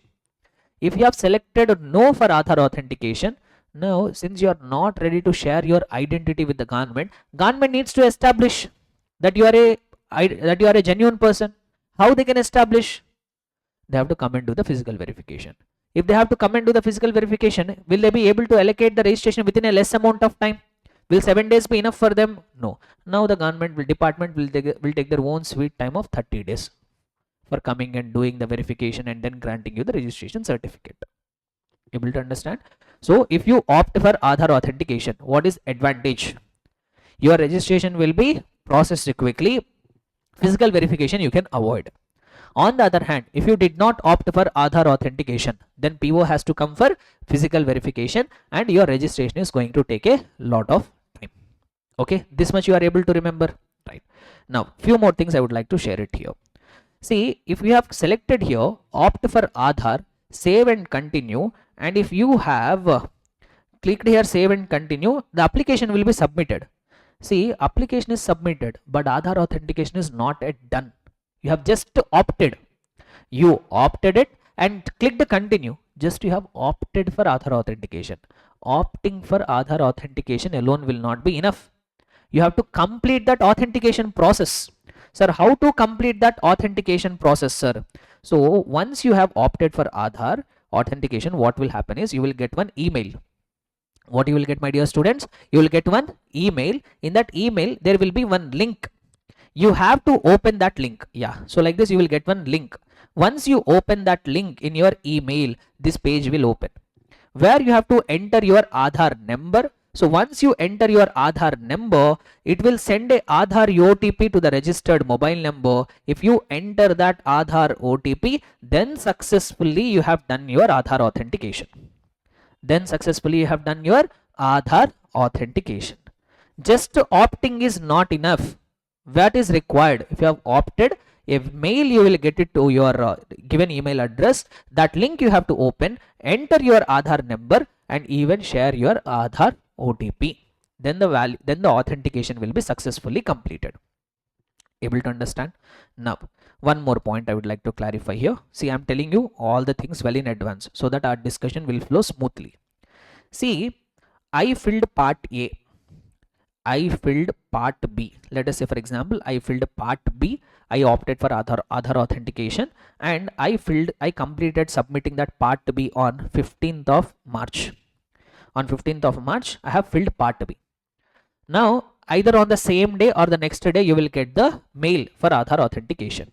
That link will remain valid for 15 days. How many days? 15 days. Let us say on 15th of March I have submitted application. On that same day I have got an email asking for me to do Aadhaar authentication. That link will remain valid for how many days? 15 days. Now within 15 days I can go and do the verification. You need not wait till the 15th day. At any point of time you can go and do the Aadhaar authentication. Let us say I have done my Aadhaar authentication on 20th of April. Now you tell me what will be considered as a date of submission of application. What will be date of submission of application? I filled part B and submitted as on which date? 15th of March. But I opened the link and did the Aadhaar authentication on which date? 20th of March. What will be the date of submission of application? Date of submission of application will be 20th of March. Very, very important. Date of submission is very important. I'm going to connect it. Listen carefully. So if you have opted for Aadhaar authentication and if you have done the Aadhaar authentication, then the date of submission of application will be the date on which Aadhaar authentication has been done. Let us say you have submitted part B, you got the email, this link is going to remain valid till 30th of March. But till 30th of March, you did not do the Aadhaar authentication. Then 31st of March will be considered to be the date of submission of application without Aadhaar authentication. Your application will be deemed to have been submitted as on 30th of March, that too without opting for Aadhaar authentication. From there 30 days department can take. From there 30 days department can take. But if you have successfully opted for Aadhaar, on whatever date you have done Aadhaar authentication, that will become the date of submission of application with Aadhaar authentication. From that date, within 7 days only, department will grant you registration certificate. Able to understand? Date of submission of application is very important, my dear students. From here they can ask you very, very minute MCQs. Clear? So number one, if you have opted for Aadhaar authentication, just opting alone will not be enough. You have to successfully complete Aadhaar authentication. So the date of submission of application will be the date on which you have successfully completed the Aadhaar authentication. If you have opted for Aadhaar authentication, but if you did not complete that authentication process within 15 days, then application will be deemed to have been submitted on expiry of 15 days, that too without Aadhaar authentication. There it can take 30 days of time to further process your application. Able to understand? So this is what some initial formalities which you are required to keep in mind. Now with this background understanding, we will try to complete the process for registration, which I have tried to give in the form of a chart that we will try to do. So all the complexities I have explained. So let us try to have a look at it. So this procedure for registration, whatever I have told, that is coming under 8, 9 and 10. Rule 8, 9 and 10. So procedures given under rule 8, 9 and 10 applies to person paying tax under composition levy, those seeking voluntary registration, and even for CTPs also it will become applicable. And what is the form for application? GST REG 01. It will contain how many parts? 2 parts. Part A, Part B. However, this procedure will not apply to NRTP. This procedure will not apply to person required to collect TDS and TCS also. It will not become applicable. It will not become applicable for OIDR services. It is also not applicable for persons applying online money gaming from place outside of India. For them, separate registration process. And facilitation centers assist non-IT savvy persons in submitting application or taking up the issues. See, as I have told, today everything is technology driven. If you are not comfortable using the website of the GST, what you can do is, government has set up some facilitation centers. You can go to that facilitation centers and there will be a person who will assist you to complete your registration process. So across various places we will be using this term called facilitation center. Nothing but a center set by the GST department where you can go and do some activities if you are not comfortable with the IT. But today everyone is being comfortable. The usage of the facilitation centers is very, very limited. Next, application for registration by SEZ. See, this point I have already told. A person having a unit in SEZ or an SEZ developer and another unit outside of SEZ in the same state or union territory, they must obtain separate registration for each as distinct place of business. Did I already mention it or not? Right. So now you come to the procedure for registration, part 1. So first what we will do, every person whoever is liable to get registered and a person seeking voluntary registration, they shall before applying for registration declare their PAN, mobile number, email address, state or union territory, where in part A of form GST REG 01. I have shown you practically also. So once you enter all the details, PAN, email number and email address are validated. That means in the back end, the GST software will connect with CBDT database and they will check whether PAN is valid or not. Then your mobile number and email will be verified by way of OTP. So once you submit that OTPs, what will get generated? TRN will get generated, temporary reference number will get generated and communicated to the applicant. Now using TRN, applicant shall submit electronically application in part B along with specified documents. So what will part B contain? It will contain details such as constitution of business, jurisdiction, whether you are opting for composition or not, date of commencement, why are you obtaining registration, your principal place of business, what activity you are carrying, your additional place of business, details of bank accounts, details of authorized signatory, and even Aadhaar authentication. So successfully you will complete all that application. On receipt of application, you will get something called acknowledgement, ARN you will get. What you will get? ARN. They try to say something regarding CTP. This I will anyhow cover it separately. Let us keep that discussion aside. CTP discussion, you keep it aside. So once you have successfully completed part B, what you will get? ARN you will get. Now your responsibility is done. See, registration involves two aspects. One is you submitting application. That is one part. Now second part will start. What is second part? Verification. So whatever information that you have submitted, that will be verified by the proper officer, and he will decide whether to grant you the registration or not. By submitting part B, by doing Aadhaar authentication, you have successfully completed your part. Now comes the department part where verification is going to happen. So once you have submitted it, application will be forwarded to proper officer. Now what steps will be taken by the proper officer? Part 1, your submission. Part 2, verification by PO.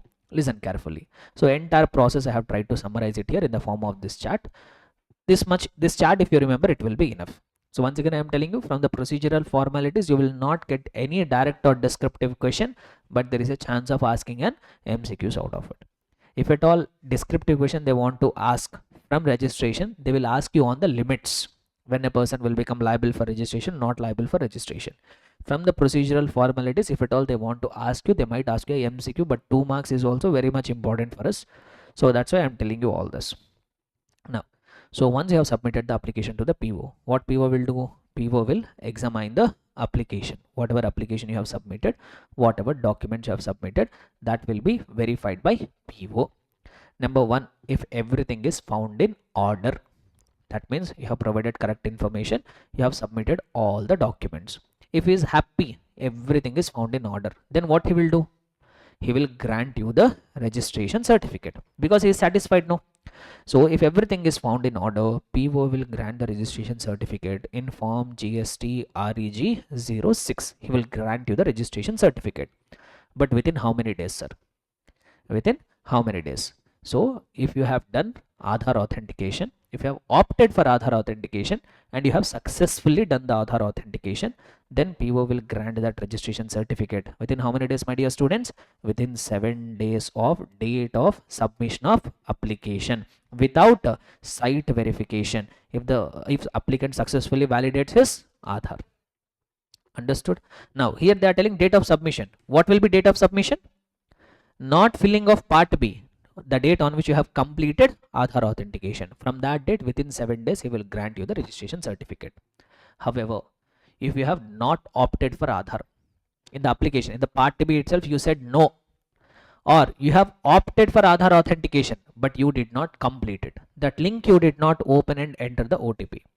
Or sometimes you will do Aadhaar authentication, but based on some risk parameters, system has identified that even though you have done Aadhaar authentication, physical verification is required. Sometimes system will highlight. Let us say, for example, you have taken registration already in the same year, but you have cancelled the registration. Once again, you are applying for a fresh registration. Now the system will identify your account and they will say, even though you have done Aadhaar authentication, but since depending on some parameters, system has identified that physical verification is required.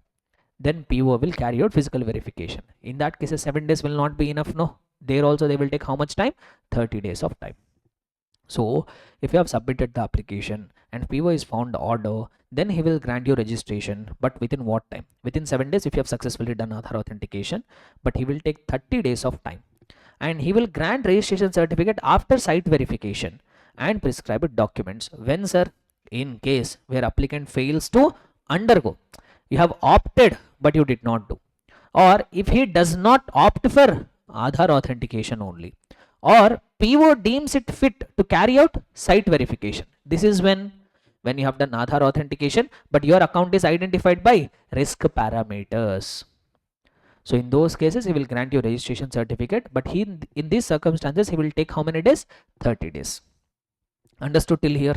Now, sir, this is one side of the story where PO has found that everything is in order. But sometimes you submitted the application and PO is not happy with the details you have provided. Either PO is feeling that you have provided incomplete details, or you have uploaded supporting documents which are not enough. Like you uploaded rent agreement, but that rent agreement is without signature. Or you uploaded municipal tax receipt that was blurred, vision is not there. So in those circumstances, if your application is not found in order, what PO will do? PO will issue notice. First he will give you show cause notice. Sir, within how many days he will give notice? Within how many days he will give notice? If you have successfully done Aadhaar authentication, within 7 days he will give you the notice asking you to rectify the application. Either you have not opted for Aadhaar authentication, you have opted but not undergone the Aadhaar authentication, or based on risk parameters, PO deems it fit to carry out the physical verification. In these cases, he can take 30 days of time to issue notice. So whatever it is, either within 7 days or within 13 days, within 30 days, he will submit you and he will issue a notice asking you to correct your application. Now what you should do once you receive the notice, if applicant, you are required to furnish a reply.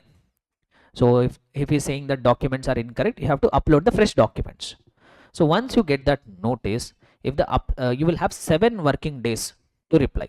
How many working days? 7 working days you will have to reply. If the applicant has furnished the clarification, information or documents within 7 working days from receipt of notice. See, if the answer is no, PO gave you notice, he gave you 7 working days of time, but you did not reply. Straight away what will happen is PO will reject your application. He will not grant you registration certificate. In case applicant has submitted a reply within how many days? Within 7 working days. Now here also your reply will be verified.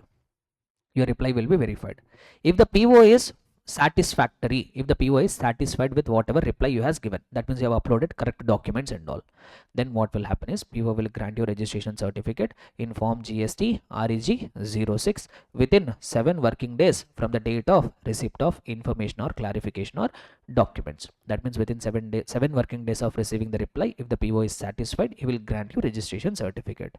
If he is not satisfied, that means even after issuing a notice also, once again you are uploading the blurred document only. He will get irritated or not? Definitely yes. He will not give you one more opportunity. If the reply is not satisfactory, once again he will reject that application for registration. And he will record the reasons. In that rejection order, he will give the reasons also why he has rejected the application. Understood? Clear everyone? So second part of the registration process, verification. What will happen? One quick recap we will do. Number 1, first what he will do, you will submit an application, it will be forwarded to PO. If everything is found in order, he will grant you registration certificate, but time limit is changing. If you have successfully done Aadhaar authentication, how many days? 7 days. If you have not opted but not done, you have done Aadhaar authentication but system identified you on the basis of risk parameters to do physical verification, then he will take a sweet time of 30 days. On the other hand, if something is not found in order, something is missing in your application, something is wrong in your application, the PO will give you notice. Within how many days he will give notice? If you have successfully done Aadhaar authentication, 7 days of notice. In case if you have not done Aadhaar authentication or not opted, or system has identified your account for physical verification, then he can issue that notice within 30 days.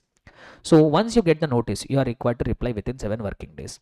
If you submitted a reply within 7 working days, if the answer is no, straight away reject the application. Yes, you have submitted, then PO will check whether he is satisfied or not. If he is satisfied, what he will do? He will grant you registration certificate within 7 working days. If he is not satisfied, he will reject the application. That's all. Now, here they say few more things here. You can't punish PO's laziness. If the PO is lazy in performing his duties, you should not punish the taxpayer.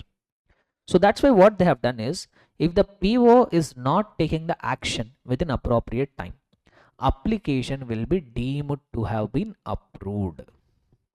If the PO is not taking action within appropriate time, then it will be deemed to have been approved. See, if you have submitted application, if something is not in order, PO is having either 7 days or 30 days of time to issue the notice. But if PO is not taking any action, you have submitted application, you have done Aadhaar authentication. Within 7 days, PO is not taking any action. Application will be deemed to be approved. You have submitted application without Aadhaar authentication. PO is having 30 days of time if he wants to send the notice, but PO is not sending you the notice. Within 30 days, it will be deemed to have been approved. Similarly, PO sent you notice, you furnished a reply. After you furnished a reply, PO is having 7 working days to check whether that reply is satisfactory or not. But PO is not taking any action within 7 working days. Then also application will be deemed to have been approved. So you can't punish the taxpayer for the laziness of the assessing officers. So that's what this says here. If PO fails to take any action in the following cases within stipulated time, application for grant of registration shall be deemed to have been approved. When?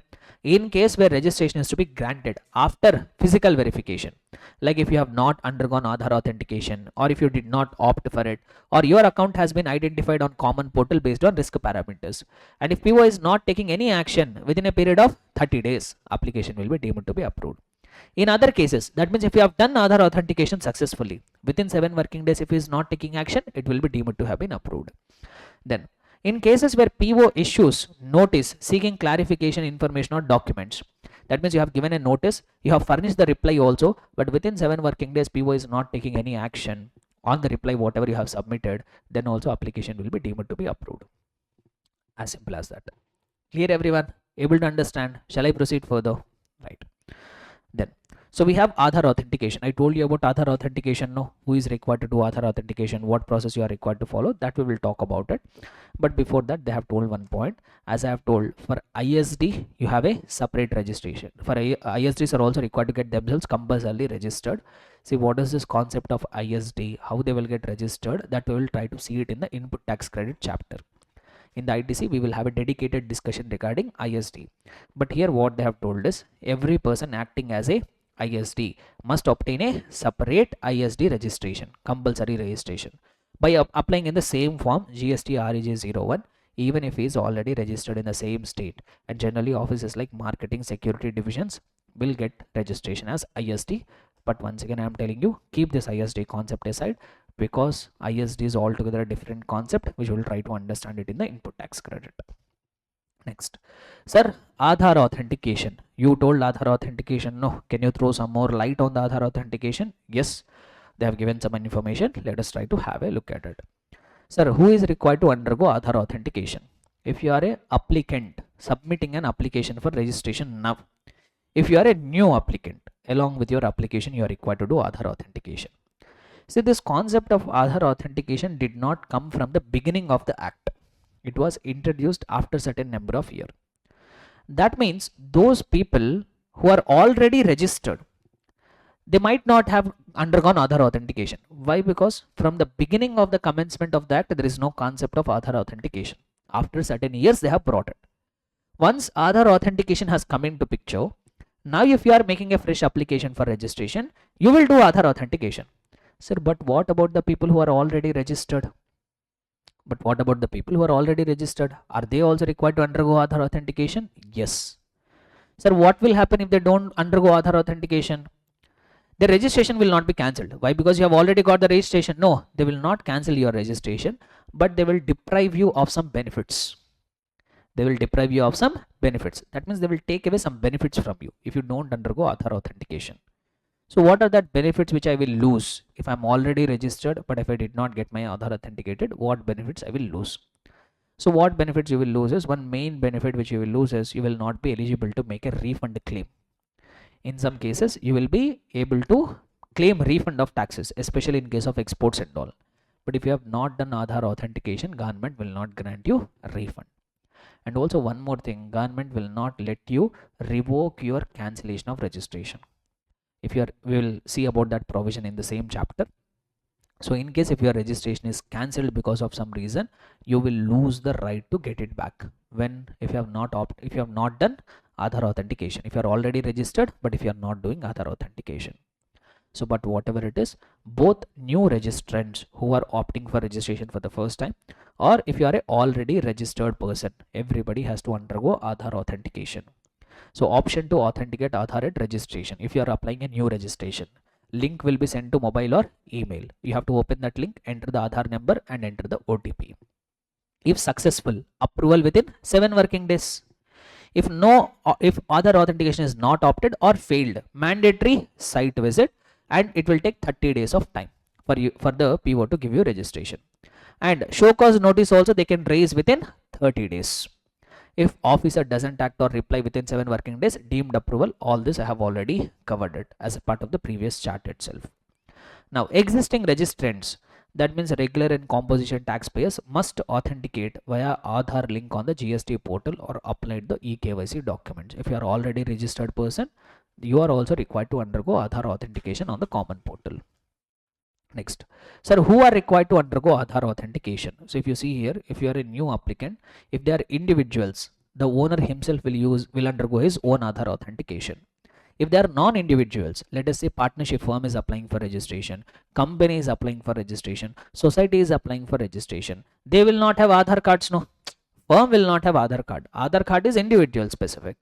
So in case application for registration is made by non-individuals, Aadhaar authentication has to be done by Karta or managing director or whole-time director or partners, managing committee members, trustees, and also their authorized signatory. They have to undergo the Aadhaar authentication in case of artificial persons. Sir, what will be the date of submission of application? This I have already told you or not. Earlier of Aadhaar authentication date or 15 days from GST REG 01 Part B submission. Why? Because Aadhaar link will remain valid only for 15 days. If you have done Aadhaar authentication well in advance, that date will be the date of submission.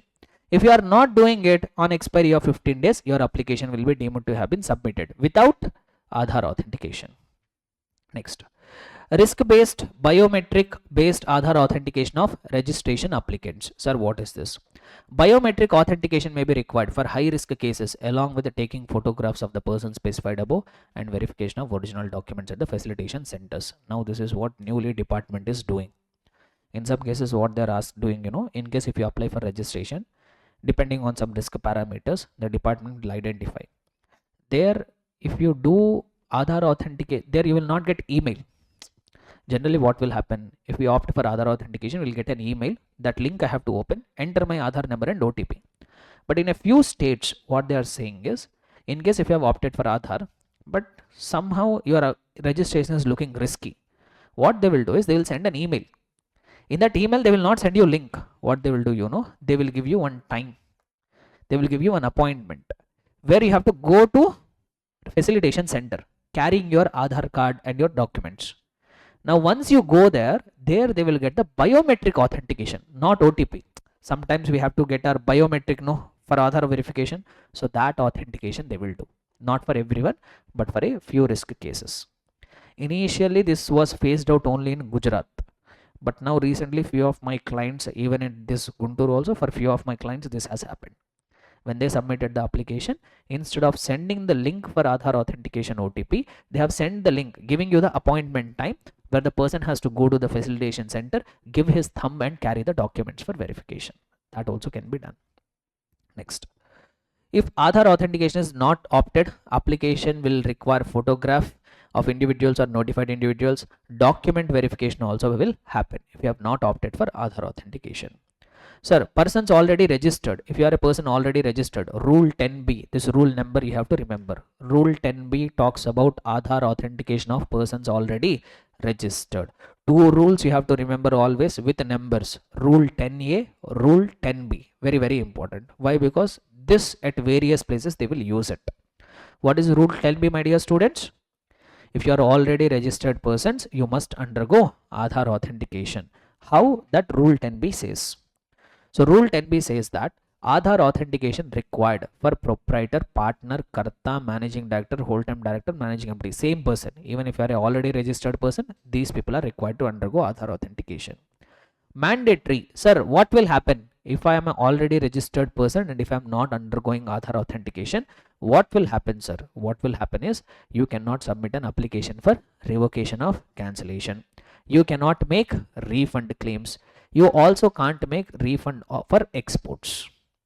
you can't submit refund claims. So all these rights will be subjected to Rule 10B. Rule 10B is a rule asking the already registered persons to undergo Aadhaar authentication. This rule number, please do remember, my dear students. Next one. Sir, I am submitting an application for registration, but I have not been given Aadhaar number, sir. I did not apply for Aadhaar card only.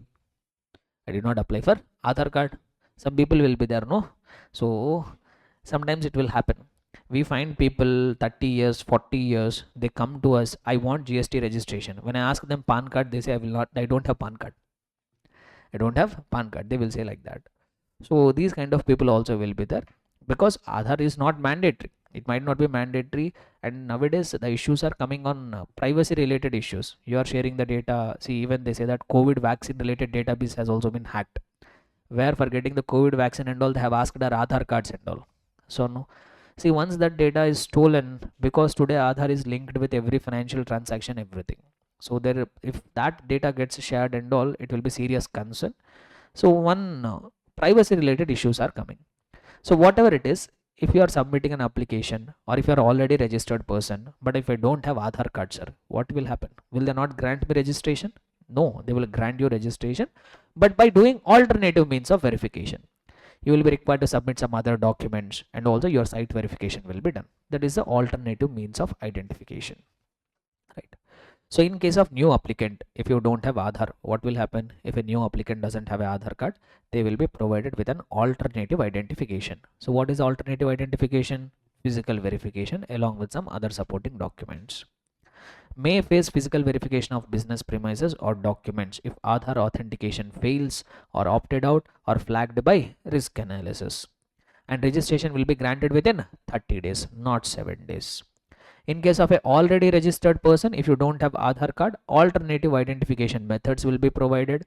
Such person shall furnish any of the following documents. Like, you don't have Aadhaar, but just you have applied for Aadhaar, you will have that Aadhaar enrollment ID, no? Aadhaar enrollment slip will be there, right? That you can furnish. Or any of these documents, bank passbook with photograph, or voter identity card by the election commission, passport or driving license. Any of this alternative document you can provide if you are already registered person. Next one. Once Aadhaar is allocated, then you must undergo Aadhaar authentication. Till the time you did not get the Aadhaar, you can use any of these documents. Once Aadhaar has been allocated, you have to submit your Aadhaar details. Failure to authenticate Aadhaar or provide required information, registration might become invalid. But here registration will not become invalid if you are already registered person. But what they will do is, they will deprive you of this benefits. They will not let you submit an application for revocation. They will not let you make the refund claims. Clear? Understood? Next. Sir, there are certain class of persons who have been exempted from Aadhaar authentication altogether. Some people, some government has identified few people.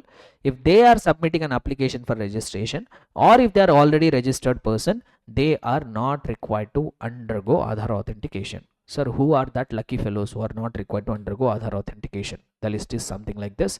A person who is not a citizen of India. Why? He will not have Aadhaar card, no. So that's why they have exempted for him. Department or establishment of central government or state government. See, state government, central government, why they need Aadhaar authentication? They themselves are government authorities, right?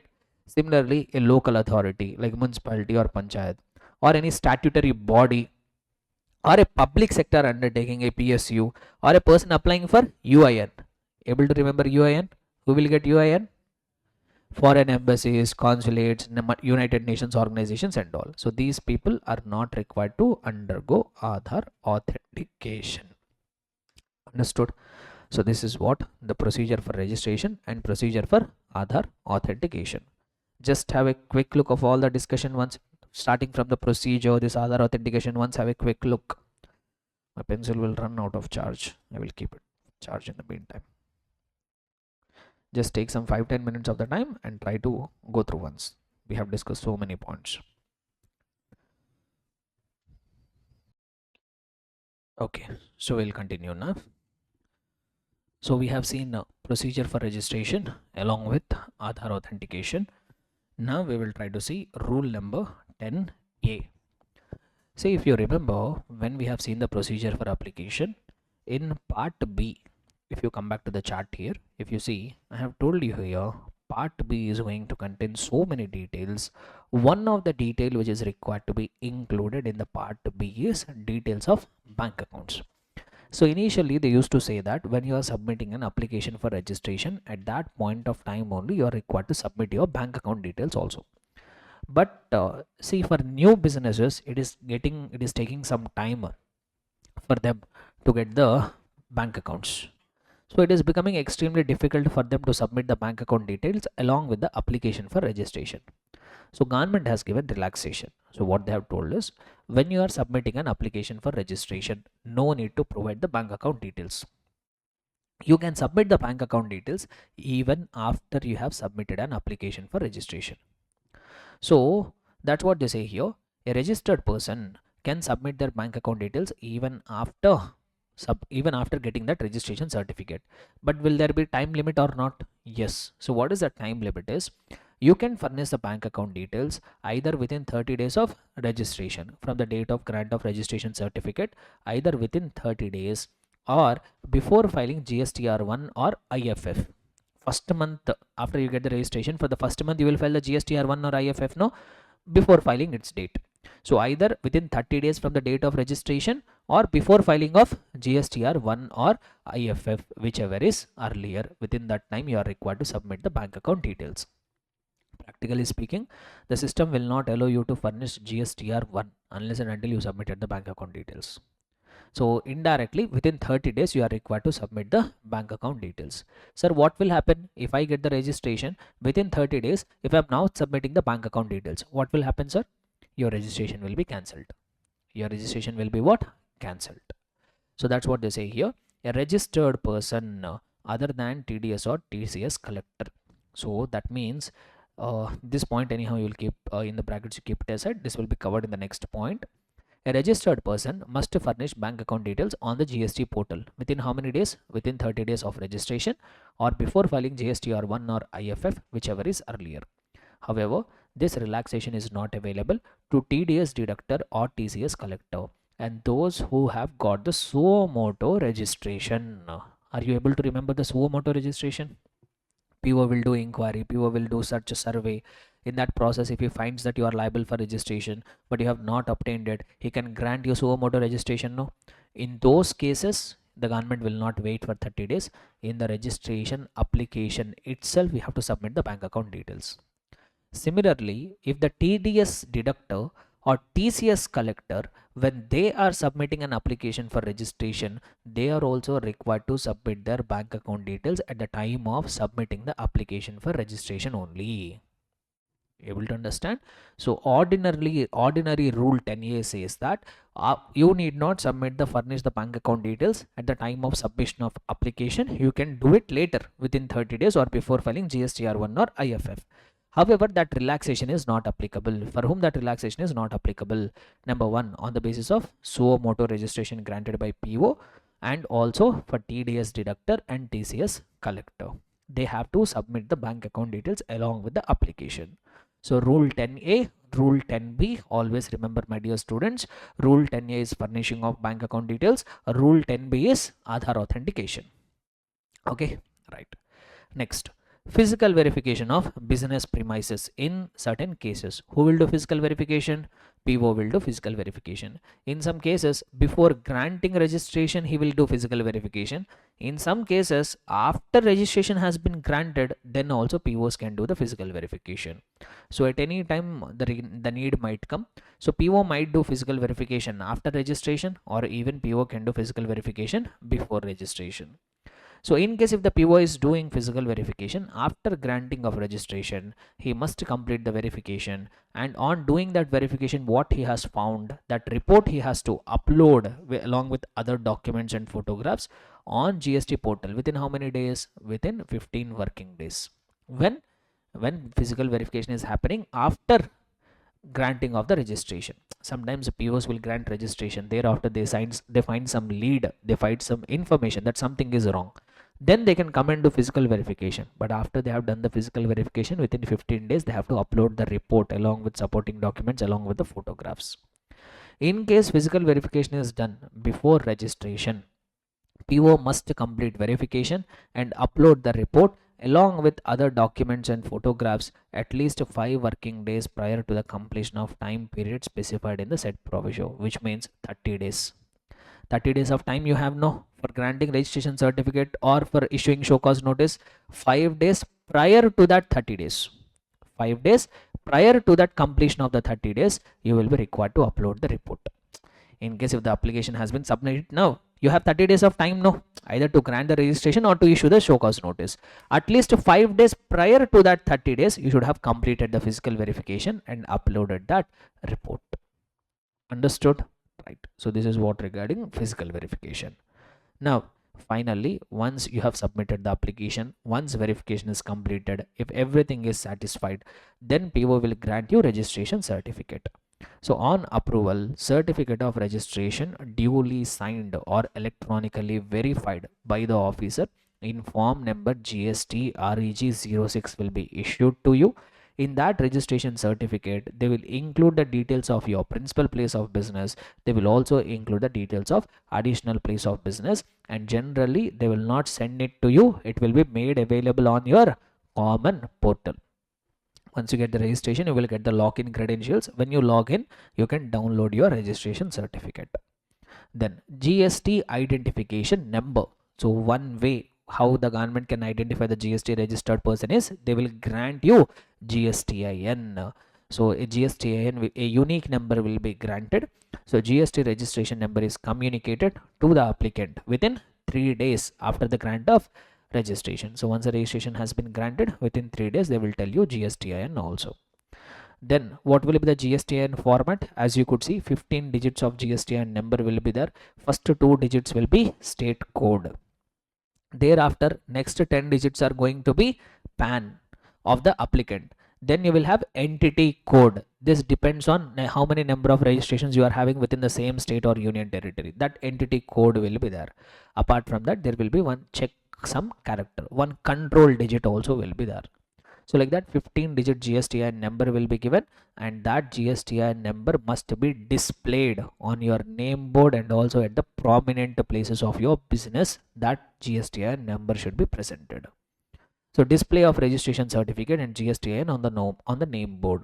So every registered person must display the registration certificate at the principal place of business and also at each additional place of business, that too in a prominent location. Generally that's what you find on the main door itself. They will attach the GSTIN number and exhibit the GSTIN even on the name board of the entity.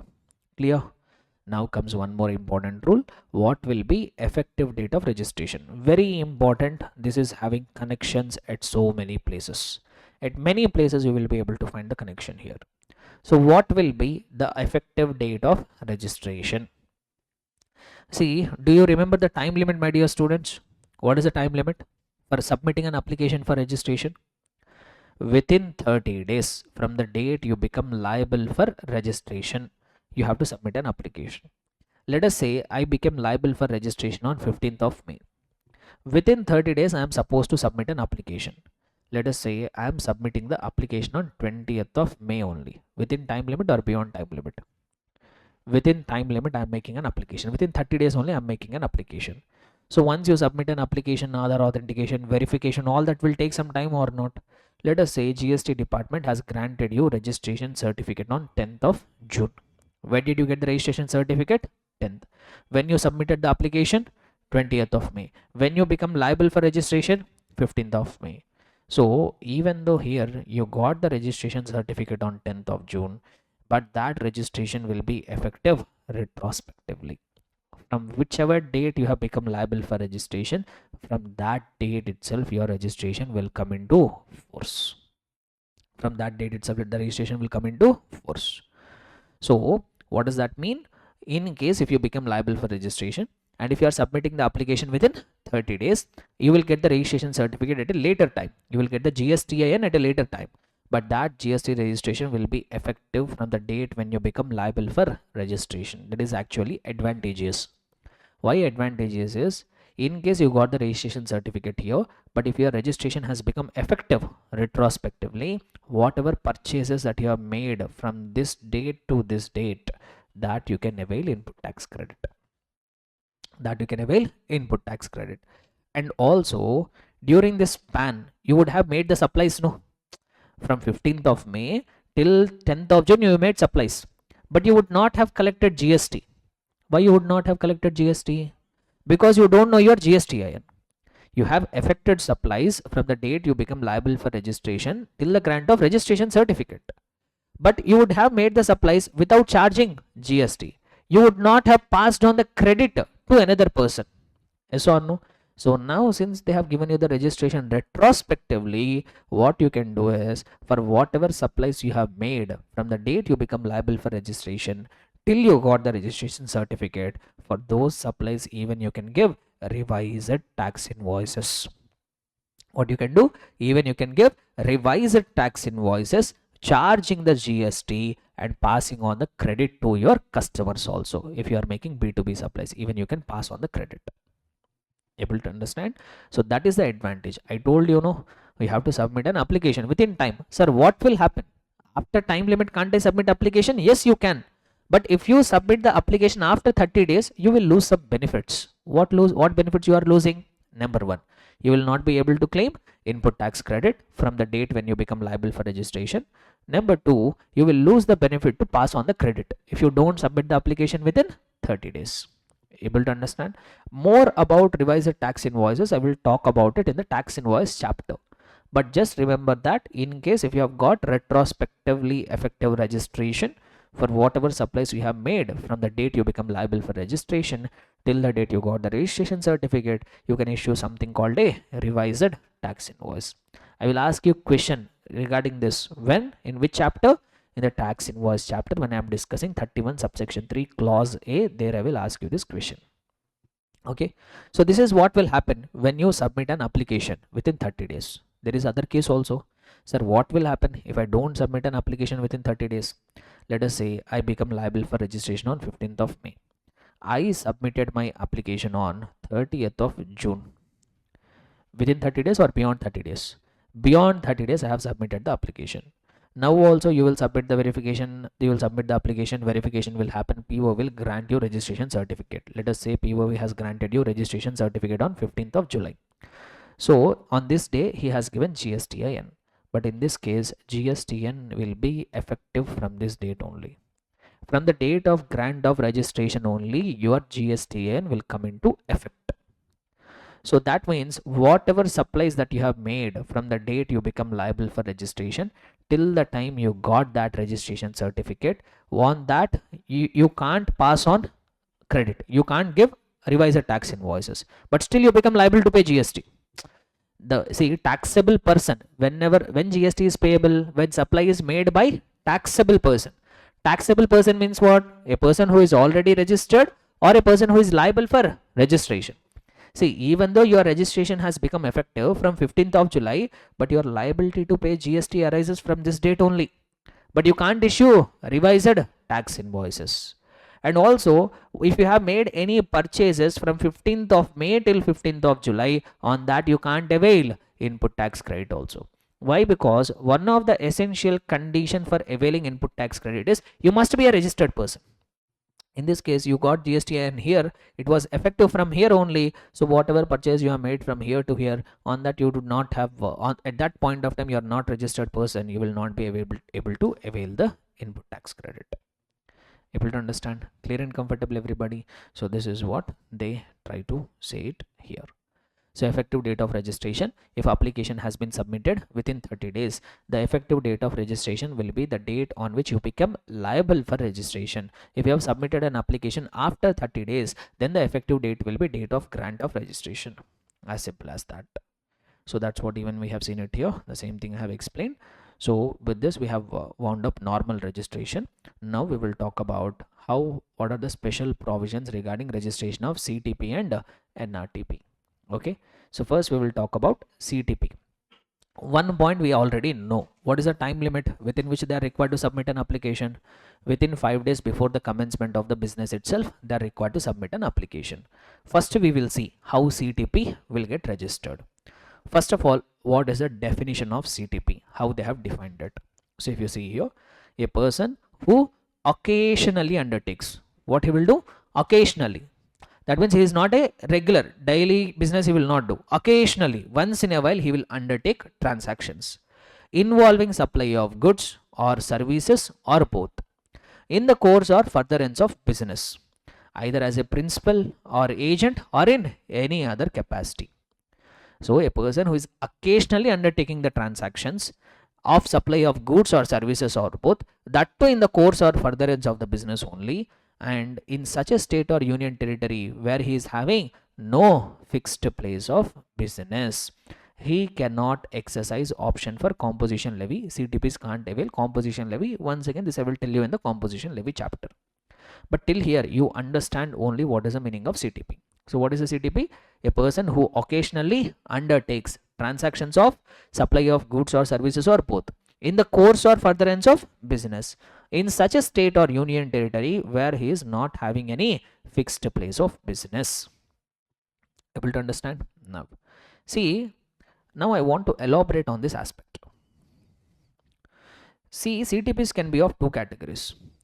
Let us say there is a business person. He is having a place of business in Maharashtra. He is having a place of business in Maharashtra. Let us say he is already registered in Maharashtra. He is already registered in Maharashtra. Now he is coming to participate in expo happening in Bangalore. In Bangalore, he doesn't have any place of business. He is occasionally coming, participating in the expo, and he is making a supply of goods. Now he will become CTP for Karnataka government or not? So now he must compulsorily registered with the Karnataka government even 5 days prior to the commencement of the expo. CTP. Now let us say another person, another business person is there, small business person, he is into Maharashtra, he is unregistered person. He is a small businessman, he is an unregistered person. Even if he wants to come and participate in the business expo which is happening in Bangalore, then also he will become CTP. Even there also he is required to compulsorily register with the Karnataka government. Why? Because CTP is coming under section number 24, no? So in your fixed place, whether you are registered or not doesn't matter.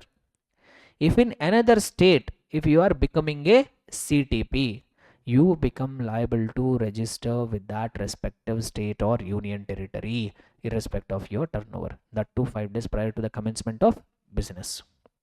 Able to understand? So the point which I want to highlight here is wherever his fixed place is there, whether there he is registered or not doesn't matter.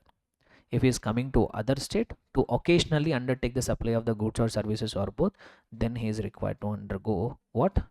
Then he is required to undergo a registration as CTP. Clear everyone? Right. So if you come back here, okay, we have understood what is CTP. Now let us talk about procedure. Let us talk about procedure. Okay, before talking procedure, let us try to cover the NRTP also. Sir, what is NRTP? Who is NRTP? NRTP means same, a person who occasionally undertakes transactions involving supply of goods or services, whether as principal or agent or in any other capacity, but who has no fixed place of business or residence in India. Same. CTP is a person belonging to the same country, but NRTP is a person from outside India. But one important difference is that if you carefully look at the definition, in order to qualify as CTP, he must be making supply of goods or services or both in the course or furtherance of business. He must be making the supply in the course or furtherance of business. Let me tell you one simple example. Let us say I'm a person, I'm in Andhra Pradesh. I have my place of business in Andhra Pradesh. I do some business here. I went to another state. Let us say, for example, I went to Bangalore for a trip. Okay. So when I went to Bangalore for a trip, there what happened is my wallet was stolen. My mobile phone is also stolen. Now I have no money there. I went there for vacation, but I don't have any money. So now what happened is I have to come back from that place. I don't have money. I don't have wallet. So what I have done is I have a gold chain. Let us imagine I have a gold chain. I sold my gold chain there in that another state. Will I become a CTP? No. Why? Because I made a supply of goods or services not in the course or furtherance of business. That condition is not there for NRTP. That means even if the NRTP comes and supplies the goods or services not in the course or furtherance of the business also, he will fall under NRTP definition and he will become liable for compulsory registration. Able to understand it, what they are trying to say here?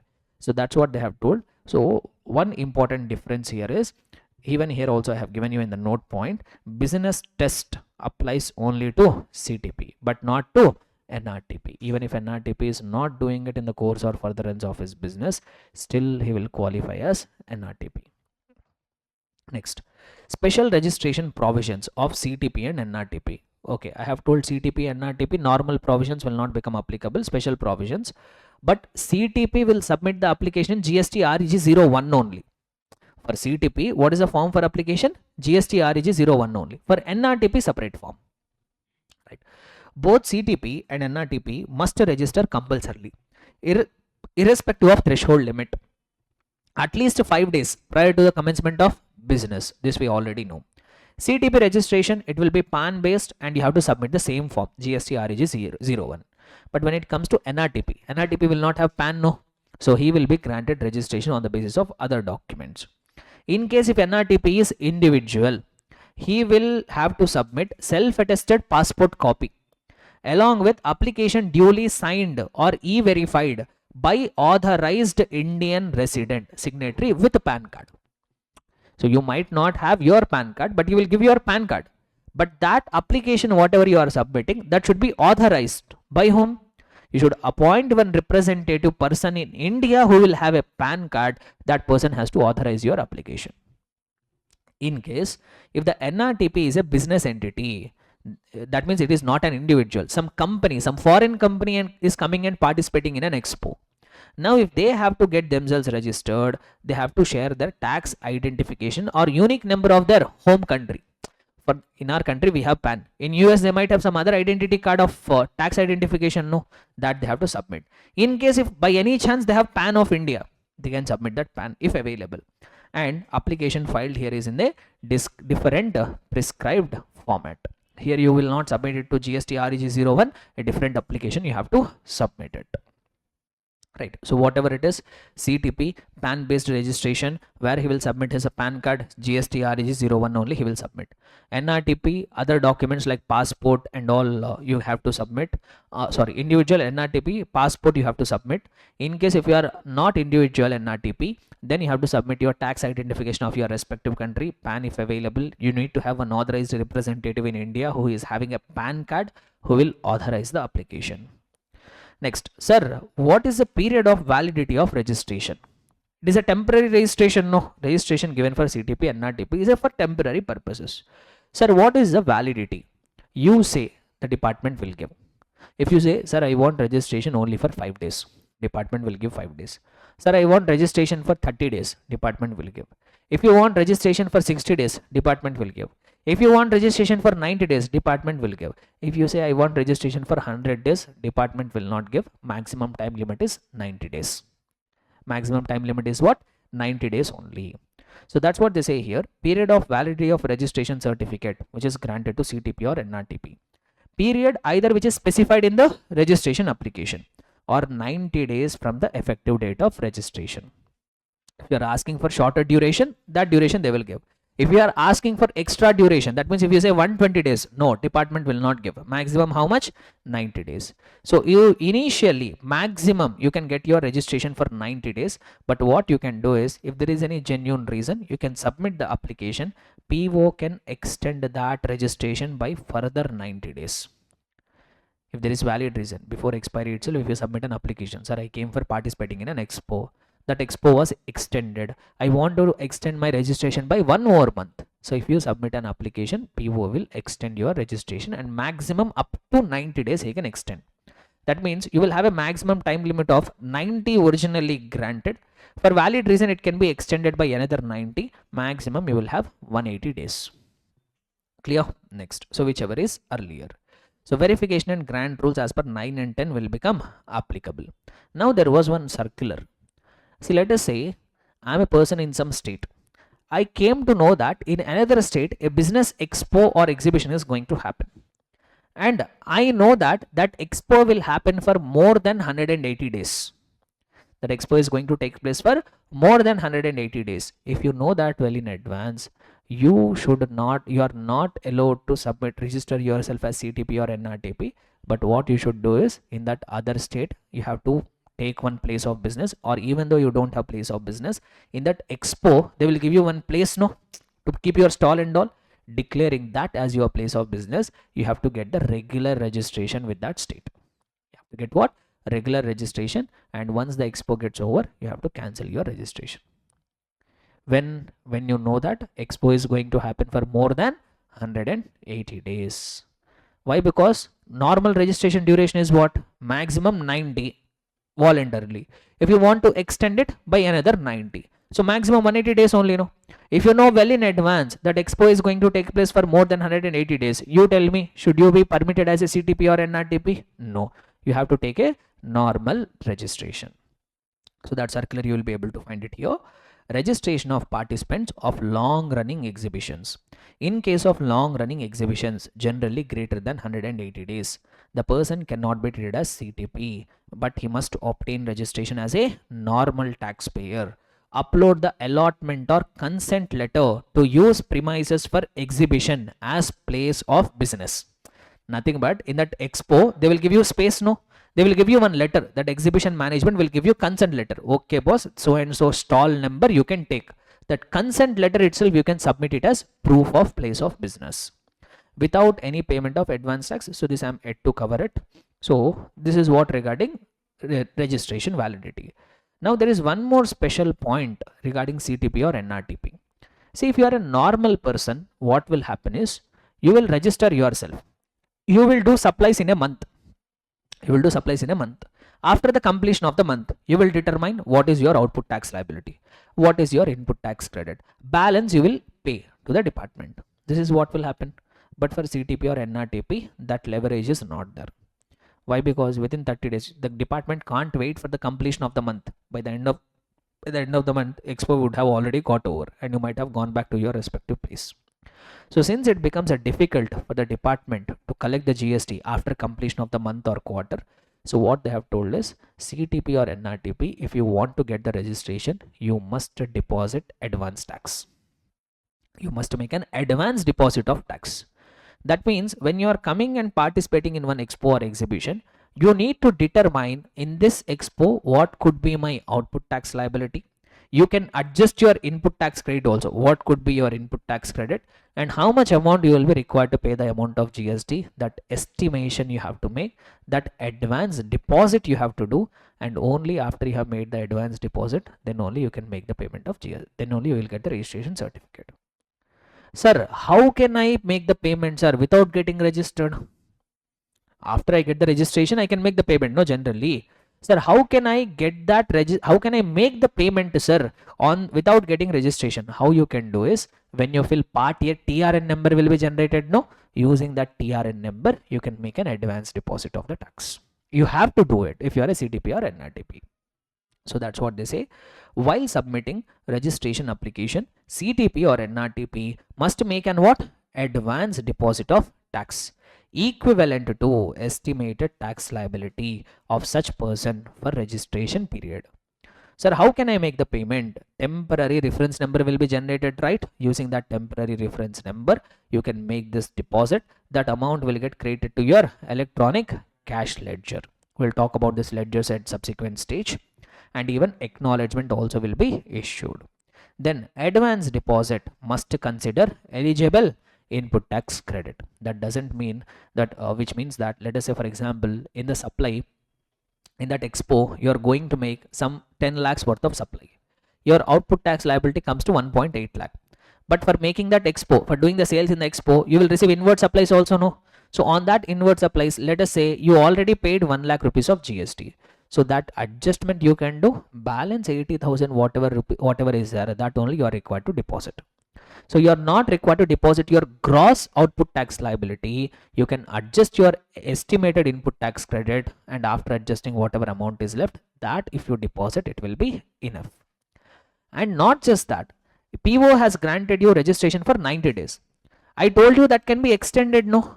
In case if you are extending, Now for that extended period also, you have to estimate your tax liability, deposit that tax liability, then only PO will extend your validity of the registration. So that's what they say here. For time extension, additional deposit of estimated liability for extended period is also required. Understood?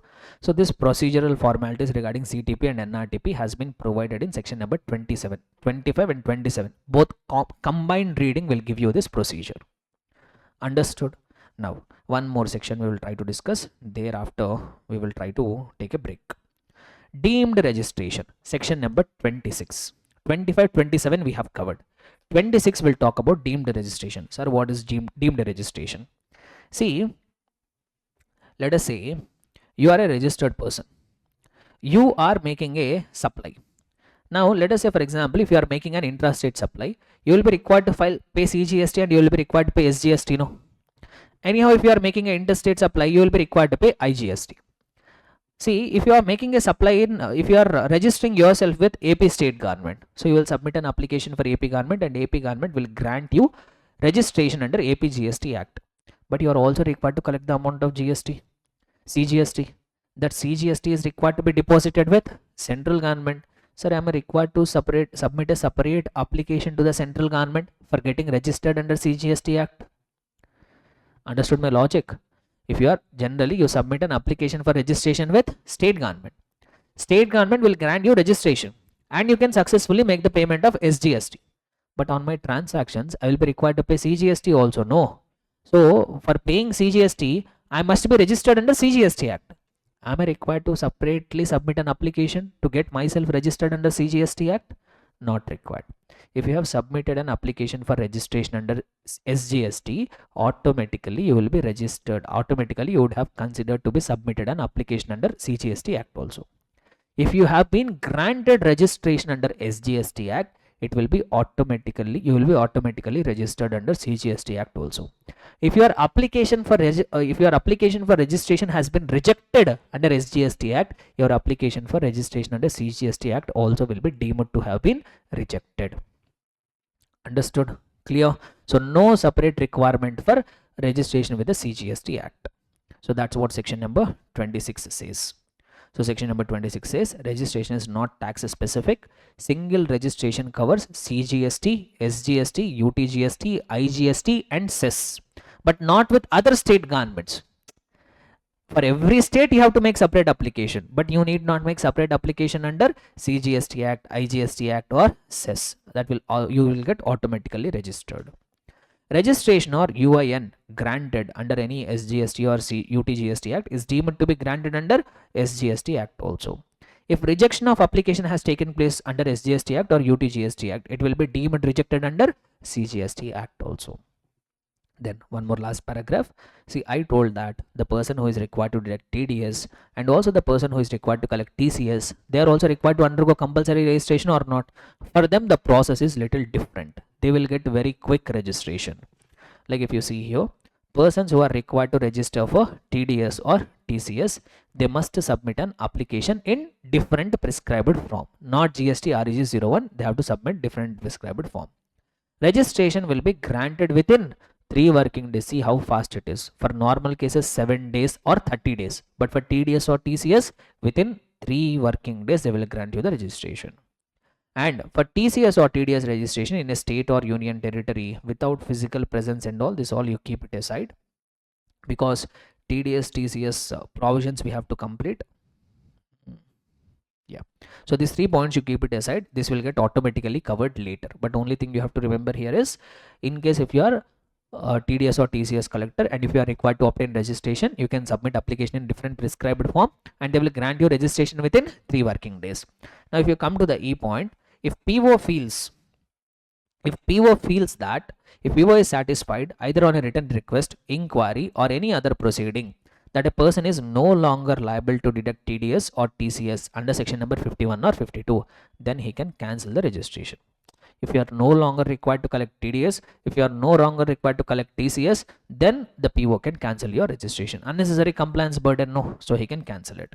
The officer shall follow the cancellation procedure as per the CGST Act. So there is a different procedure for cancellation that we have to follow.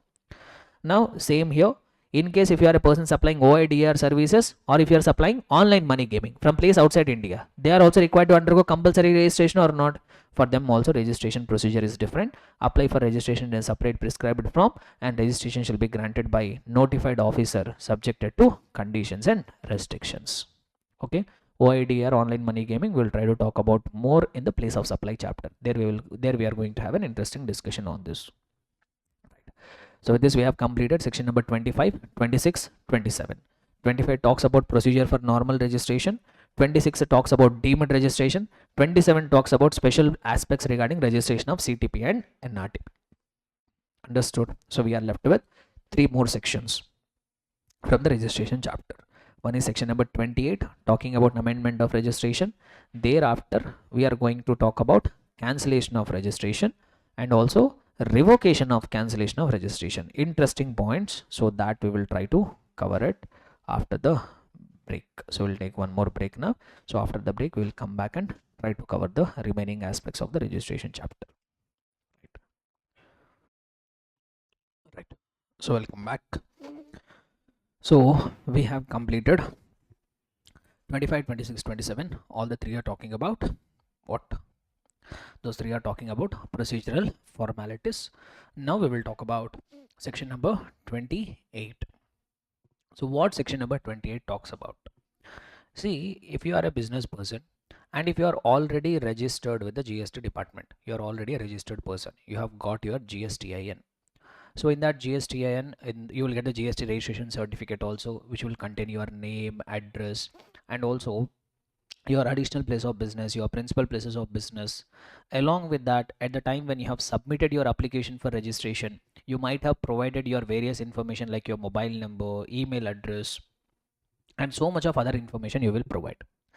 Might be after you have got your registration certificate, you might be required to amend your details. You might be required to amend your registration particulars.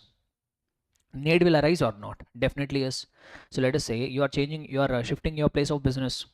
Your lease agreement has got expired. Now you are moving out to the new premises, but with the GST department, old address will be available. So you will be required to change your address. Or your mobile number has undergone change. Your email address has undergone some changes. Or you are required to change the name of your business. You are required to change your name of business. So in those circumstances, you are required to amend your registration details. So in case if I want to amend my registration details, what procedure I have to follow? So there will be an option called amendment of registrations in the GST portal itself. Once again, no need to go to any GST offices, no need to go at the mercy of the GST departments. Simply you can log into your GST portal since you are already a registered person. Go to registration tab. There you will file an applications. Just you have to click on the application for amendment of registration details, and whatever details you wanted to update it, you can update it, you can amend that details. Okay, but here there are few things which you can't do it by way of amendment.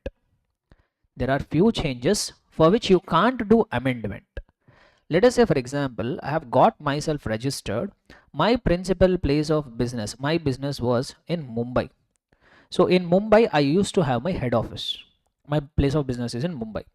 Now let us say from Mumbai, I am shifting my office to Pune.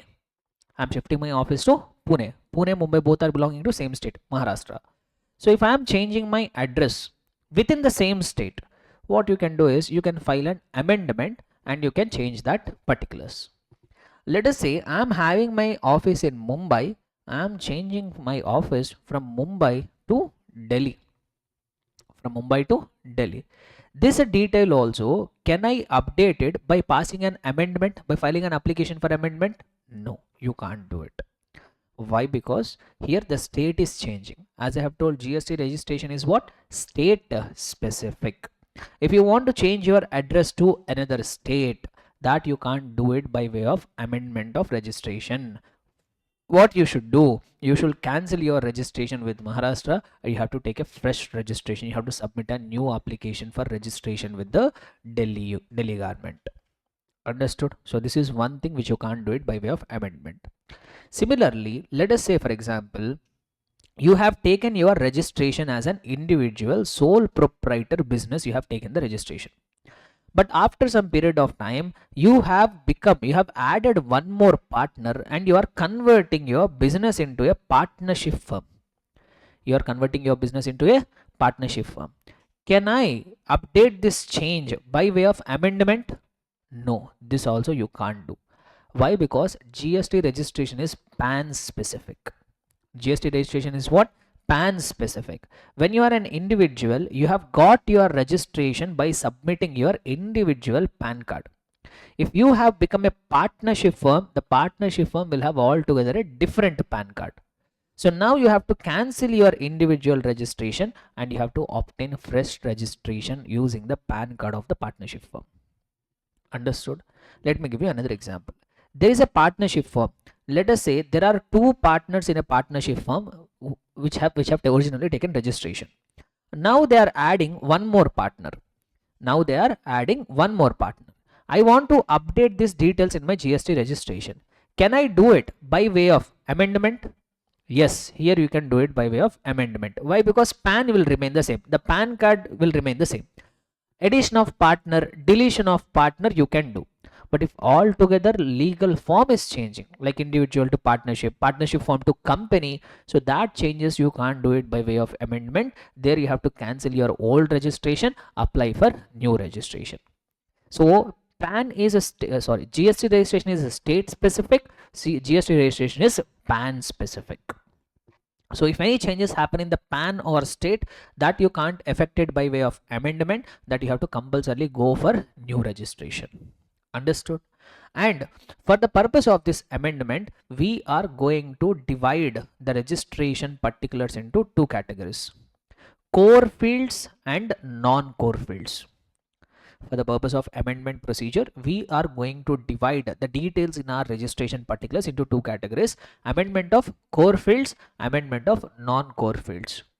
See, when it comes to amendment of non-core fields, no approval, nothing will be required. Just you submit an application, automatically details will change. In case if you want to amend your non-core fields, we will see what are that non-core fields and all.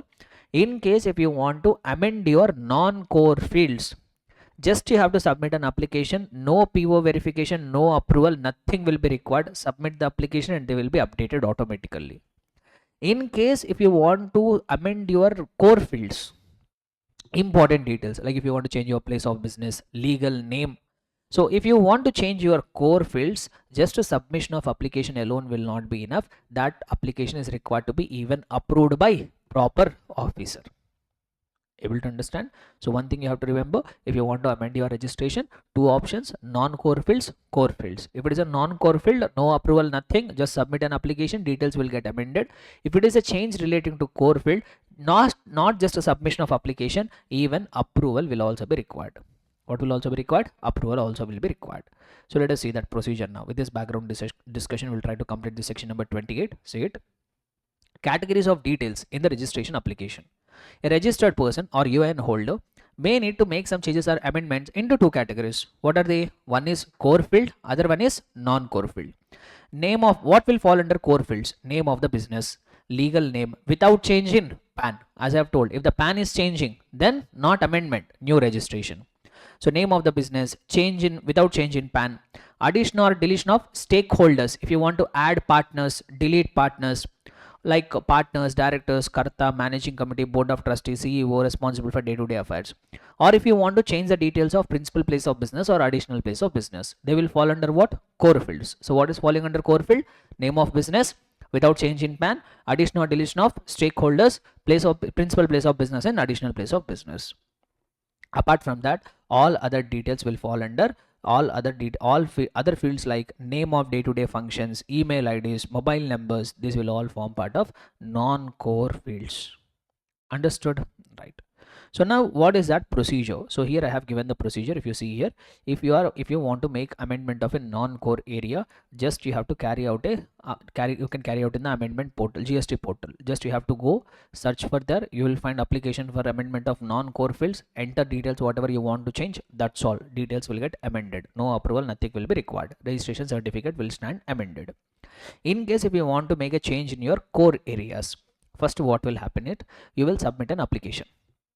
Within how many days? Within 15 days of change at the common portal. So let us say, for example, my name is changing. Within 15 days of that name change, I have to submit an application. If my address is changing, within 15 days of application, I have to submit an application. So submit an application within 15 days of change. Now, once that application has been submitted, it will be forwarded to PO. Is PO of the opinion that amendment is unwarranted, documents furnished are incomplete or inaccurate? That means you have submitted the application, but if PO is feeling that amendment is not required, this is wrong application, or whatever document you are submitted is that incorrect. If the answer is no, no means what? Everything is okay. That means amendment is warranted, and even whatever documents they have submitted, that is also fine. Like you want to change your place of business, new rent agreement you have submitted. So everything is in order. Then what will happen? The permission to be granted within next 15 days. Then that means within the next 15 days he will approve it, and the registration certificate will stand amended when everything is okay. On the other hand, in case if the PO feels that amendment is unwarranted, or PO feels that documents furnished are incomplete or incorrect, then what will happen? Then what will happen is within 15 working days, first he will serve you a show cause notice. Boss, you have submitted an application for registration, application for amendment. There some details are missing, or you did not submit the proper documents. Please provide correct information. He will give the show cause notice. He will serve a show cause notice. Why application for amendment should not be rejected. Now, once you receive that notice as a registered person, you are required to reply to it. Within how many days? Within 7 working days. If you are not filing a reply, what will happen? Your application for amendment will be rejected. No, you are filing reply, but if the reply is not satisfactory, then also application for amendment will be rejected. However, if the reply is satisfactory, then he will approve it, and the registration certificate will stand amended. Simple procedure, no complication at all. Just you can have a look at the chart. That will be enough.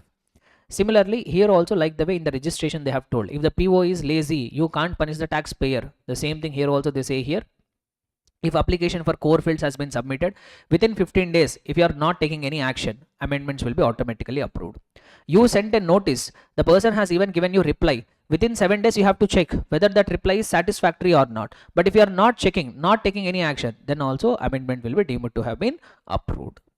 So that's what they say here. If the proper officer fails to take any action within a period of 15 working days from the date of submission of application, or within 7 working days from the date of receipt of reply, certificate of registration shall stand amended to the extent applied for, and the amendment certificate will be made available. So you can't punish the taxpayer because of the laziness of PO.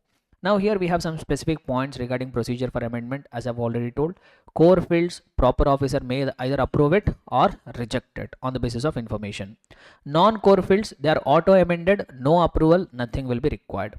Officer cannot reject amendment application without opportunity of being heard. That's why he is giving you show cause notice. No, without giving show cause notice, he can't directly reject it. Approval or rejection under CGST, SGST is deemed to be same under CGST Act.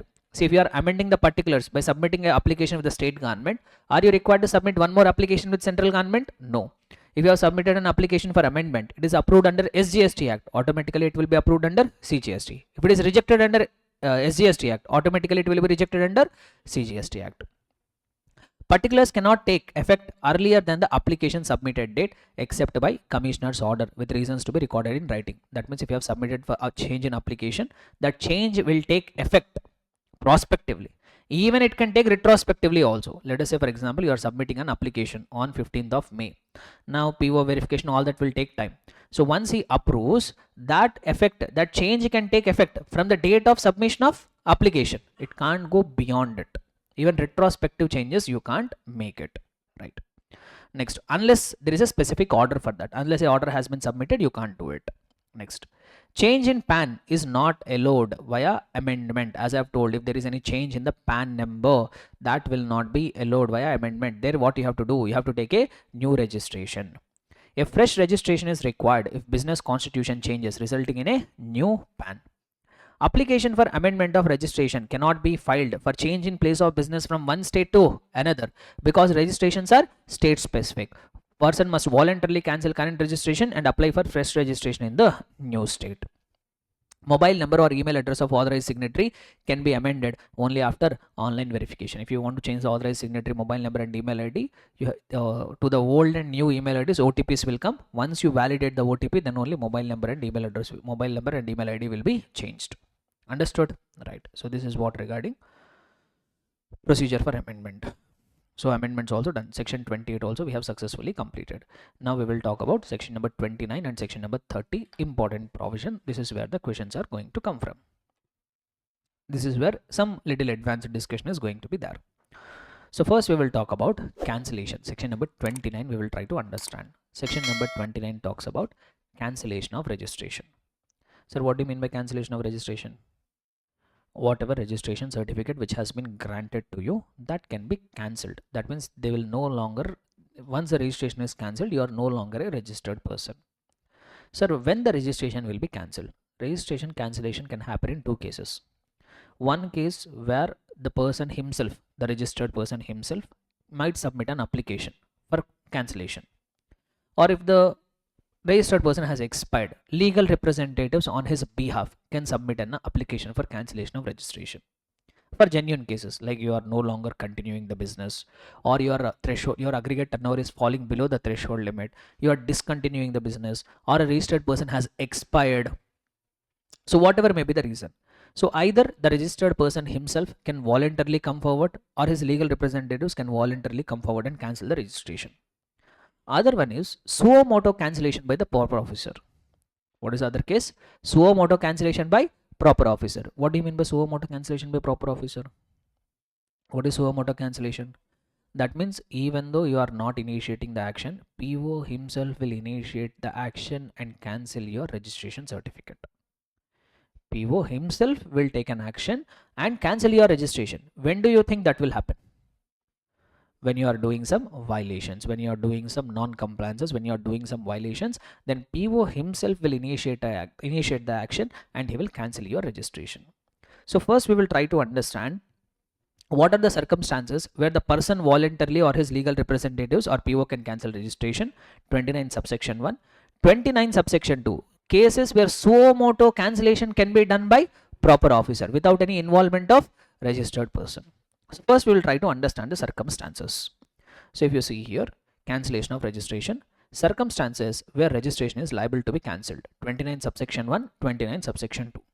So first if we talk about 29 subsection 1, circumstances when the registration can be cancelled either suo moto by proper officer, or an application of registered person, or their legal hires. That means there are some circumstances where either PO can do it, or registered person can do it, or if it's no longer there, his legal representatives can do it. So what are the circumstances? Number 1, business is discontinued. You are no longer continuing your business. You can voluntarily submit an application for cancellation.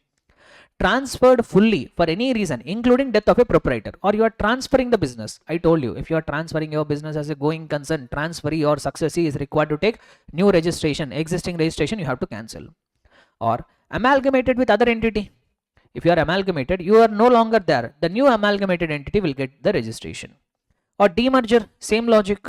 Or otherwise disposed of, or by any other reason you are selling off your business. Or change in constitution of business, like as I have told, proprietorship converted to partnership form converted to company. So since GST registration is PAN specific, old registration you have to cancel, and under new PAN you have to get the new registration. Or taxable person who is no longer liable to be registered under section number 20 or 24, or who intends to opt out of voluntary registration. Either earlier your turnover used to go beyond the threshold limit, or you used to get covered under section number 24. Now you are no longer liable under section 22 or 24. You can submit an application for cancellation. Or you are such a person who has voluntarily gone and opted for voluntary registration. Now you want to come out. Then also you can submit an application for registration, application for cancellation. So these are the circumstances where cancellation of registration application can be either submitted by registered person or his legal representatives, or even PO can do it. Anybody can do it. This is 29 subsection 1. Now comes 29 subsection 2, which talks about those circumstances where PO will cancel the registration on his own action. PO himself, without any application from the registered person, he might cancel the registration certificate. When, sir? In the following circumstances, the registration can be cancelled by PO from such date, including any retrospective date. What even PO can do? He can issue a cancellation order now, but he can cancel he will cancel the registration retrospectively also. I am currently dealing with one such case where PO has served an order. One client did not file his returns. So his order was cancelled. He gave an order on 19th of January 2026. He served an order for cancellation. But he told in the cancellation order that this registration will be 19th of December, sorry. So this registration will be cancelled with effect from 30th of April only. He served the order on 19th of December. But in that order, he told that your registration has been cancelled with effect from 30th of April. Retrospectively also, he can cancel the registration. Sir, but when PO will do that extreme action, when he will come forward and cancel the registration certificate? Number 1, a registered person who has contravened prescribed provisions. If you are violating prescribed provisions, not all provisions of not all violations of the GST Act will lead to cancellation, only if you have violated prescribed provisions. Some provisions are prescribed. If you violate that, then PO will come forward and cancel your registration. Sir, what is that? Let us see.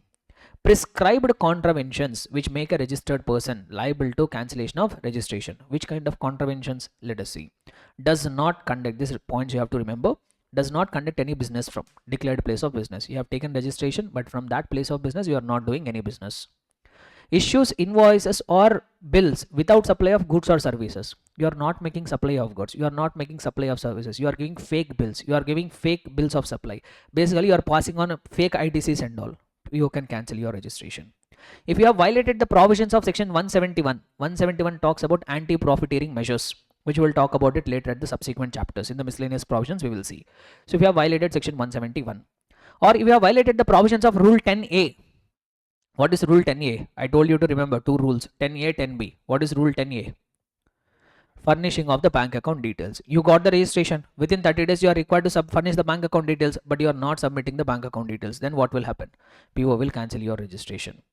Or if a person avails input tax credit violating the provisions of section 16 of the CGST Act or the rules made thereunder, that means you are availing input tax credit violating the conditions given under section number 16. Section 16 we will try to cover it in the input tax credit chapter. Furnishes details of outward supplies in form GSTR 1 as amended in form GSTR 1A if any under section 37 for one or more tax period which is in excess of outward supplies declared by him in his valid return under section number 39. Here I will give you a brief about the returns. Here you are required to understand few basic returns which every person will file. See, every registered person, I will give you only what is necessary here. More discussion regarding returns we will try to have it in a returns chapter. See, every business person, every registered person, he is required to file two returns. He is required to file two returns. There will be two auto-generated statements. Auto-generated statements, I will talk about it later. Two returns he will file.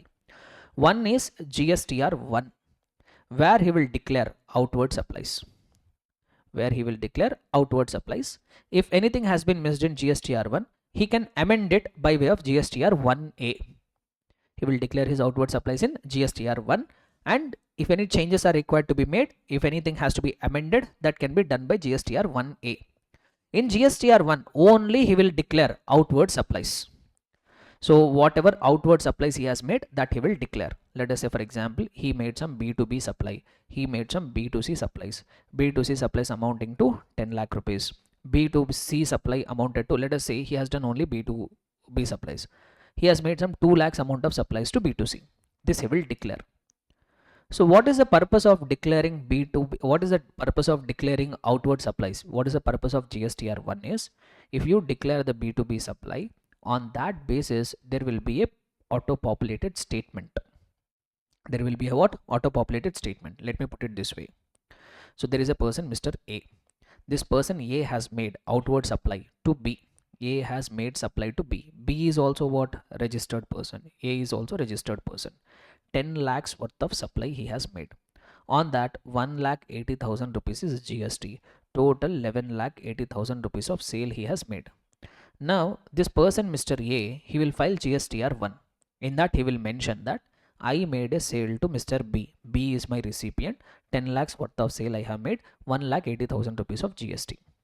Now what will happen is, once he files this GSTR1, there will be something called auto populated statement. GSTR2B will be there. Now even this person Mr. B, he will also declare his outward supplies GSTR1. And now in Mr. B there will be one statement called GSTR2B. Now in this GSTR2B, what will happen is, it will show in the GSTR2B, the portal will show, based on return filed by Mr. A, it will show that he made a purchase of 10 lakh rupees from Mr. A, on which he has paid a GST of 18,000 rupees. Common portal will capture all this data. He has filed the return. In that he has mentioned that I made a supply to B. B's GSTR number also he will mention in the return. Now that will get immediately reflected in Mr. B's GSTR2B. Now what he will do, now on that basis what Mr. B will do is, he will file one more return called GSTR3B, through which payments will actually happen. So he will declare his output tax liability. He will take input tax credit, whatever has been reflected where GSTR2B. In the GSTR2B, whatever ITC that has been reflected, that input tax credit he will take and make the balance payment. Able to understand till here? See, this discussion you already had it at the CA inter level. Just I am making you recollect these things. So here what happened is, Mr. A has filed GSTR1. In that GSTR1 he declared an outward supply. Why? Because if he doesn't declare outward supply, what will happen is, for Mr. B GST will not get reflected. Then he will create a issue. Boss, I made a purchase from you. I paid 1,80,000. I am eligible for 1,80,000 rupees of credit. But you did not declare your outward supply. That's why it is not showing up in my GSTR2B. I can't take input tax credit. He will create a mess. So to avoid issue from his customers, this person will declare in GSTR1A outward supply. When you file GSTR1, no need to pay any taxes. No need to pay any taxes. Just this is a statement. Now what you will do is, you will file GSTR3B. But this is where you will be required to pay the tax. Now what this person is doing is, he declared in his GSTR1 10 lakhs worth of supply. But he has to pay output tax liability of 1,80,000. Let us say he is having only 1 lakh rupees of credit. How much he is having? 1 lakh rupees of credit. Balance 80,000 he is required to pay it in cash. But he is not having the cash to make the payment. So what he has done, what he has done is, he declared outward supply to be less. He made supply of 10 lakh rupees, but let us say he is declaring supply as only 5 lakh rupees, and he is saying that his output tax liability is 90,000. He is having enough of input tax credit. He adjusted 90,000 rupees and he did not pay anything. Zero. Is this a fraud or not? Is this a cheating or not? Why? Because you are filing GSTR1. In that GSTR1 you are agreeing. What you are agreeing? I made 10 lakhs worth of supply. Why you have done there? Why without mistake you have done there? Because if you show the lesser figure in GSTR1, your customer will not agree. Why? Because he has paid you amount. He is waiting for input tax credit. So to pass on the credit, you have declared full supply in your GSTR1. But in your GSTR3B, since you have to make the payment, you are suppressing your outward supplies. So if you are caught doing this, an intimation will be sent to you in rule number 88C. In rule number 88C, we will talk more about it in the input tax credit chapter. An intimation, a notice will be sent to you. And in case you are caught doing these kind of activities, then also PO can cancel your registration. Able to understand? So if you read it here, if you are furnishing details of outward supplies in form GSTR1 as amended in GSTR1A, if any under section 37, for one or more tax periods which is in excess of outward supplies declared by him in his return under 39, that means GSTR3B, which I have to put it in simple terms, turnover. So outward supplies in GSTR1 is greater than GSTR or 1 or 1A is greater than outward supplies declared in GSTR3B. If you are doing these kind of activities, then also PO can suo moto basis cancel the registration. Able to understand everybody? Come on, respond. Clear about the topic? Next. Not just that. If you are violating the provisions of rule 86B, what you are violating? Violating the provisions of Rule 86B. See what is Rule 86B? Once again, I will tell you in the input tax credit chapter, important provision. But for the time being now, remember there is some procedural formality in Rule 86B. If you are violating it, then also PO can order for cancellation. Not just that, if he violates third and fourth provision of Rule 23 sub Rule 1. If he is violating provisions of third and fourth provision of Rule 23 sub Rule 1, in the same chapter I will tell you what is this. What is this provision? In the same chapter I will tell you. So I will definitely come back and connect to this point. What is this violation? In the same chapter I will tell you. And not just that, non-written filer. Who? Non-written filers also. In case if a person is not filing his returns, then also PO can cancel the registration. Sir, which kind of non-written filers? Come on. If you are a registered person, see, there are some people who are eligible for composition levy also. Let us say there is a registered person, he is opting for composition levy. There is another person who is opting for regular scheme.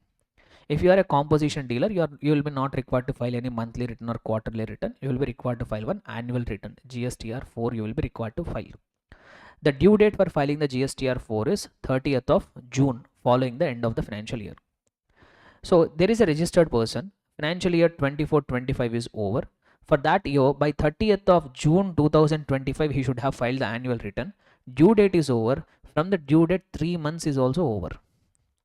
Due date is over. 30th June is over. From 30th June, 3 months is also expired. But still, if the person is not filing his return, but still if the person is not filing his GSTR 4, then what will happen? Then PO can come forward and cancel his registration. On the other hand, if you are a regular person, regular persons are also required to file the returns. There are a few people who will be monthly return filers. There will be few people who will be filing quarterly returns, which we call it as QRMP scheme. Once again, in the returns chapter, I will talk about it in a detailed manner. So regular persons are required to file periodical returns. Some will file monthly, some will file under quarterly scheme. If you are a monthly return filer and if you did not file the returns for 6 continuous months, how many? If you are not filing the returns for 6 continuous months, let us say April you did not file, May you did not file, June you did not file, July also you did not file, August you did not file, September you did not file, PO can issue a notice for cancellation of registration. However, if you are a quarterly return filer, if you did not file the return for 2 consecutive quarters, if you did not file the return for 2 consecutive quarters, then also PO can cancel your registration. Like April to June quarter you did not file, July to September quarter you did not file, for 2 consecutive quarters you did not file the GST returns, then also PO can cancel your registration. Okay, so non-return filers, 3 cases. If you are a composition dealer, if you did not file GSTR 4 beyond 3 months from the due date, PO can proceed ahead and cancel the registration. If you are a regular registered person, if you are a monthly return filer, if you did not file the return for 6 continuous months, if you are a quarterly return filer, if you did not file the return for 2 quarters, 2 consecutive quarters, then also you will be liable to pay then also you will be your registration can be cancelled. So if you come back and see here, H and I, H point says required to furnish, see here, required to furnish return under 39 subsection 1. Return under 39 subsection 1 means GSTR 3B. So you are required to file return for each month. That means you are a regular person and you are a monthly return filer. If you have not furnished returns for a continuous period of how many months? 6 months. On the other hand, if you are required to file the returns for each quarter, that means you are a quarterly return filer. If you have not furnished the returns for continuous period of 2 tax periods, that means 2 quarters. I told you about composition, no? I told you about composition or not? That they are trying to say it here. Composition taxpayer who has not furnished the return for a financial year beyond 3 months from the due date of furnishing. This is a repeated point. A registered person has not filed returns for specified period. H and I. This is what we have already covered. Regular return filer. Able to understand? So till now, what are those circumstances where PO on suo moto basis he can cancel registration? Number 1, if he has done prescribed contraventions. Which contraventions? Does not conduct any business from declared place of business. If he issues invoices or bill of supply without violating the rules, and if he has violated the provisions of section 171, he violated the provisions of rule 10a, he has availed input tax credit violating the conditions of section number 16, he violated the provisions of rule 86b, he has violated the provisions of third or fourth provision to rule 23 sub rule 1. I will tell you what it is. And if he has failed to file the returns, if he is a composite dealer, failed to file annual return beyond 3 months from the due date, if he is a regular return filer, if monthly for 6 consecutive months, if he is quarterly return filer for 2 consecutive quarters. Not just that, few more contraventions. If you are a voluntarily registered person but you have not commenced the business within 6 months, you out of excitement you went and took the registration voluntarily, but after taking registration also within 6 months you are not doing any business, no purchase, no sale, nothing you are doing, then also PO will cancel registration. Then if PO found that registration was obtained by means of fraud, willful misstatement or suppression of facts, you got the registration but it was found that you have obtained the registration by way of fraud, by doing some intentionally misstatements, or even you have hidden the facts, that's how you have obtained the registration. If the PO finds it out, he will cancel your registration. Understood? So these are all the circumstances where PO can voluntarily come forward and cancel your registration. So whatever it is, we have seen 29 subsection 1 where either PO or registered person or his legal representatives can cancel. We have seen 29 subsection 2 where POs on his suo moto basis he can cancel the registration. Okay, so we have seen the circumstances. Now suspension, I will come back to that later. Procedure for cancellation we will see. Okay sir, whatever it is, either PO suo moto basis cancelling the registration or this person himself is cancelling the registration. So what procedure has to be followed? Let us see. In case if it is a voluntary cancellation, the person himself is voluntarily cancelling or his legal representatives are making an application for cancellation, you have to electronically submit an application within 30 days of occurrence of event of cancellation. Like for example, death happened, within 30 days legal representative is required to cancel the make an application. You are discontinuing your business, so within 30 days from the discontinuation, even you can file it early also, but maximum within 30 days from event requiring cancellation, you have to submit an application. You have to furnish in your application some details.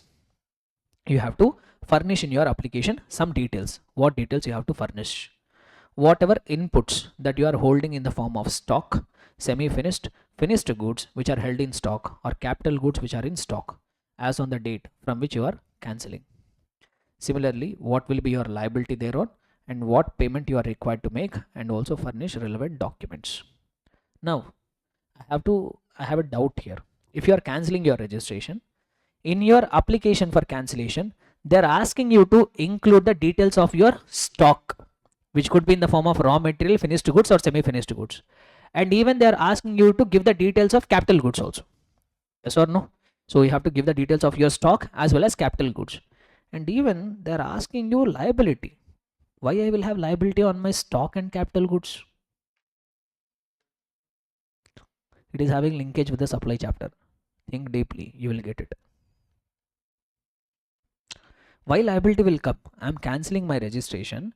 They are asking me to give the details of stock and also capital goods, and they are asking me to pay some liability on that. Why? How come I become liable to pay the GST here? How come I liable to pay the tax here? Supply chapter, para number 2. Goods forming part of business assets of a person who ceases to be a taxable person on day before his seizure will be deemed to have been supplied. Able to understand the connectivity? You are able to get it? So we have read in schedule 2, para number 4C. Goods, if you are ceasing to be a taxable person, whatever goods which are forming part of business assets, when I say business assets, it could be your stock also, it could be your capital goods also, they will be deemed to have been supplied. On that you will be required to pay the amount of GST or not. It will be considered as supply of goods.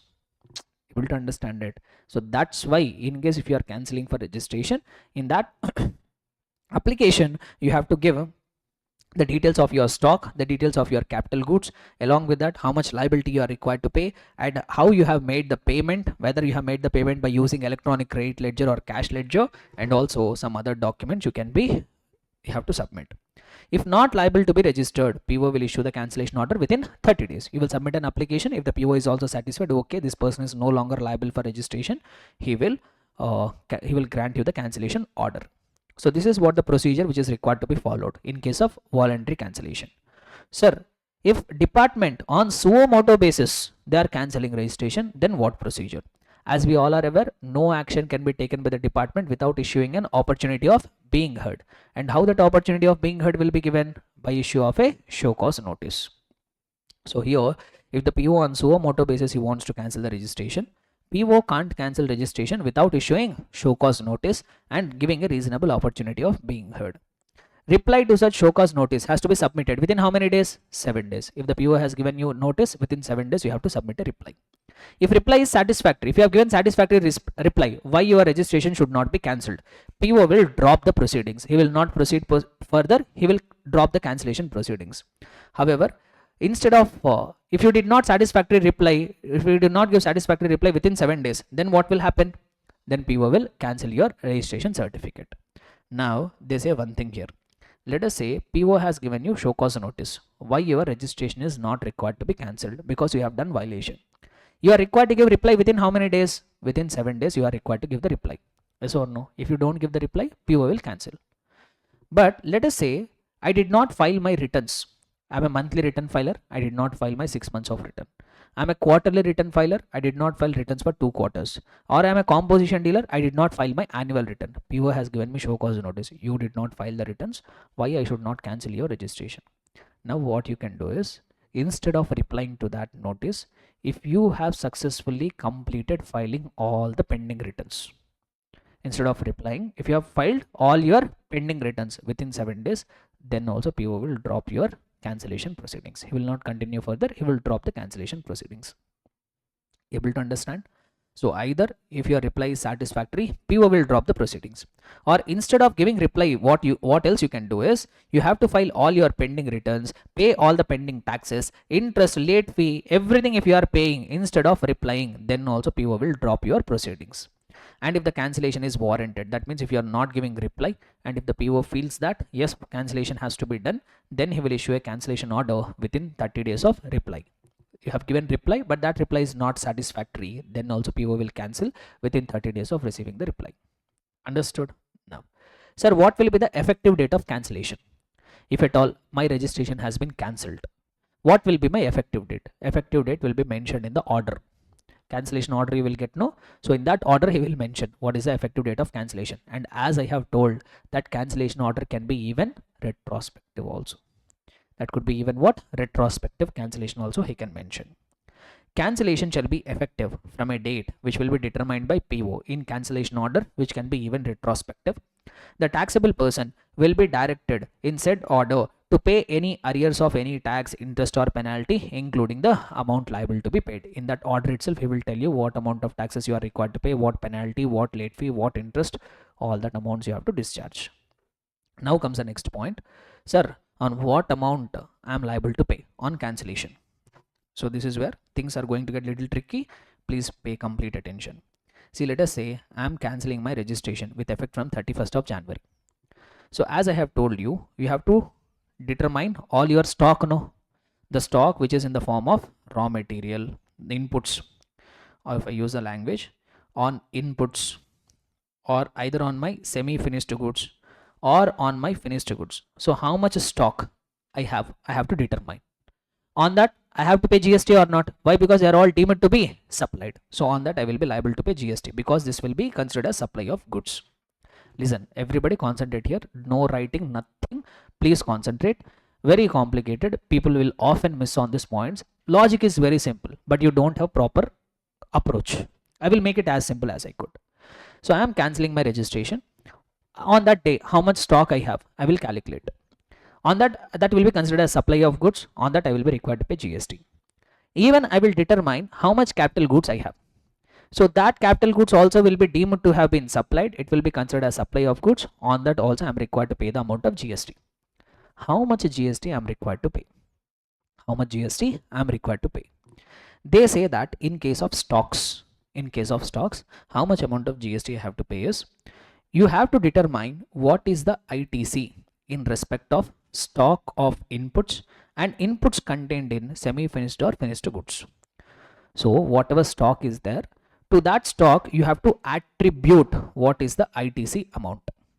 Let us say, for example, I have total 1000 quantity. Initially I purchased 10,000 quantity. On that I have paid 1,80,000 rupees of GST. Out of that, on the basis of invoice, initially I purchased 10,000 quantity. For that I have paid 1,80,000 rupees of GST. But as on the date of cancellation, I have a stock of only 1000 quantity.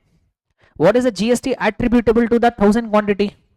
Proportionately. How much? 10%. It will come to 18,000. So here ITC amount, that is 18,000 as per my calculation. So this amount, or output tax payable, capital goods, I will come back to that later, or output tax payable on such goods, or output tax payable on such goods. So if I sell all these goods in the market, so what will be my output tax payable, whichever is higher. Let us say if I sell all these goods in the market, I will be able to fetch 19,000 rupees, whichever is higher. Which one is higher? 19,000 is higher. 19,000 I am required to pay. On the other hand, if the output tax value comes to 17,000, whichever is higher, which one is higher? 18,000 will be higher. I will be required to pay 18,000 rupees. Able to understand? Clear and comfortable? And whatever amount you are required to pay, there is no need that you are required to pay it in cash only. If you have enough of balance in the input tax credit in the electronic credit ledger, that also you can adjust it. So your liability, let us say here my liability comes to 18,000. There is no requirement that I have to pay it in cash. If in my electronic credit ledger I have 15,000 rupees of balance, what I will do, that 15,000 rupees of credit I will adjust, balance 3,000 rupees only I will pay. Able to understand? Clear and comfortable, everybody? So what is the amount you are required to pay? I am talking about first stock, current asset. So you have to determine ITC attributable in respect of stock of inputs and inputs contained in semi-finished and finished goods on day immediately preceding the date of cancellation. Nothing but if you are cancelling on 31st, 30th of midnight, 12 o'clock, on immediately day before cancellation, how much amount of stock I have. For that stock, how much ITC is attributable on the basis of the invoices you have to calculate. If you don't have invoices, you have to calculate it on the basis of current market prices. So whatever it is, calculate the amount of ITC attributable to that stock, or output tax payable, whichever is higher, that much amount you are required to pay. Understood? So if you come back to the notes here, how to calculate ITC on inputs? Computed proportionately on basis of corresponding invoices. On the basis of invoice, calculate that ITC attributable on which credit is availed. If tax invoices are not available, ITC to be reversed is based on prevailing market prices. Okay, so this is what regarding stock. Sir, now how much amount of GST I have to pay it on the capital goods? So here they say that you are required to pay even ITC attributable to capital goods and also output tax payable, whichever is higher. But here they say one point: when it comes to capital goods or plant or machinery, the taxable person must pay higher of ITC claimed on such capital goods or plant and machinery reduced by such percentage points, or tax on transaction value under section number 15, whichever is higher. So if I have to tell you summary here, in case if you are having capital goods on day before cancellation, on that also you will be required to pay. How much amount, sir? How much amount means here also ITC attributable, but not complete ITC attributable. You have to reduce that ITC by following some procedure. That reduced input tax credit or amount payable on, if they are supplied, what will be the output tax or output tax payable, or amount payable on supply, that only I will keep it. Amount payable on actual supply, whichever is higher. Now the question comes, sir, what is reduced ITC? How to calculate reduced ITC? Why? Because when I say capital goods, that is in stock on the day before cancellation, but that capital goods I have used now. I have used for a certain period. It is very much unfair to ask me to pay back entire input tax credit. See, when it comes to stock, you are only taxing the stock amount. You are only taxing stock amount. Like in this example, you purchase 10,000 units, but you are not asking me to pay ITC on entire 10,000. You are asking me to pay only which is on stock. But capital goods will remain fixed. It will be unfair to ask you to pay the GST on entire ITC because you have used it. No. So that's why you have to calculate the reduced ITC. Sir, how to calculate the reduced ITC? So how to calculate the reduced ITC is, here they say, ITC involved in remaining useful life in months of the capital goods to be reversed on pro rata basis, taking useful life as 5 years, or tax on transaction value, whichever is higher. What do you mean by this is, let us say I purchased one capital good.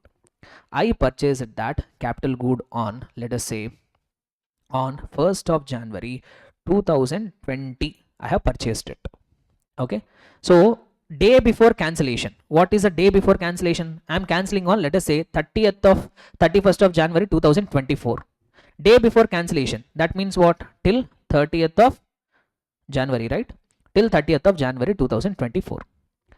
Take on this capital good, I have availed input tax credit of 1 lakh rupees. How much? 1 lakh. Now consider useful life as 5 years.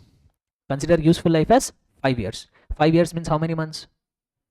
60 months. So consider useful life as 60 months. Calculate how many months are completed now. Even part of the month also should be considered as full month. So starting from January. So January to 1st January to 31st of December 2020, 12 months are over. 31st of December 2021, another 12 months. 22, another 12 months. 23, another 12 months. 24, no, right? One more month only. So till 31st of December 2023, one more 12 months and one more month by 30th of January 2024. So that means total how many months? 12, 12, 12, 4 months, right? 12 fours are 48 plus 1. That means how many? Total 49 months are used. So I am assuming useful life as 60. Out of that 49 I have already used. What is the remaining useful life? Remaining useful life is 11. So this much proportion I have to calculate. So 1 lakh is the total ITC. Assume the useful life as 5 years. Determine what is the remaining useful life. That much proportion of ITC you calculate. So let us say if I calculate that, what will be the amount? Tell me. 1 lakh into 11 divided by 60. How much it is coming to? 18,333. Let us do the rounding of 18,333. Now if I sell that capital good in the market, I will be able to fetch 1 lakh rupees. 18% is the rate of GST, which will come to 18,000. So tax on transaction value or the reduced ITC, whichever is higher. Which one is higher? 18,333 is higher. This much amount you will be required to pay. Understood? This is what many people will not teach. First thing. Even if many people teach also, you will not be able to understand because the logic is not here. But since I am able to connect it with the concept of the supply and I am able to give you this numeric examples, are you able to understand the concept now? Are you able to understand the concept now? So once again, the summary here is, as per para number 4C of schedule 2, in case if you are ceasing to be a taxable person, whatever goods which are forming part of business assets, they will be deemed to have been supplied. It will fall under supply of goods. And if it is supply of goods, you will be liable to pay the amount of GST. How much amount of GST you are required to pay?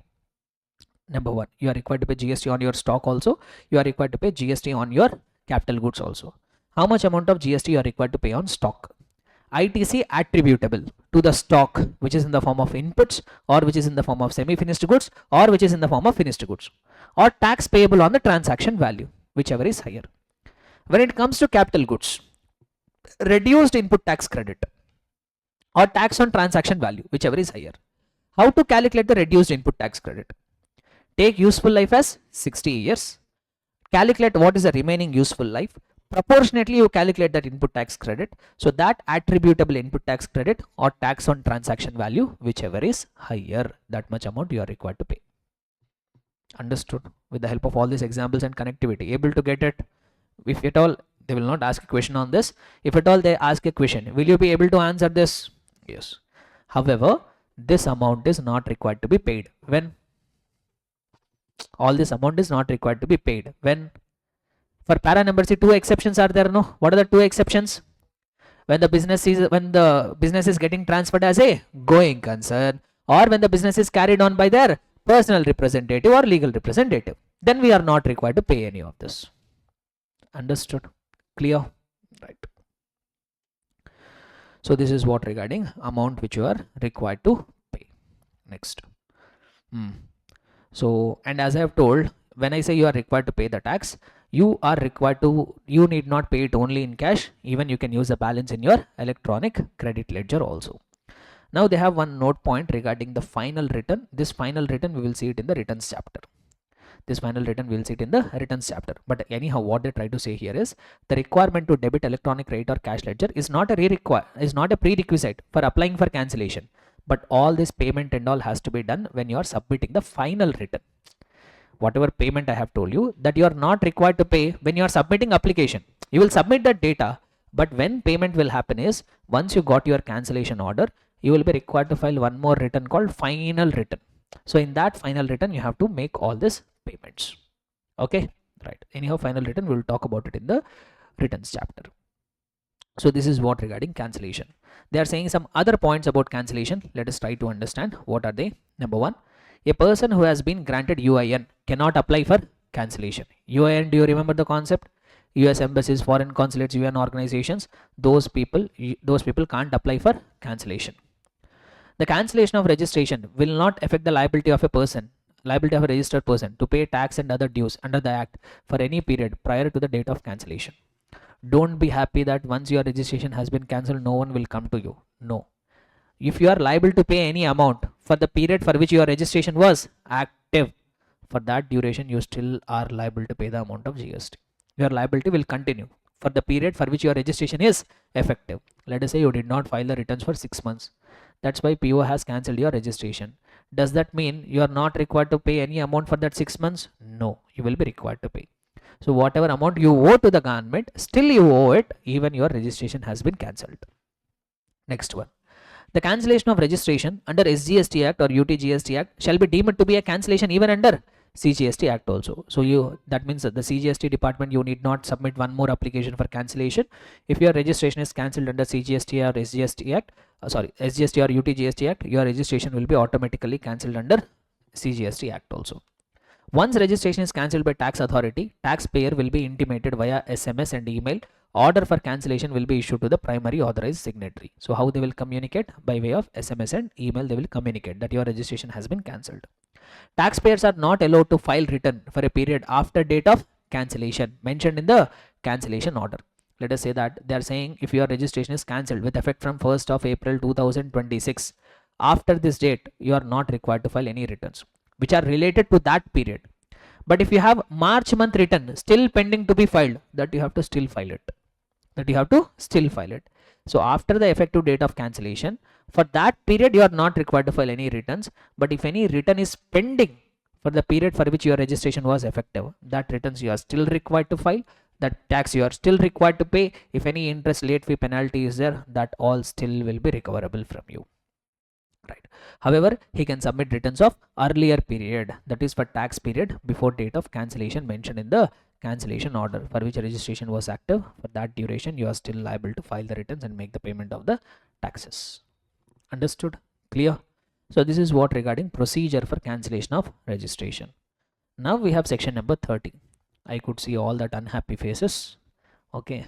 So it will become overloading of the concept. Why? Because we have consumed so many things. I don't want to overload you. I told you, when I say something with conviction that I will do, that will not happen. This is a literal example for that. Right. So revocation of cancellation is there, section 30. So what is this concept is actually, once your registration has been cancelled, you realized your mistake, you want it back, someone has left you, you want it back, you want them back in your life, you will go and request no, yes or no. The same option has been given even under GST also. If your registration is cancelled, you want it back, go and beg before them, sir please give me back. There might be a chance of giving your registration back. So how to do that, what procedure you have to follow, that is contained in section number 30. That we will try to do it in our next session. Able to understand the today's discussion? Everybody comfortable with the flow of the topics and all? Right. So tomorrow we'll continue our discussion, complete this chapter. Question bank also we will try to do. Only two concepts we have: revocation of revocation of cancellation we have. In between, suspension we have. Suspension hardly some 5 minutes of discussion, nothing more than that. Revocation might take some 15 to 20 minutes. Thereafter, question bank, some another half an hour it will take. After that, we'll try to start charge of GST chapter will continue. Okay, right. So that's all for now. See you tomorrow. Bye. Good morning, everyone. So in the previous session, we are almost at the verge of completion of the registration chapter. Only two small concepts are pending. One is revocation of cancellation of registration, and the other one is suspension of registration. If we could do that two concepts, the entire chapter registration is going to come to an end. So but before that, we will have a quick recap of what and all provisions we have covered in this registration chapter till now. So starting with first, in this chapter, what is the scope of our syllabus? Starting from section number 22 till, okay, just a minute.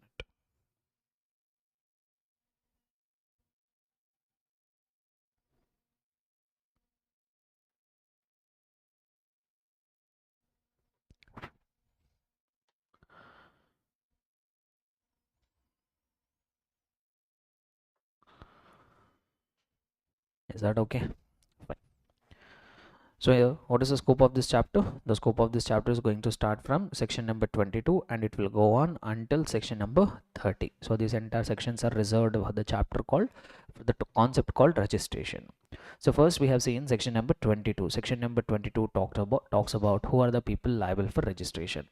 22 subsection 1 says every supplier of goods or services or both is liable to be registered in every state or union territory from wherever he is making a taxable supply if his aggregate turnover exceeds the applicable threshold limit. In the financial year, if his aggregate turnover exceeds the applicable threshold limit, he becomes liable for registration. And what is this aggregate turnover? We have understood it in a detailed manner. I'm not going to that once again. So the main concept here is applicable threshold limit. So what will be the applicable threshold limit? So there we have followed one system. First we need to check, is he making any taxable supply from MMND? If the answer is yes, whether he is engaged in supply of goods or he is engaged in supply of services, or he is engaged in both, applicable threshold limit is 10 only. On the other hand, if the answer is no, next I have to check the next thing, is he making a taxable supply from UP match? If the answer is yes, whether he is engaged in supply of goods or supply of services or supply of both, applicable threshold limit will be 20. In all other cases, if you are exclusively engaged in supply of goods, the applicable threshold limit will be 40. If you are engaged in supply of services or supply of both, the applicable threshold limit is going to be 20. And in some cases, this 40 lakh rupees of enhanced threshold limit will not become applicable. Number one, in case if you are liable for compulsory registration, if you are engaged in making supplies of 7 specified products. What are that 7 specified products? Ice cream and other edible ice, to pan masala, tobacco and tobacco related products, fly ash brick, fly ash aggregate, fly ash blocks, bricks of fossil meals or siliceous earth, building bricks and earthen or roofing tiles. If you are engaged in supply of any of this, then the threshold limit will get reduced to 20 only. And also if you have taken voluntary registration, if you are making a interstate supply, then this 40 lakh rupees of enhanced threshold limit will not become available. And even though you are engaged in making an exempt supply of providing services of giving loans or extending deposits for which you are receiving consideration in the form of interest or discount, still we will be deemed to be exclusively engaged in the supply of goods only. Next. So this is what 22 subsection 1. Then we have seen 22 subsection 2, which says what? In case if you are already a registered person under existing indirect tax laws as on day before appointed day, then you become liable for compulsory registration under GST. Then 22 subsection 3 says if you are already a registered person, you are transferring your business or your business is getting succeeded as a going concern by some transferee or successee, they are required to get liable to registered. 22 subsection 4, if your entity is getting amalgamated or it is getting demerged by order of a court or tribunal with effect from the date of issuance of certificate of incorporation by the ROC, this newly amalgamated company or resulting companies are liable for registration. Right. So then we have covered section number 24, which is talking about who are the categories of the persons who are liable for compulsory registration. Starting with the first one, if you are a person making interstate supply, then you become liable for compulsory registration. However, two relaxations are given. Number one, if you are engaged in interstate supply of services, then you can enjoy the threshold limit of 20 or 10. In case if you are making a interstate supply of notified handmade products or handicraft goods, then also you can enjoy the threshold limit of 20 lakh rupees or 10 lakh rupees. Then the second category of persons who are required to undergo compulsory registration is CTP. So, and here also there is a relaxation. If you are a CTP making interstate supply of notified handicrafted products or notified handmade goods, then you need not take compulsory registration unless and until you exceed your threshold limit of 20 or 10. But you have to generate an e-bill, we have to contain a PAN and all, so that conditions are there. Then third category of persons who are liable for compulsory registration is if you are a person receiving inward supplies of goods or services or both, on which you are liable to pay tax under reverse charge mechanism, then you become liable for registration, compulsory registration. Related exemption is there for supplier. If you are a supplier making all the supplies which are if all your supplies are getting covered under RCM, you are not even making a single supply on which you are required to pay tax under forward charge mechanism, then those suppliers are exempted from registration. However, this exemption will not become applicable for suppliers of metal scrap. Then fourth one, if you are an NRTP, then also you are required to undergo compulsory registration.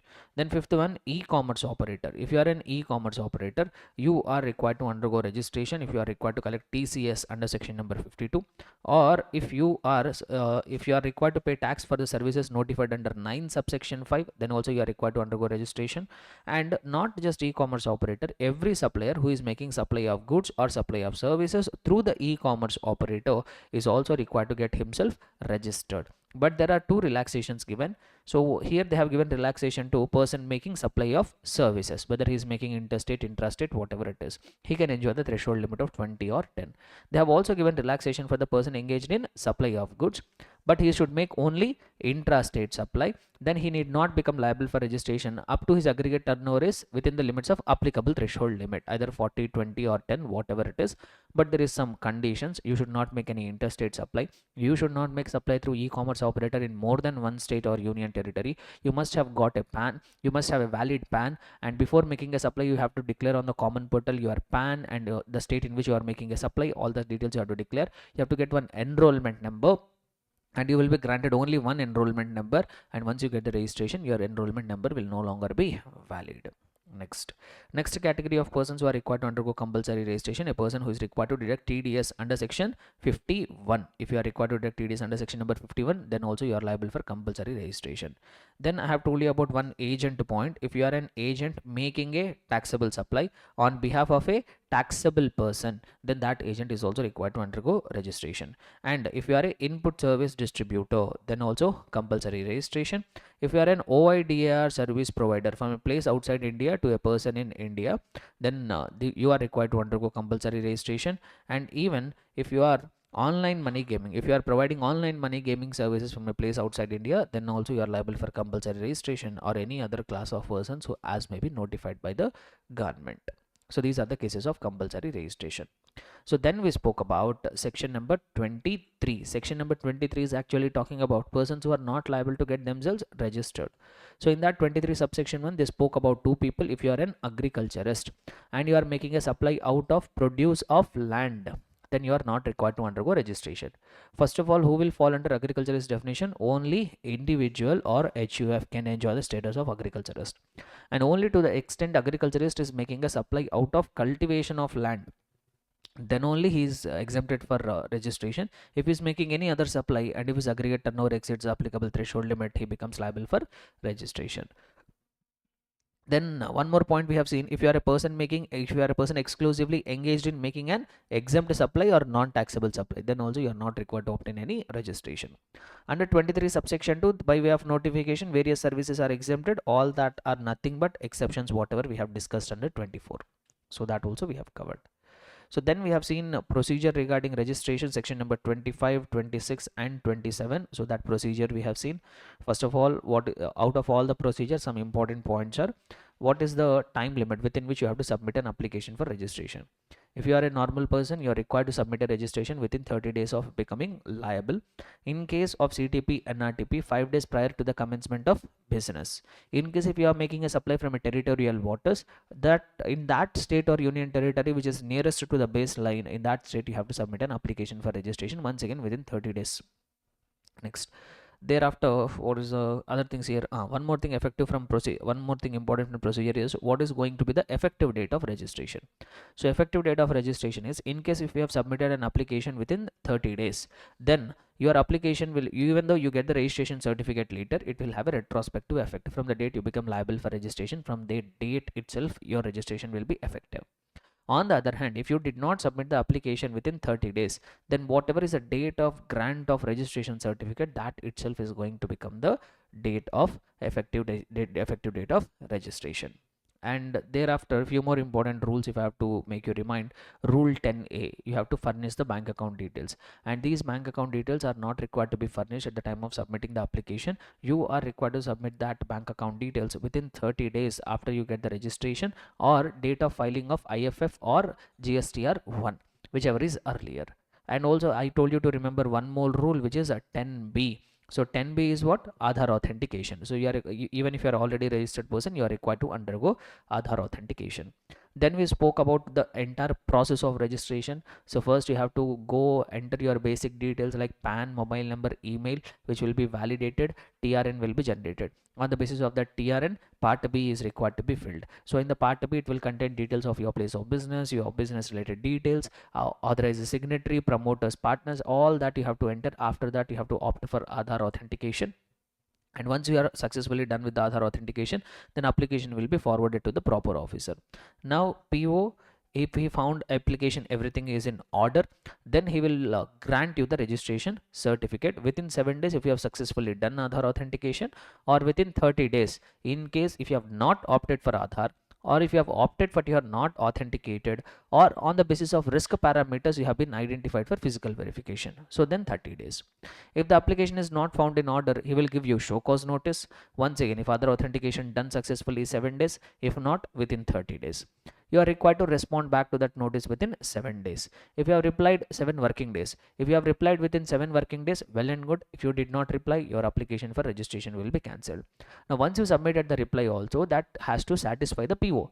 If the PO is satisfied with your reply, then he will grant you the registration certificate. If he is not satisfied, then once again he will cancel your application for registration. Then, so this is some important things regarding the procedural formalities. Then we have section number 26, which says deemed registration. If you are registered under CGST Act, if you are registered under SGST Act or UTGST Act, you need not make a separate application for registration under CGST, AGST or Compensation Cess Act. It will get automatically registered. If your application is rejected under SGST or UTGST Act, your application will be automatically rejected under CGST Act also. Then we spoke about section number 27, which is talking about registration requirements of CTP and NRTP. CTP will submit an application for registration. CTP's application for registration is a GST REG 01 only, whereas NRTP's registration, he has to submit a different prescribed form. And in both the cases, at least 5 days prior to the commencement of business, you are required to submit an application for registration. CTP will submit a PAN. When it comes to NRTP, he will submit his, if he's an individual, he will submit his passport and authorized signatory. That application should be authorized by a person who is in India, who must have a PAN. If it is other than individual, tax identification number or some sort of identification of their respective country, or PAN if available. And in both the cases, what is the validity of the registration? 90 days from the date of registration, or period mentioned in the registration certificate, whichever is earlier. However, that period can be extended by further duration of 90 more days. And in both the cases, you have to make an advance deposit of tax.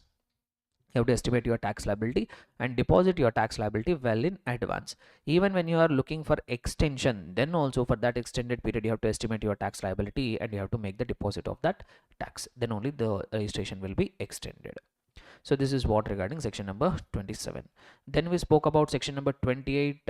Section number 28 talks about amendment of registration details. So there we will have core fields, non-core fields. If it is a core field, it requires approval. Within 30 days of change, you are required to submit an application for amendment. It will go to the PO and it will verify. So all that things are going to happen whether application is in order or not. So all that things will be there.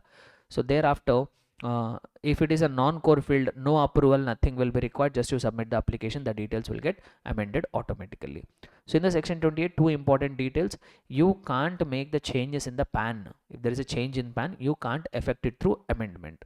If there is a change in state, that also you can't affect it through amendment. In those cases, you have to cancel your existing registration and you have to apply for a fresh registration. Next, section number 29. Just at the end of the previous session we have covered, it is talking about cancellation of registration. So under 29 subsection 1, it talks about some circumstances where either the registered person or his legal representative or proper officer can cancel the registration. What are those circumstances? Business is getting discontinued, or business is getting transferred, amalgamated, you are no longer liable, you are voluntary registered person but you want to surrender, change in constitution of the business. So these are all the cases where registered person himself or his legal representative or PO will can cancel the registration. Then 29 subsection 2 talks about those circumstances where proper officer on suo moto basis they will cancel the registration. When, sir? When you have done prescribed violations. So what are that prescribed violations? You are not doing any business from the declared place of business, or you have violated the provisions, you are giving tax invoice or bill of supply without making any supplies, and you are violating the provisions of rule 171 anti-profiteering. You are violating the provisions of rule 10b, nothing but you are not furnishing your bank account details. You are also not complying with the requirements of rule number 23. Some provisions are there which we are about to discuss. And if you are a non-return filer, so what kind of non-return filer? If you are a person opting for composition scheme, you did not file your annual return beyond 3 months from the due date. If you are a regular registered person and if you are a monthly return filer, if you did not file your return for 6 consecutive months. If you are a quarterly return filer, you did not file the return for 2 consecutive quarters, then your registration will be liable to be cancelled. And also you have taken a voluntary registration but you are not commenced your business up to 6 months, so then also PO can cancel your registration. One more case should be there. What is that one more case? Registration was obtained by means of fraud, willful misstatement or suppression of facts. So these are the circumstances where PO can cancel the registration. Thereafter, we have seen what is going to be the procedure for cancellation. In case if you are voluntarily cancelling your registration, within 30 days of that occurrence of event of cancellation, you have to submit an application. Along with that, you are also required to submit a statement in which you are required to give details of inputs which are in stock or inputs in semi-finished or finished goods, and also capital goods, and also liability if any you have on that, and you have to give the details of your payment also. If not liable to be, if PO is also satisfied that yes, you are no longer required to be registered, within 30 days he will grant you the cancellation order. Then suo moto cancellation by the department. In that case, first PO will give you a show cause notice. He will give you 7 days of time. Within 7 days of time, if you give proper reply, he will drop the cancellation proceedings. You can do one more thing alternatively. Instead of responding back, in case if you have not filed the returns, that why you got the show cause notice, instead of replying, you can file all that pending returns. Then also the PO will drop the cancellation proceedings. Then, sir, what is the effective date of cancellation? That will be mentioned in the cancellation order itself. That could be even retrospective date also. And even what amount you are required to pay on cancellation. So this I have linked it with the supply chapter, no? Right. So what amount you will be liable to pay on cancellation? So they have told that in case of stock inputs, stock in the form of inputs or semi-finished or finished goods, you need to determine the ITC attributable to the stock on the basis of invoices. If invoices are not available, on the basis of the current market prices. Then you have to determine what will be the tax payable on its transaction value. So output tax payable, whichever is higher, that much amount you are required to pay. In case of capital goods, you are required to pay higher, whichever is higher of reduced input tax credit or tax on transaction value.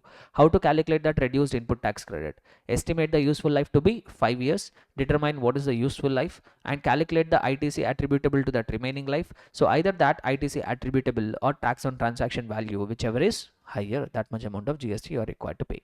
And when I say you are required to pay the amount of GST, you need not pay it only in the form of cash. Either you can use it by using the amount in electronic credit ledger or the amount available in the electronic cash ledger.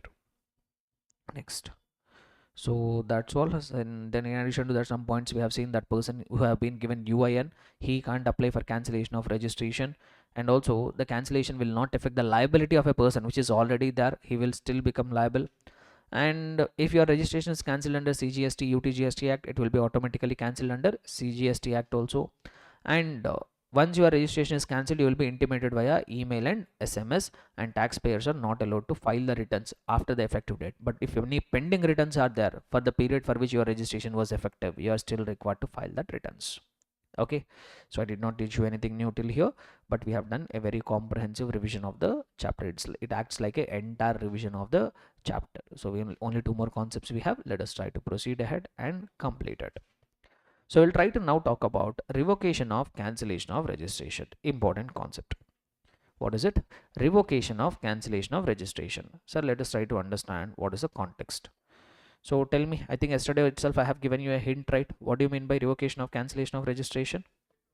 So you said your registration was cancelled. You did some violations or something. Your registration has been cancelled. Now you should be given one more opportunity to get your registration back or not. Should be given registration back or not. So that's even a real life example also I have told you. If someone has left you, so you should be able to you deserve a second chance or not. Yes or no? The same thing they are telling you here. In case if the registration of a person is cancelled, then you should be given a one more option to get your registration back. So revocation of cancellation. Revocation means what? Taking it back. Revocation of cancellation means what? Whatever registration has been cancelled, that you are taking it back. Revocation of cancellation of registration. Sir, what is that? How can I get my registration back? But first of all, see, I told that your registration can be cancelled either by the application made by you. So either you yourself, let us say for example you are a registered person, or the legal representatives, they might submit an application for cancellation, and that's why the registration has been cancelled. Or another case by which registration can be cancelled is suo moto basis by the PO. In that case also registration can be cancelled. Now you tell me when you should be given an option to make an application for revocation of cancellation. So 2 cases. Cancellation can happen because of 2 ways. Either registered person or his legal representatives, they themselves are making an application for cancellation. That's why registration has been cancelled. Case 2.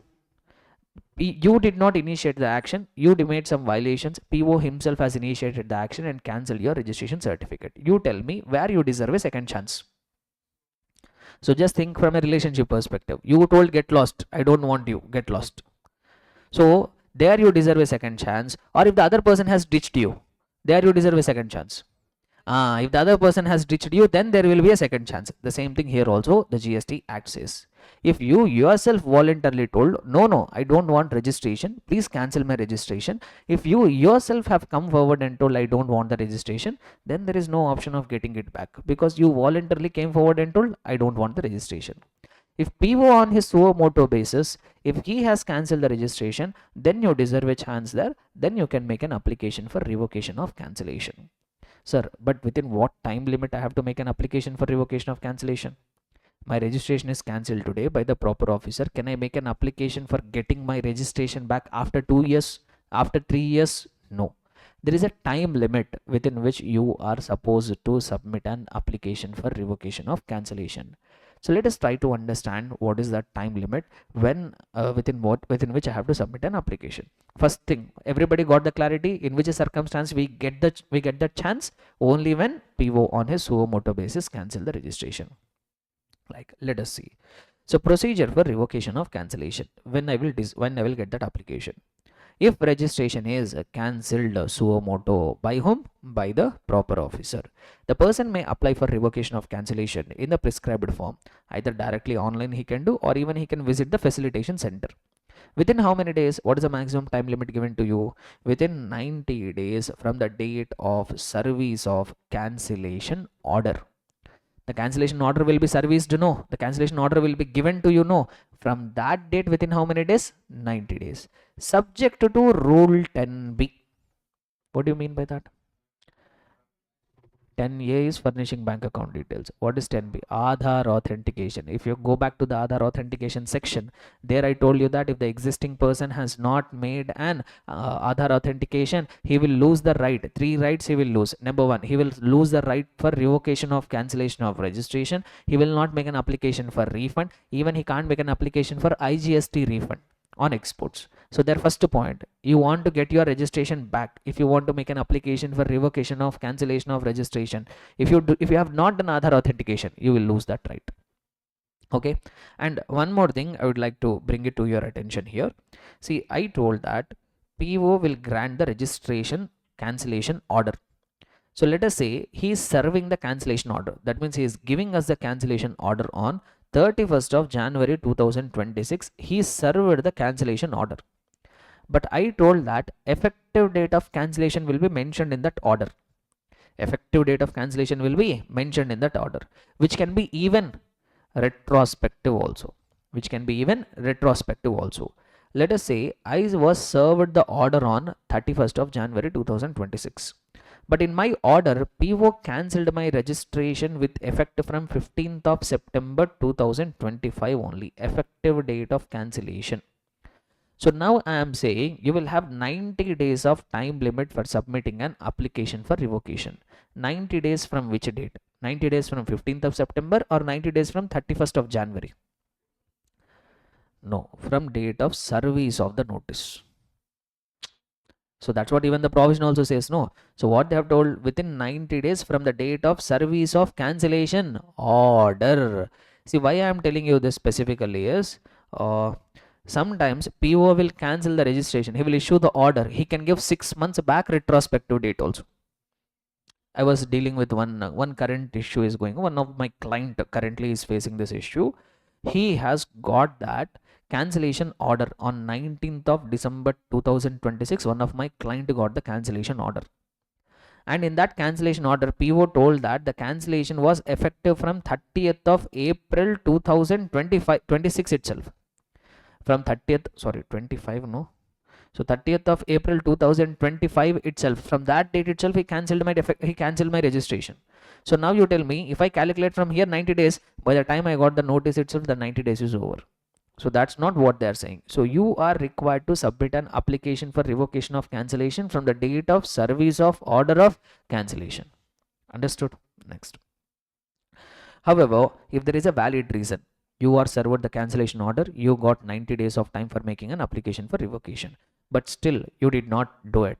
If there is any valid and genuine reason, let us say for example a person has gone abroad, so he returned back after 3-4 months of time. By the time his registration was cancelled, he wanted to make an application for revocation. 90 days was expired.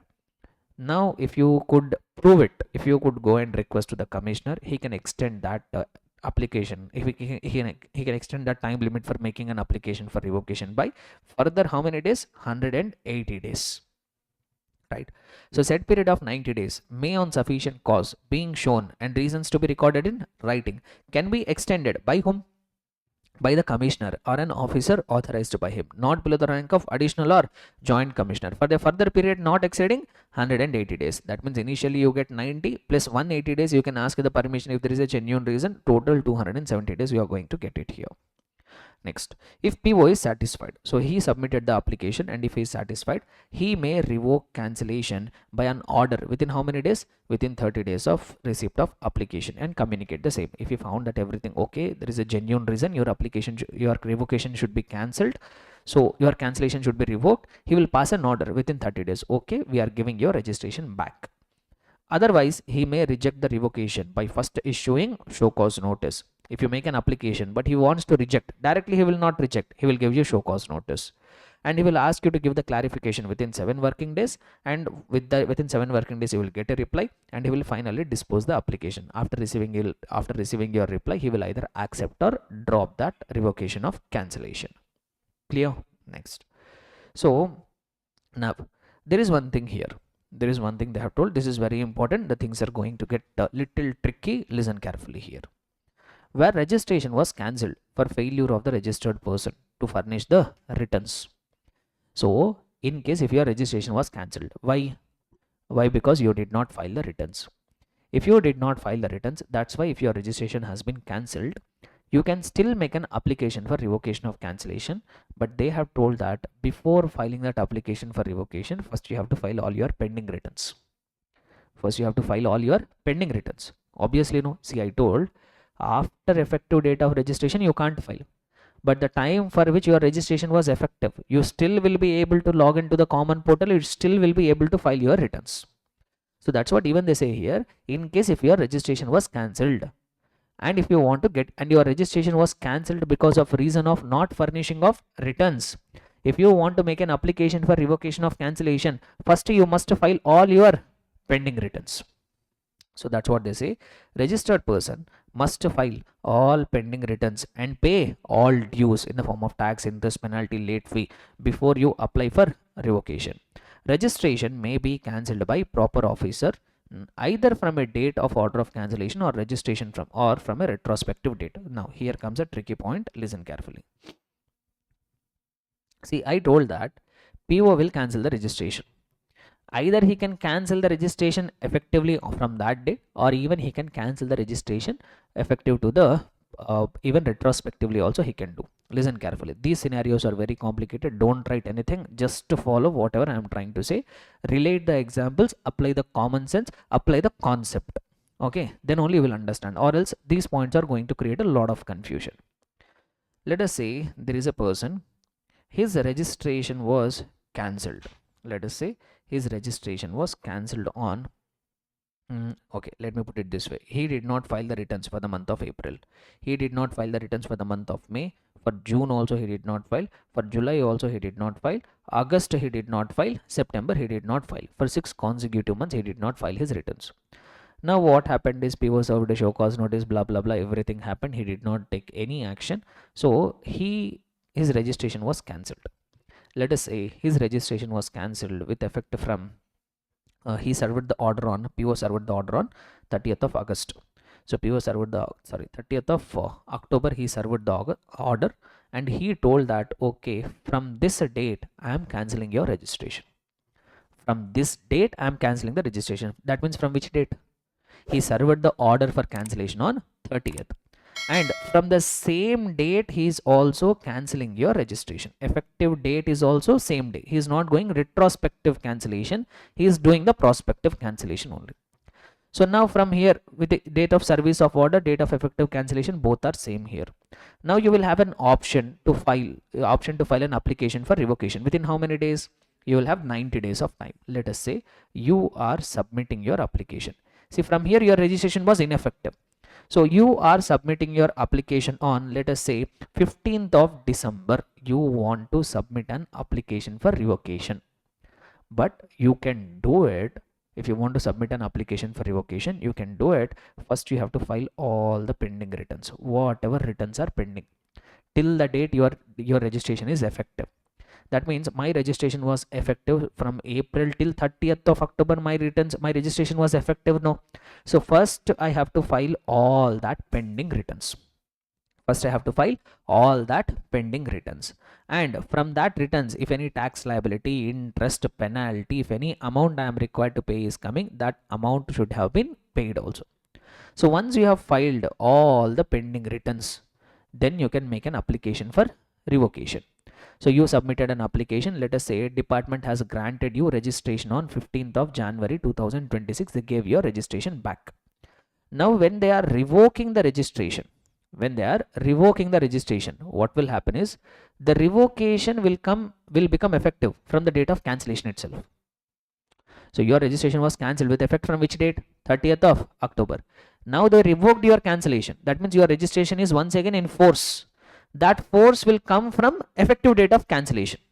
Obviously, no. From this date your registration was cancelled. From that date itself, once again your registration will be back. But that means from 30th of October they have granted my registration. From this duration till the time I got the order of revocation of cancellation, now I have to file the returns for that duration also. I was not able to file it previously. Why I was not able to file it previously? because at that point of time my registration was not effective. But now department gave my registration back. Now my once again the registration got reinstated from 30th of October. Now for this duration, from the time my registration was cancelled till the time I was given the revocation of cancellation, for this duration I will be required to file the returns or not. So these returns you are required to file it within 30 days from the date of revocation of cancellation. Within how many days? Within 30 days of revocation of cancellation, you are required to file returns. From which date to which date? From the effective date of cancellation till the date of revocation of cancellation. You have to file all that pending returns within 30 days of getting your registration back. Able to understand? Clear and comfortable, everybody? So this is what your responsibility in case if your registration is cancelled with prospective effect only, not retrospective effect. This everybody comfortable? Listen carefully. Now comes another case. Let us say there is a registered person. He did not file the returns for the month of April. He did not file the returns for the month of May. June also he did not file. July also he did not file. August, September. So he did not file returns for 6 consecutive months. His registration should be cancelled. So let us say government on 30th of October, they have served an order of cancellation. They have served an order of cancellation. But here PO wants to go to extreme. What he has done is, boss, I am serving the order today, but I am cancelling your registration with effect from 1st of April 2025 itself.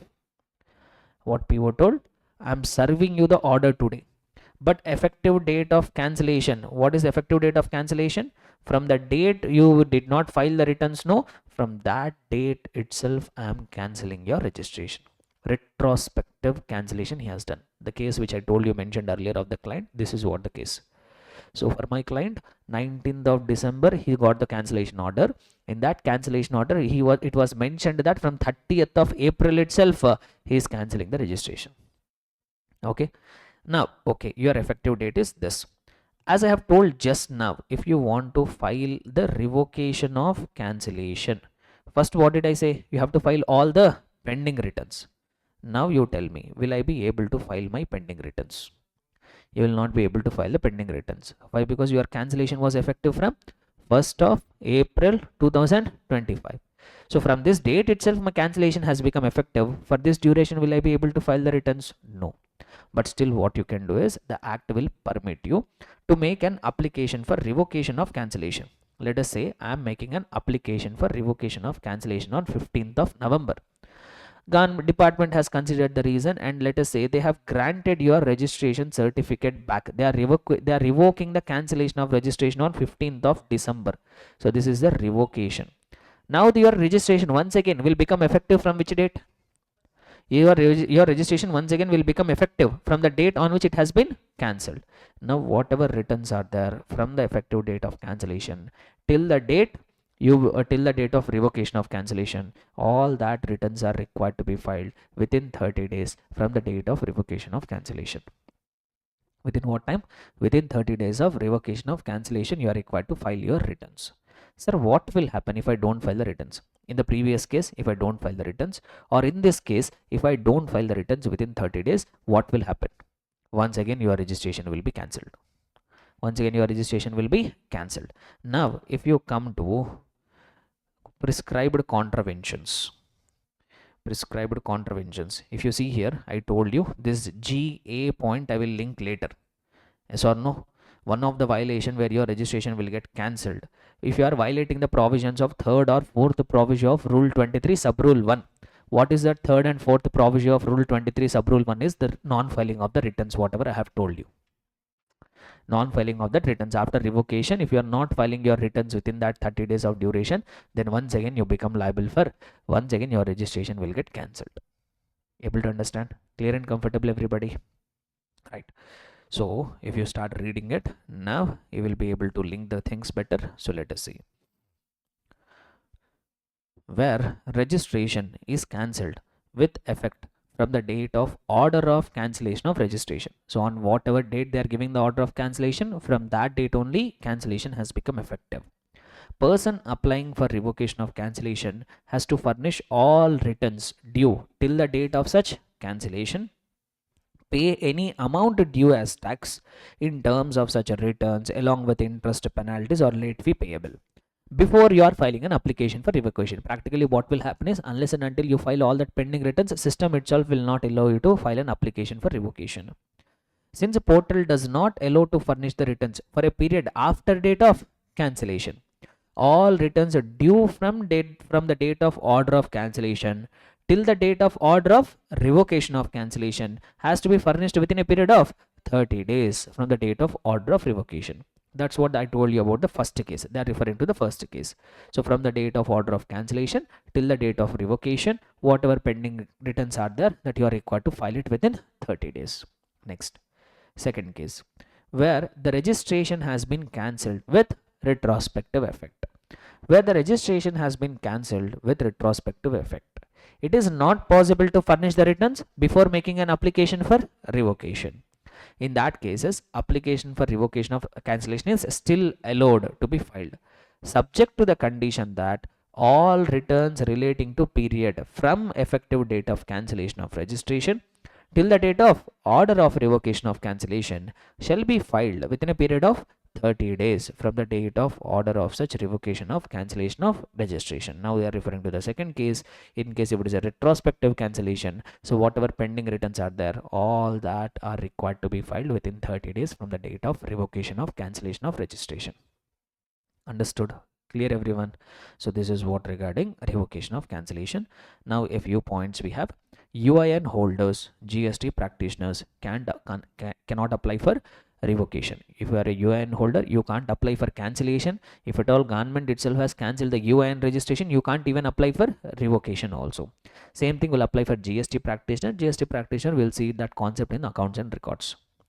Next, in case the registration is cancelled on the request of the taxpayer or his legal hire, one cannot apply for revocation. Quite logical. If you yourself said no, then you can't get it back. The revocation of cancellation of registration under SGST or UTGST Act, as the case may be, shall be deemed to be a revocation of cancellation under CGST Act. See, if your registration is cancelled, under both it will get cancelled. If you are making an application for revocation under SGST or UTGST Act, and if your registration is revoked, automatically the cancellation will be revoked under CGST Act also. Understood? Clear and comfortable? Now we have one more small concept left to say tata bye bye to this chapter. Only one more small concept is there, which is suspension of registration. See, now what is this suspension? First I will try to explain with one normal real life example. What is this suspension? Let us say, for example, there is one government employee, police officer is there. There was an allegation that this police officer has taken bribe. This police officer has taken bribe. Just on receiving the complaint, police department will not immediately remove him from his duties. Investigation should happen, inquiry should happen. Thereafter it has to be proven that yes, this person has really committed crime, he has taken bribe, then they will remove him from his duties. So that will take some time, from the time they have got the complaint till the time they decide whether this person is guilty or not. It is going to take some time.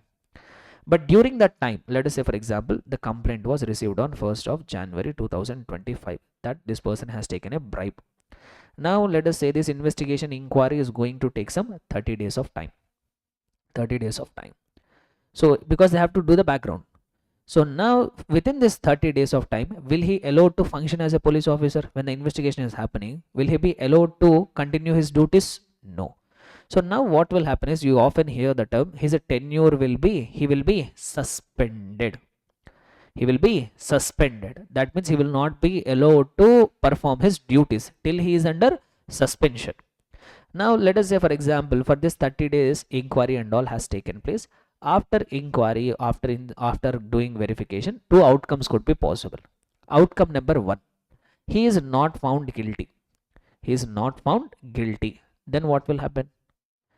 His suspension will be revoked. Whatever suspension is there, that suspension will be lifted. He will be reinstated back into his duties.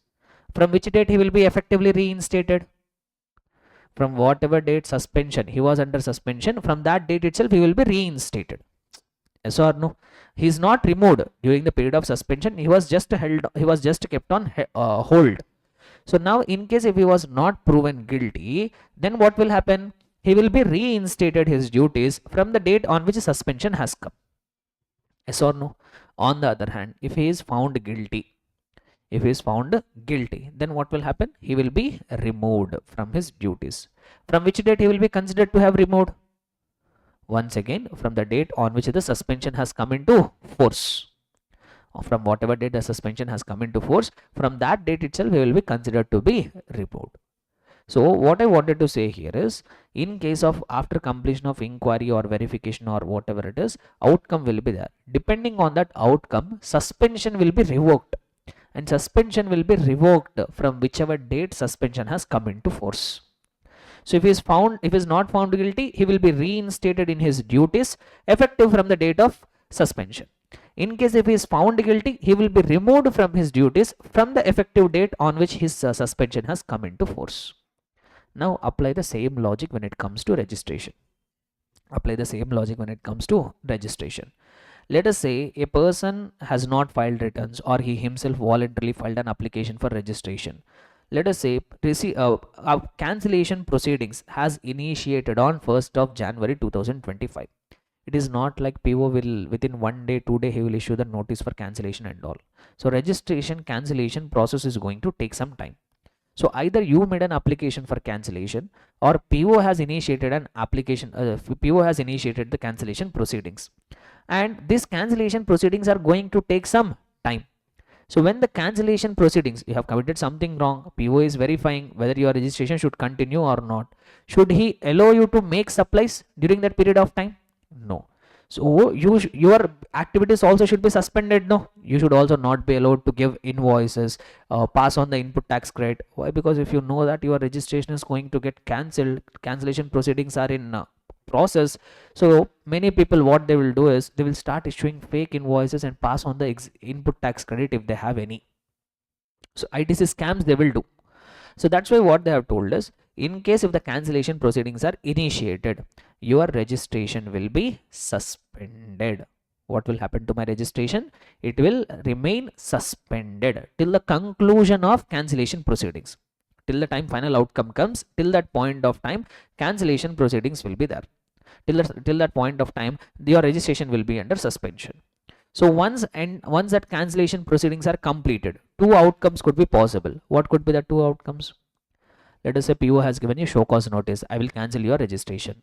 Now, but the moment he has given you show cause notice, he will keep your registration suspended. Now you gave the reply, you satisfied the PO, and he agreed that okay, I will not cancel. So that means he's dropping the cancellation proceedings. Cancellation proceedings are completed, and PO has decided not to cancel the registration.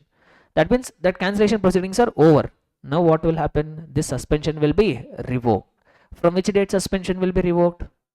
From whichever date suspension has come into force, from that date itself, once again, he will become a registered person.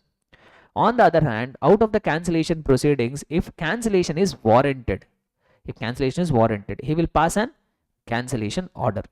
Now, once the cancellation order is passed, once again, suspension will be revoked. From which date suspension will be revoked? Once again, from 1st of January 2025 itself, it will be deemed as if his registration has been cancelled. Understood, everybody? So on paper, when we read it, it will become very difficult to interpret it, but I think with the help of that government employee example, you are able to relate the things in a better way. Yes or no? Give me the response, please. Yes. Right. So let us see now. A registered person's GST registration may be suspended for what? During pendency of cancellation proceedings. That means when the cancellation proceedings are pending, then the GST registration can be suspended, barring them from routine compliances, including filing returns. So when your registration is suspended, for that suspended period, you are not even required to file the returns also. For that suspended period, you are not required to file the returns also. And during that suspended period, you can't make even a taxable supply also. Next. Registered persons, when they have applied for cancellation, then registration is deemed to be suspended from the date of submission of application or from the date from which the cancellation is sought, whichever is later. See, if you yourself are voluntarily making an application for cancellation, so then the suspension will come into force from the date of submission of application or from the date on which you are asking for cancellation. let us say even I can submit an application asking a cancellation from a future date also. Sir, from next week onwards, I don't want my cancellation. I don't want my registration. So either the date of submission or the date of effective, the date from which cancellation is sought. So from that date, the suspension will come into force. So in case a registered person applied for cancellation, registration is deemed to be suspended from the date of submission of application or date from which cancellation is sought, whichever is later, till the time completion of proceedings of cancellation. In case cancellation of registration is initiated by department, then PO may suspend registration with effect from a date to be determined by him. So in case PO is cancelling the registration, no, he will determine the date from which date suspension will come into force. Next, not just during pendency of cancellation proceedings, there could be some other special cases also where your registration can be suspended. Generally, registration will be suspended whenever cancellation proceedings are pending. But there might be some other cases also where your registration can get suspended. When, sir? Number one, apart from pendency of cancellation proceedings, where comparisons of returns furnished under GSTR 3B, that means under section 39, when your GSTR 3B is compared with details of outward supplies furnished in GSTR 1 as amended by GSTR 1A. If you remember this, I've already told you. You are declaring more outward supplies in your GSTR 1, but you are declaring less outward supplies in the GSTR 3B. I told you this, no? So this is one such case where people will try to commit the scams. So they declare more outward supplies in GSTR 1 or 1A to pass on more credit. But GSTR 3B payment you have to make. There you are declaring less outward supplies. So today they have made the GST portal. It will automatically do this analysis. So if it is found that, if GST system finds that you have claimed more outward supplies in GSTR 1, but if you have filed less outward supplies in GSTR 3B, then also automatically your registration may be suspended.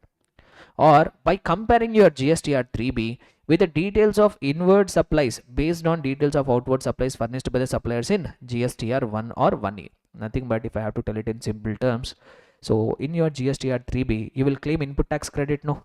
That input tax credit, you are claiming it more than the outward supplies furnished by your suppliers. If I put it in even more simpler terms, comparison of your GSTR 2B and 3B. GSTR 2B and GSTR 3B. Sir, what is this? Once again, if you have little background of the returns, let us say there is a person, Mr. A. Just I will try to wind up in a little manner. So there is a person, Mr. A. A made supply to Mr. B. So now he will file GSTR 1, no? So in the GSTR 1, he will say that I made a supply to Mr. B amounting to 1 lakh rupees. Amount of GST is 18,000 rupees. Now what will happen? This information will get reflected in the GSTR 2B of Mr. B. So it will get reflected. You made a purchase from Mr. A amounting to 1 lakh rupees and you have paid a GST amounting to 18,000. Now when Mr. B is filing the GSTR 3B, how much ITC he should avail? 18,000 rupees only he should avail. But in case instead of 18,000 you are availing 20,000. Now system GST common portal itself will automatically check. That means in your GSTR 3B you are claiming more input tax credit than the amount which has been declared by the suppliers in that GSTR 1s. Okay. So like this, system in the back end will compare your returns, will compare your GSTR 3B with your GSTR 1 or with your supplier's GSTR 1, and if they find any discrepancies, system will automatically suspend. So either by doing analysis of your GSTR 3B and GSTR 1, or the system can perform some other analysis as may be carried out on the recommendations of the council. By doing that comparison, by doing that analysis, if it shows that there are significant differences or anomalies indicating contraventions of the CGST Act or rules. So system has done the analysis or comparisons, and on that basis it was found that you are violating the provisions of CGST Act or rules leading to cancellation. Or there is a contravention of provisions of Rule 10A. What is Rule 10A? Furnishing of bank account details. Even if you don't furnish the bank account details also, then also your registration will be initially suspended, thereafter cancelled. Next, in those circumstances, his registration shall be suspended. Okay, so not just during the pendency of complete cancellation proceedings. In some cases, in situations of other analysis also, if it is found that you are doing some violations, then also your registration will be kept on hold by way of suspension. Then said person shall be intimated in the prescribed form via email provided at registration or as amended, highlighting the differences, serving a cancellation notice which require explanation within 30 days. Even in above analysis also, if it is any discrepancy is there, they will send you email where they will send you show cause notice why your registration should not be cancelled. If departments initiates cancellation and suspends a person's registration, they will not be granted any refund under section number 54 during the suspension period. So when your registration under suspension, you can't do many things. You can't make taxable supply. You can't collect GST from your customers. You can't pass on the input tax credit. Even you can't claim the refund. You can't even file the returns also. Next. Consequences. Sir, what will happen if my registration is under suspension? A registered person whose registration is suspended, during that suspension period, you shall not make any taxable supply. That means you should not make issue invoices or you should not charge tax. I told you what is the restriction for this. Main reason is what? When you know that your cancellation is going to happen, if you have so much of input tax credit, you start passing on fake ITCs and make money out of it. So that's why they have told when your registration is under suspension, you cannot make a taxable supply. You can't give an invoice, you can't charge tax. And you will not be required to furnish any returns under section number 39 for the period for which your suspension is in force. Now, revocation of suspension. When suspension will be revoked? When the cancellation proceedings are over. Right.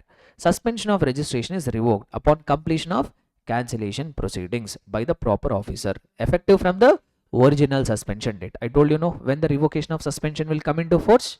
From whichever date suspension has come into force, from that date itself, revocation will happen. PO may revoke suspension at any time during the pendency of cancellation proceedings. In some cases, PO, depending on the merits of the case, they might not wait till the completion of the cancellation proceedings to revoke the suspension. Even they can do it earlier also. That power has been given to POs. Suspension of registration shall be deemed to be revoked upon furnishing of all pending returns. See, in case if you did not file the returns, then also department will give you show cause notice. But till the time of cancellation proceedings, your registration will be suspended. No. In case during the period of suspension, if you file all your pending returns, suspension will be revoked. You will get back your registration. Next. So suspension of registration shall be deemed to be revoked upon furnishing of all pending returns where GST was suspended due to non-filing of returns for financial year beyond 3 months from due date. This we already know. If the composition dealer did not file annual return beyond 3 months from the due date, or for such continuous tax period as prescribed. That means if you are a regular return filer, monthly return filer 6 consecutive months, quarterly return filer 2 consecutive quarters, subject to the condition that registration is not yet cancelled by the proper officer. If your registration is suspended because of not filing of the returns, if you file all your pending returns, suspension will be revoked, provided if your registration is not yet cancelled. By the time you are filing your returns, if your registration is already cancelled, you are not going to get it back. Next, same logic will apply even for violating Rule 10A. That means if you did not furnish your bank account details, your registration will be suspended. Now, if you furnish your bank account details and if your registration is not yet cancelled, by the time you furnish your bank account details, automatically suspension will be revoked. So if the registration is suspended for violating Rule 10A, that is for non-furnishing of bank account details, and registration is not already cancelled, suspension shall be deemed to be revoked upon compliance with the provisions of Rule 10A. Next, post revocation of suspension. If the revocation is if the suspension is revoked, then taxpayer must follow provisions for revised tax invoices and first return for supplies made during suspension period. So what do you mean by this is first return and all, I will talk about it later. Revised tax invoices I will say. Now let us say for example your suspension was come into force from 1st of January. After cancellation proceedings, let us say it was found that you are not liable for cancellation. Now your suspension will be revoked. No. From which date your suspension will be revoked? From 1st of January 2025 itself it will be revoked. Let us say the suspension proceedings are dropped on 31st of January. But initially when your period of when the suspension was in force, you would not have made any taxable supply. Or what you mean by not making taxable supply is you could not collect the amount of GST. You can make supply, but you can't collect the amount of GST. So during the period of suspension, you have made various supplies without collecting GST. Now, when your suspension has been revoked, can I issue the revised tax invoices? Because my registration has become effective once again. But for that duration where I have made supplies, but I did not collect the amount of GST, can I issue the revised tax invoices here, sir? Department give you permission? Yes, you can issue the revised tax invoice. Same like effective date of registration. In case if you have made an application within 30 days, you get the registration certificate later, but your registration will be considered effective from the date when you become liable. From the date when you become liable for registration till the time you got the registration certificate, you might have made various supplies without collecting GST. Thereafter, what you can do, once you get the registration certificate, within a month you can issue revised tax invoices. The same logic will become applicable here also. So if your suspension has been revoked and your registration has come into force during the period for which suspension was there, you would not have collected any amount of GST. Now what you can do, since you got your registration back retrospectively, now you can issue revised tax invoices for the supplies whatever has taken place during suspension and collect the amount of GST now. Understood? Clear and comfortable? So this is what regarding suspension provisions. Little complicated directly if you read the concept, but if you have this all the background concept I told, how practically it will work out and all, it is very easy, damn easy one. So many people struggle with revocation of cancellation and suspension. They will not understand only. Many a times they will not be able to understand, especially that written filing and the suspension points and all. But I hope you guys don't have that problem now. Revocation and suspension you would have understood in a better manner, right? So this is what regarding registration chapter. With this successfully we have wound up the registration chapter. So we will do the question bank now.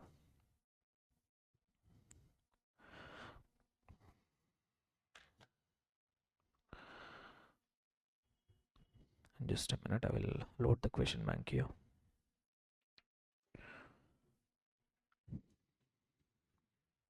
Shall we take a break or do the question bank?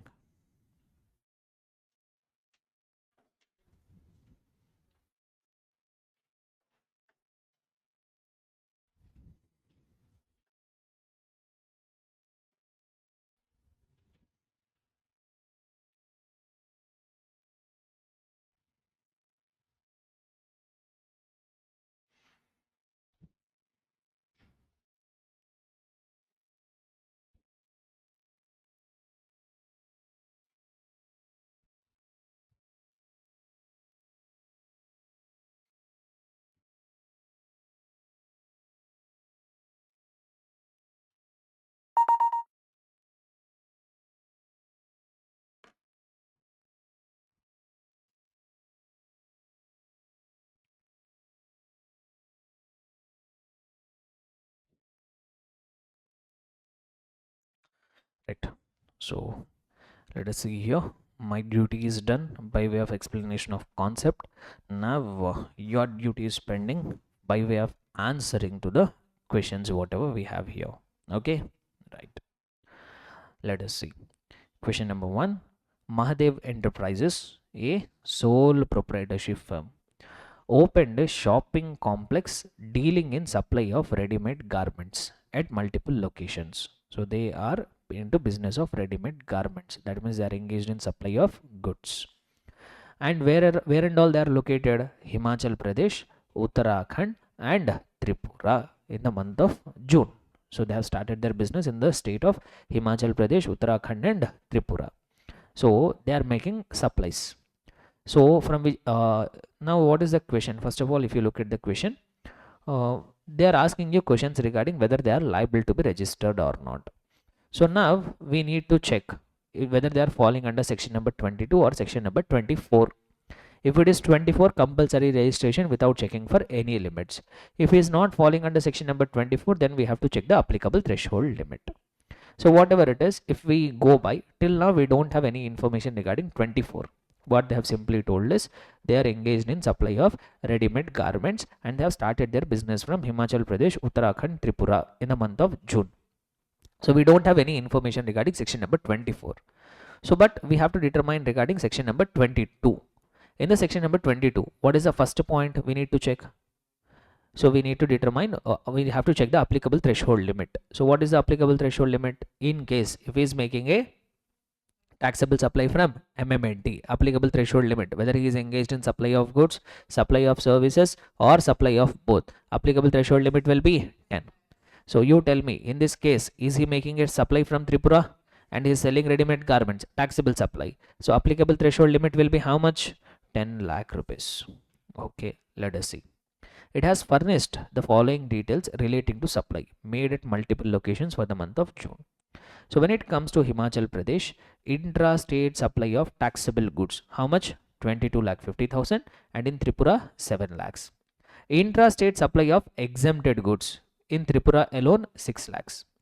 Interstate supply of non-taxable goods, non-taxable supplies also will be considered as exempt supply.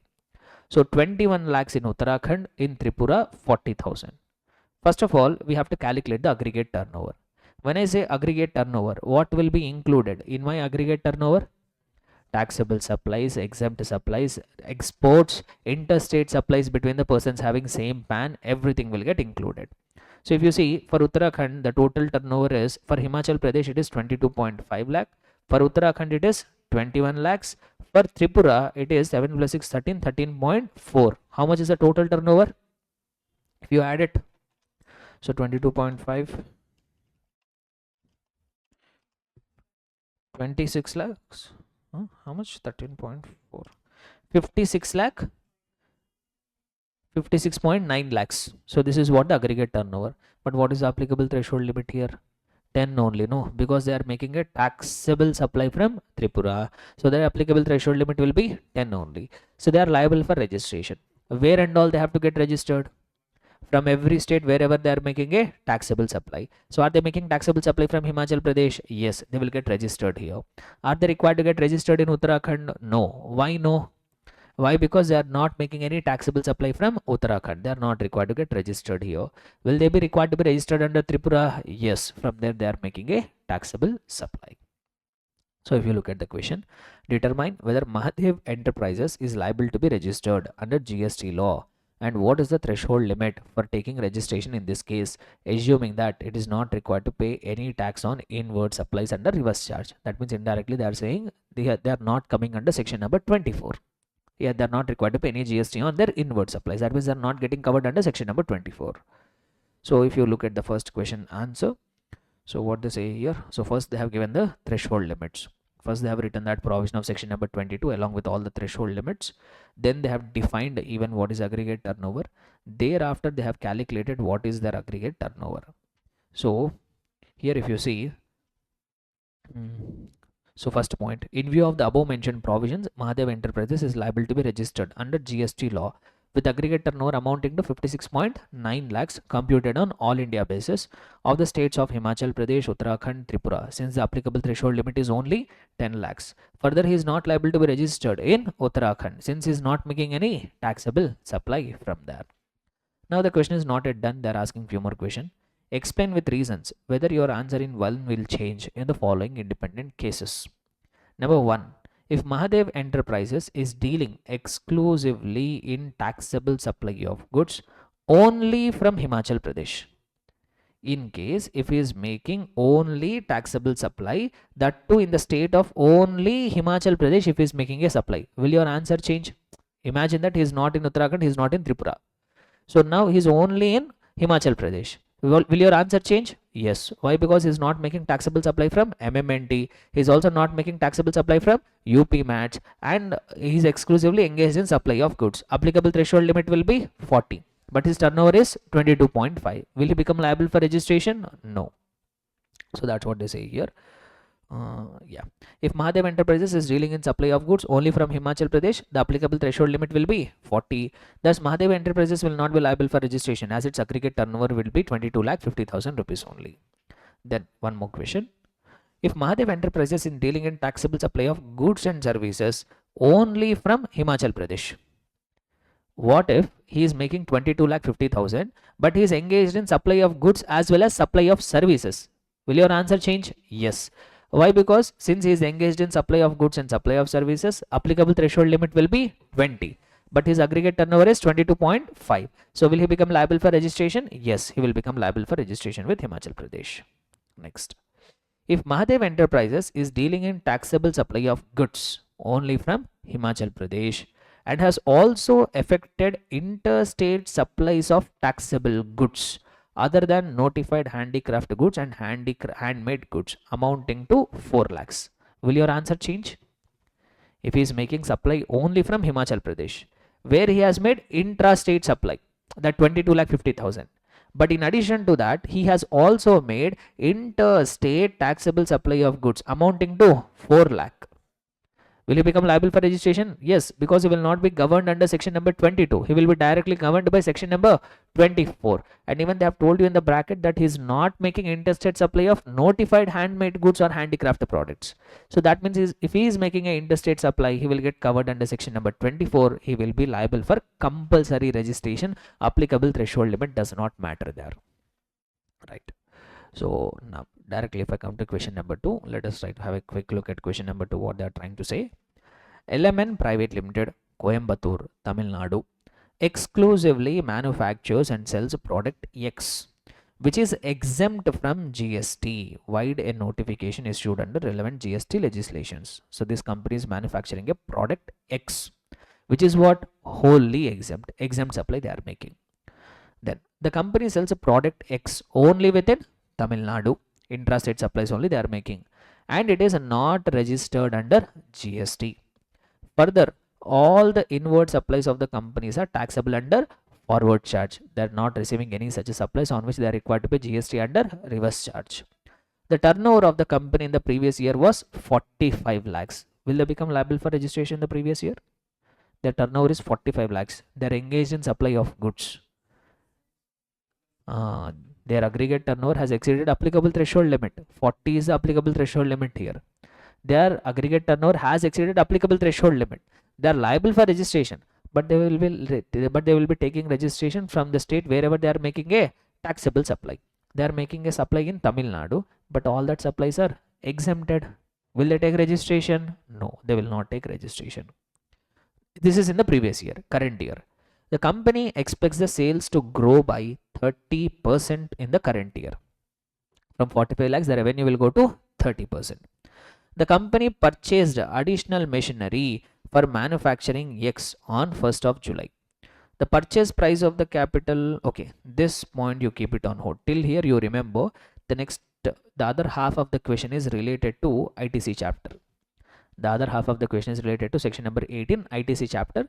But the question here is, examine the above scenario and advise LMN Private Limited whether it needs to get registered. First question. No, he is not liable to get registered. But later what happened? If I give you extract of the question here, later what happened is, effective from 1st of November, exemption becomes withdrawn. Then they will become then they become liable for registration. This you remember. So I am not reading all the facts, just I am giving you relevant extract here. So till in the current year also the product was exempted. But from certain date, from 1st of November 2025, the product has become taxable. So by that point of time, if their aggregate turnover has already exceeded 40 lakh rupees, now they become liable for registration. So this you remember it. So once again, that this B point we will talk about it later. So B, because it is related to section number 18 provisions and all, I am going to talk about only about point A. So if you see here, turnover of X prior to 1st November will also be considered for determining the limit of 40. From the beginning of the financial year till 1st of November, how much turnover they have made, we will check. Even though the same was exempt from GST. Why? Because even exempted turnover also will be included in aggregate turnover. Therefore, the company needs to register within 30 days from 1st of November, the date on which it becomes liable for registration. Why? Because from that date the product has become taxable. Now you have to get yourself registered. Next. This is same question, exactly same question like previous, just they have changed the percentages. what is the previous year turnover, that it is exempted, it was expected to grow 20%. So everything, every question remains, all the points remains the same, just names and percentages have changed. So this you can do it, this you can practice on your own, but I'm telling you, don't touch this question now. Why? Because we have one related question regarding input tax credit, so there you will get the clarity. It is a bit of comprehensive question. We'll come back and redo this. Next, question number 4. Rishabh Enterprises, a sole proprietorship firm, started an air-conditioned restaurant in Virar, Maharashtra in the month of February, wherein the consumers are served cooked food as well as cold drinks or non-alcoholic beverages.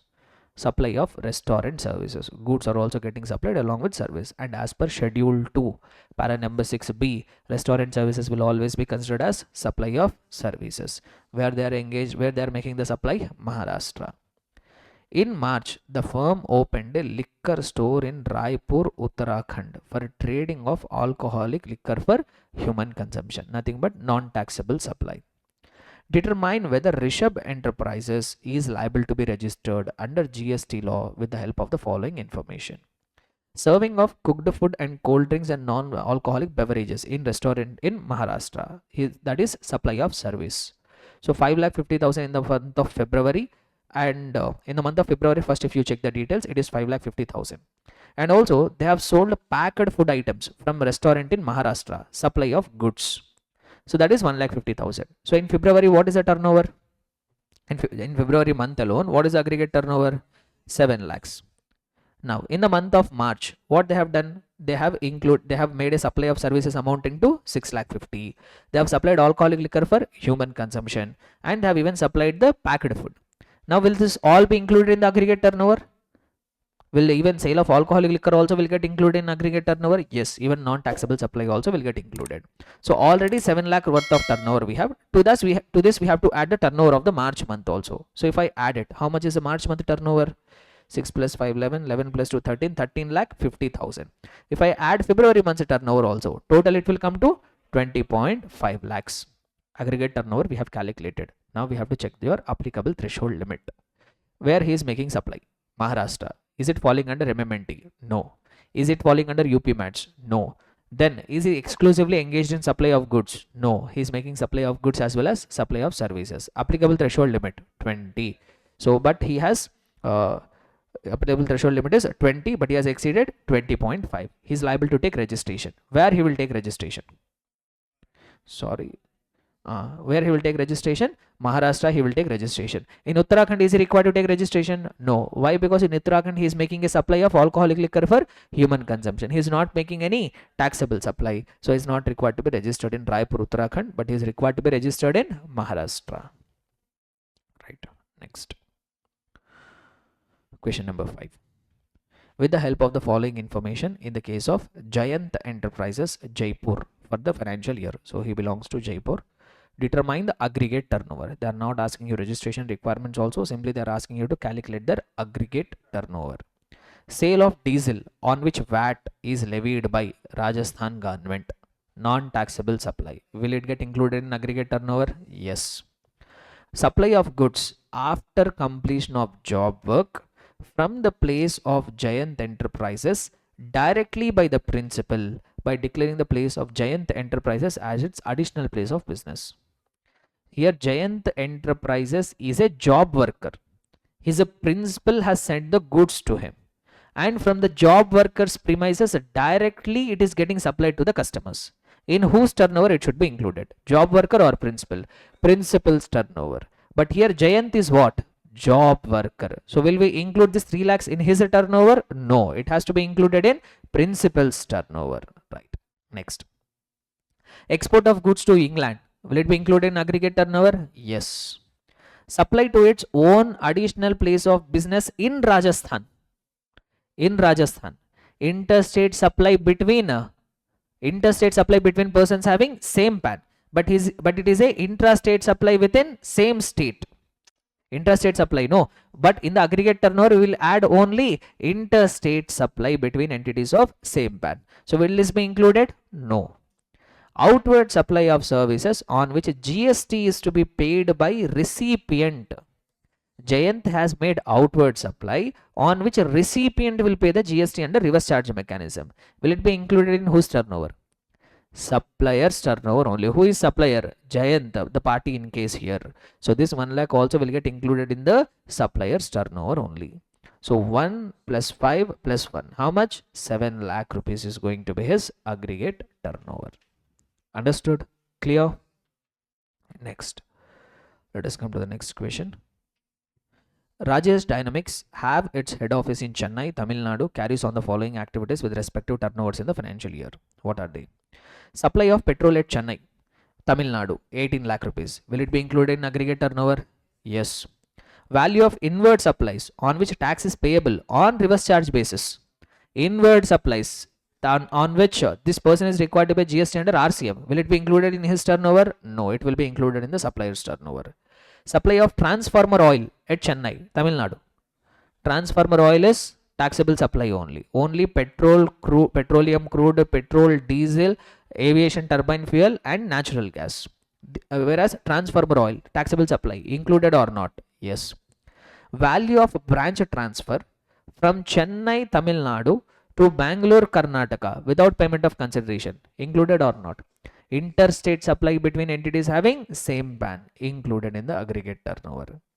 Value of taxable supplies at Manipur branch. At Manipur also they are making a taxable supply. Anyhow, we will include it in the entire aggregate turnover. So tell me, what is aggregate turnover? 18 plus 2 plus 1.5 plus 11.5. If I do that, 33 lakh rupees. Now, what is the applicable threshold limit? What is the applicable threshold limit here? I'm asking you, what is the applicable threshold limit? Is he making a taxable supply from MMNT? Yes. Look at the last line. Value of taxable supplies at Manipur branch. At Manipur branch also they have made the taxable supplies. That means they are making a taxable supply from MMNT. Applicable threshold limit is 10 only. But here we have an aggregate turnover of 33 lakhs. Are they required to take registration? Yes. They are required to take registration at Chennai location also, because from there also they are making transformer oil, which is one of the taxable supply. So they have to take registration in Chennai, that is Tamil Nadu, along with that Manipur also.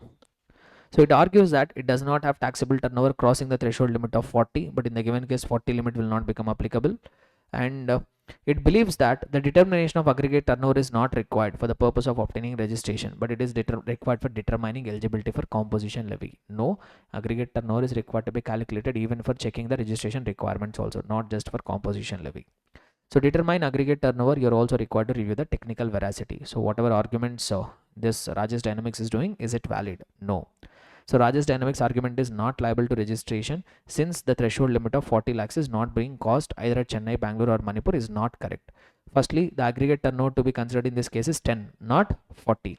Apart from this, Rajesh Dynamics is also wrong in believing that aggregate turnover is computed only for the purpose of determining eligibility for composition levy. No, since aggregate turnover is required even for determining eligibility of registration also.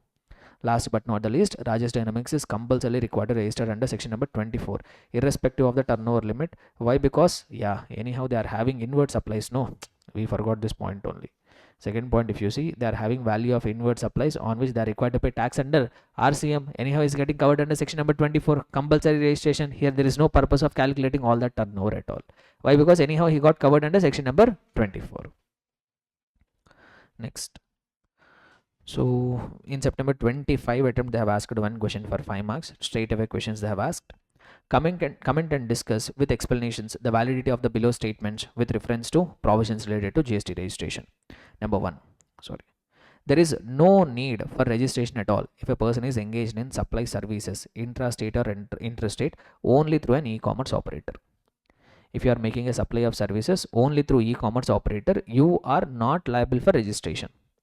This statement is partly true. Yes, you are not liable for registration whether you make interstate supply or intrastate supply, provided your aggregate turnover is within the threshold limit of 20 or 10. If your aggregate turnover has exceeded the threshold limit of 20 or 10, you become liable for registration. Whether you make interstate, intrastate or through any e-commerce operator, you provide. So that's what they say. The statement is partly valid where person who is engaged in supply of services only through e-commerce operator who is required to collect TCS under section number 52 is required to obtain registration compulsorily. However, there are exceptions. Such persons having an aggregate turnover not exceeding 20 lakh rupees, 10 lakh rupees in case of MMNT, they are exempted from compulsory registration. And even those persons who are making notified supplies through an e-commerce operator, they are also not required to undergo compulsory registration. Why? Because for supplies notified under 9 subsection 5, anyhow e-commerce operator will pay the amount of GST, no? So they have told, I have told that in 9 subsection 5, they have notified certain services. On that services, neither the supplier nor the recipient, who will pay the GST? E-commerce operator. So since anyhow e-commerce operator is paying the amount of GST, supplier is not required to be registered. Right, next one. There is no requirement for physical verification of business premises. Do you agree with that? No. Why? Because not always. If you have successfully done Aadhaar authentication, okay. But if you have not successfully done Aadhaar authentication, or you have opted but you have not done it, you have not opted it, based on risk parameters your account has been identified, then they will do physical verification. And in some cases, even after granting registration also, they can do the physical verification.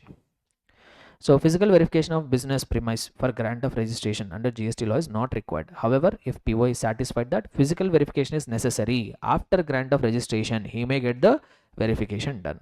And also, in case of failure to undergo or opt for Aadhaar authentication, or when identified on the common portal based on data analysis and risk parameters, or where PO deems it necessary to carry out the physical verification to be conducted before grant of registration, in those cases he will do the physical verification. Next. There is no requirement to provide the details of the bank account at the time of registration. Do you agree? At the time of application, you need not furnish. Yes, this statement is partly true, but within 30 days after registration, you have to provide. But even that rule 10-year relaxation will not become applicable in 2 cases. If a TDS or TCS deductor is applying for registration, then they have to furnish the bank account details at that point of time only. And even if you are making registration because of suo moto registration by the proper officer, then also that 1 month relaxation will not be there. You have to submit your bank account details along with your registration application. So 2 exceptions are there. That 2 exceptions you are required to write it. Next. State with reasons whether registration is required under CGST Act 2017 in the following independent cases. Number 1, a CTP has provided interstate supply of notified products being textile hand printing amounting 19.25 lakhs. So he's making interstate supply of textile products, textile hand printing amounting to 19.25 lakhs during the month. These products were made by craftsmen by both hand and machinery equally. CTP has obtained PAN and generated an e-way bill. Is he liable for registration? See, generally CTP is liable for compulsory registration, but one relaxation is there. What relaxation is there? If he is engaged in, if you are a CTP making an interstate supply of notified handcraft goods or notified handmade products which are predominantly made by hand with little amount of machinery involved.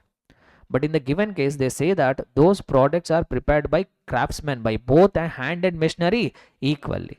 But exception is there only if they're predominantly made by hand. But here they are saying that hand and machine both are equally used. So relaxation will not become applicable here. They become liable for compulsory registration. Mr. Chandu of Delhi doing trading business across India and his intrastate turnover details are as follows. Taxable supplies made from Delhi 18 lakhs. Exempt supplies made from Andhra Pradesh 10.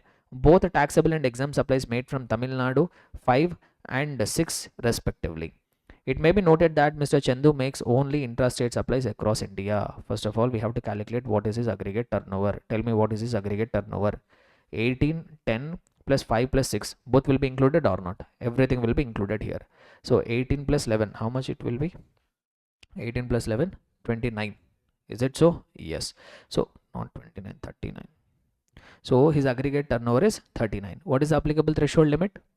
Is he making taxable supply from MMNT? No. Is he making taxable supply from UP Match? No. Is he making then is he exclusively engaged in supply of goods? Did they mention anywhere? He's a trading business. So trading business is exclusively engaged in supply of goods. Applicable threshold limit will be 40. His aggregate turnover is well within limit.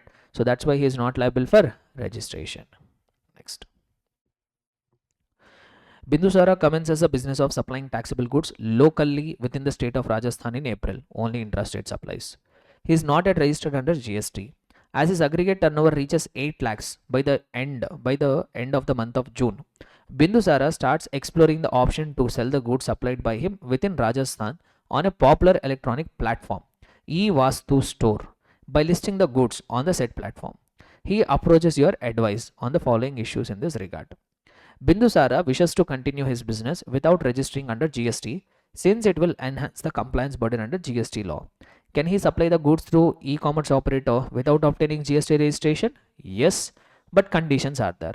He has to make only intrastate supply. He should not be associated with e-commerce platform in more than one state. He should declare PAN. He should get enrollment number. All that conditions if you fulfill, yes, you can continue to supply the goods through the e-commerce operator even without registration. And also discuss the GST implications in case Bindusara supplies goods through e-commerce platform. That's what the implications what I have told, that you should not make any interstate supply. You should not make supply of goods through e-commerce operator in more than one state. You should have a PAN. So all this are implications which we have already covered. Able to understand? Right. So this is what regarding question bank of the registration chapter. So as I have told, direct descriptive questions will be very rarely asked, but some kind of MCQ will be there, or there will be a linkage with the comprehensive question with the registration chapter. Very important, very fundamental thing in the entire GST system. Why? Because GST will not be collected unless and until the person is a registered person. So it becomes very much necessary for us to understand when a person will become liable for registration. Understood? Right. So that's all for now. We will take a break now. After the break, we'll come back and resume our discussion regarding charge of GST. We'll try to cover the charge of GST chapter. Okay.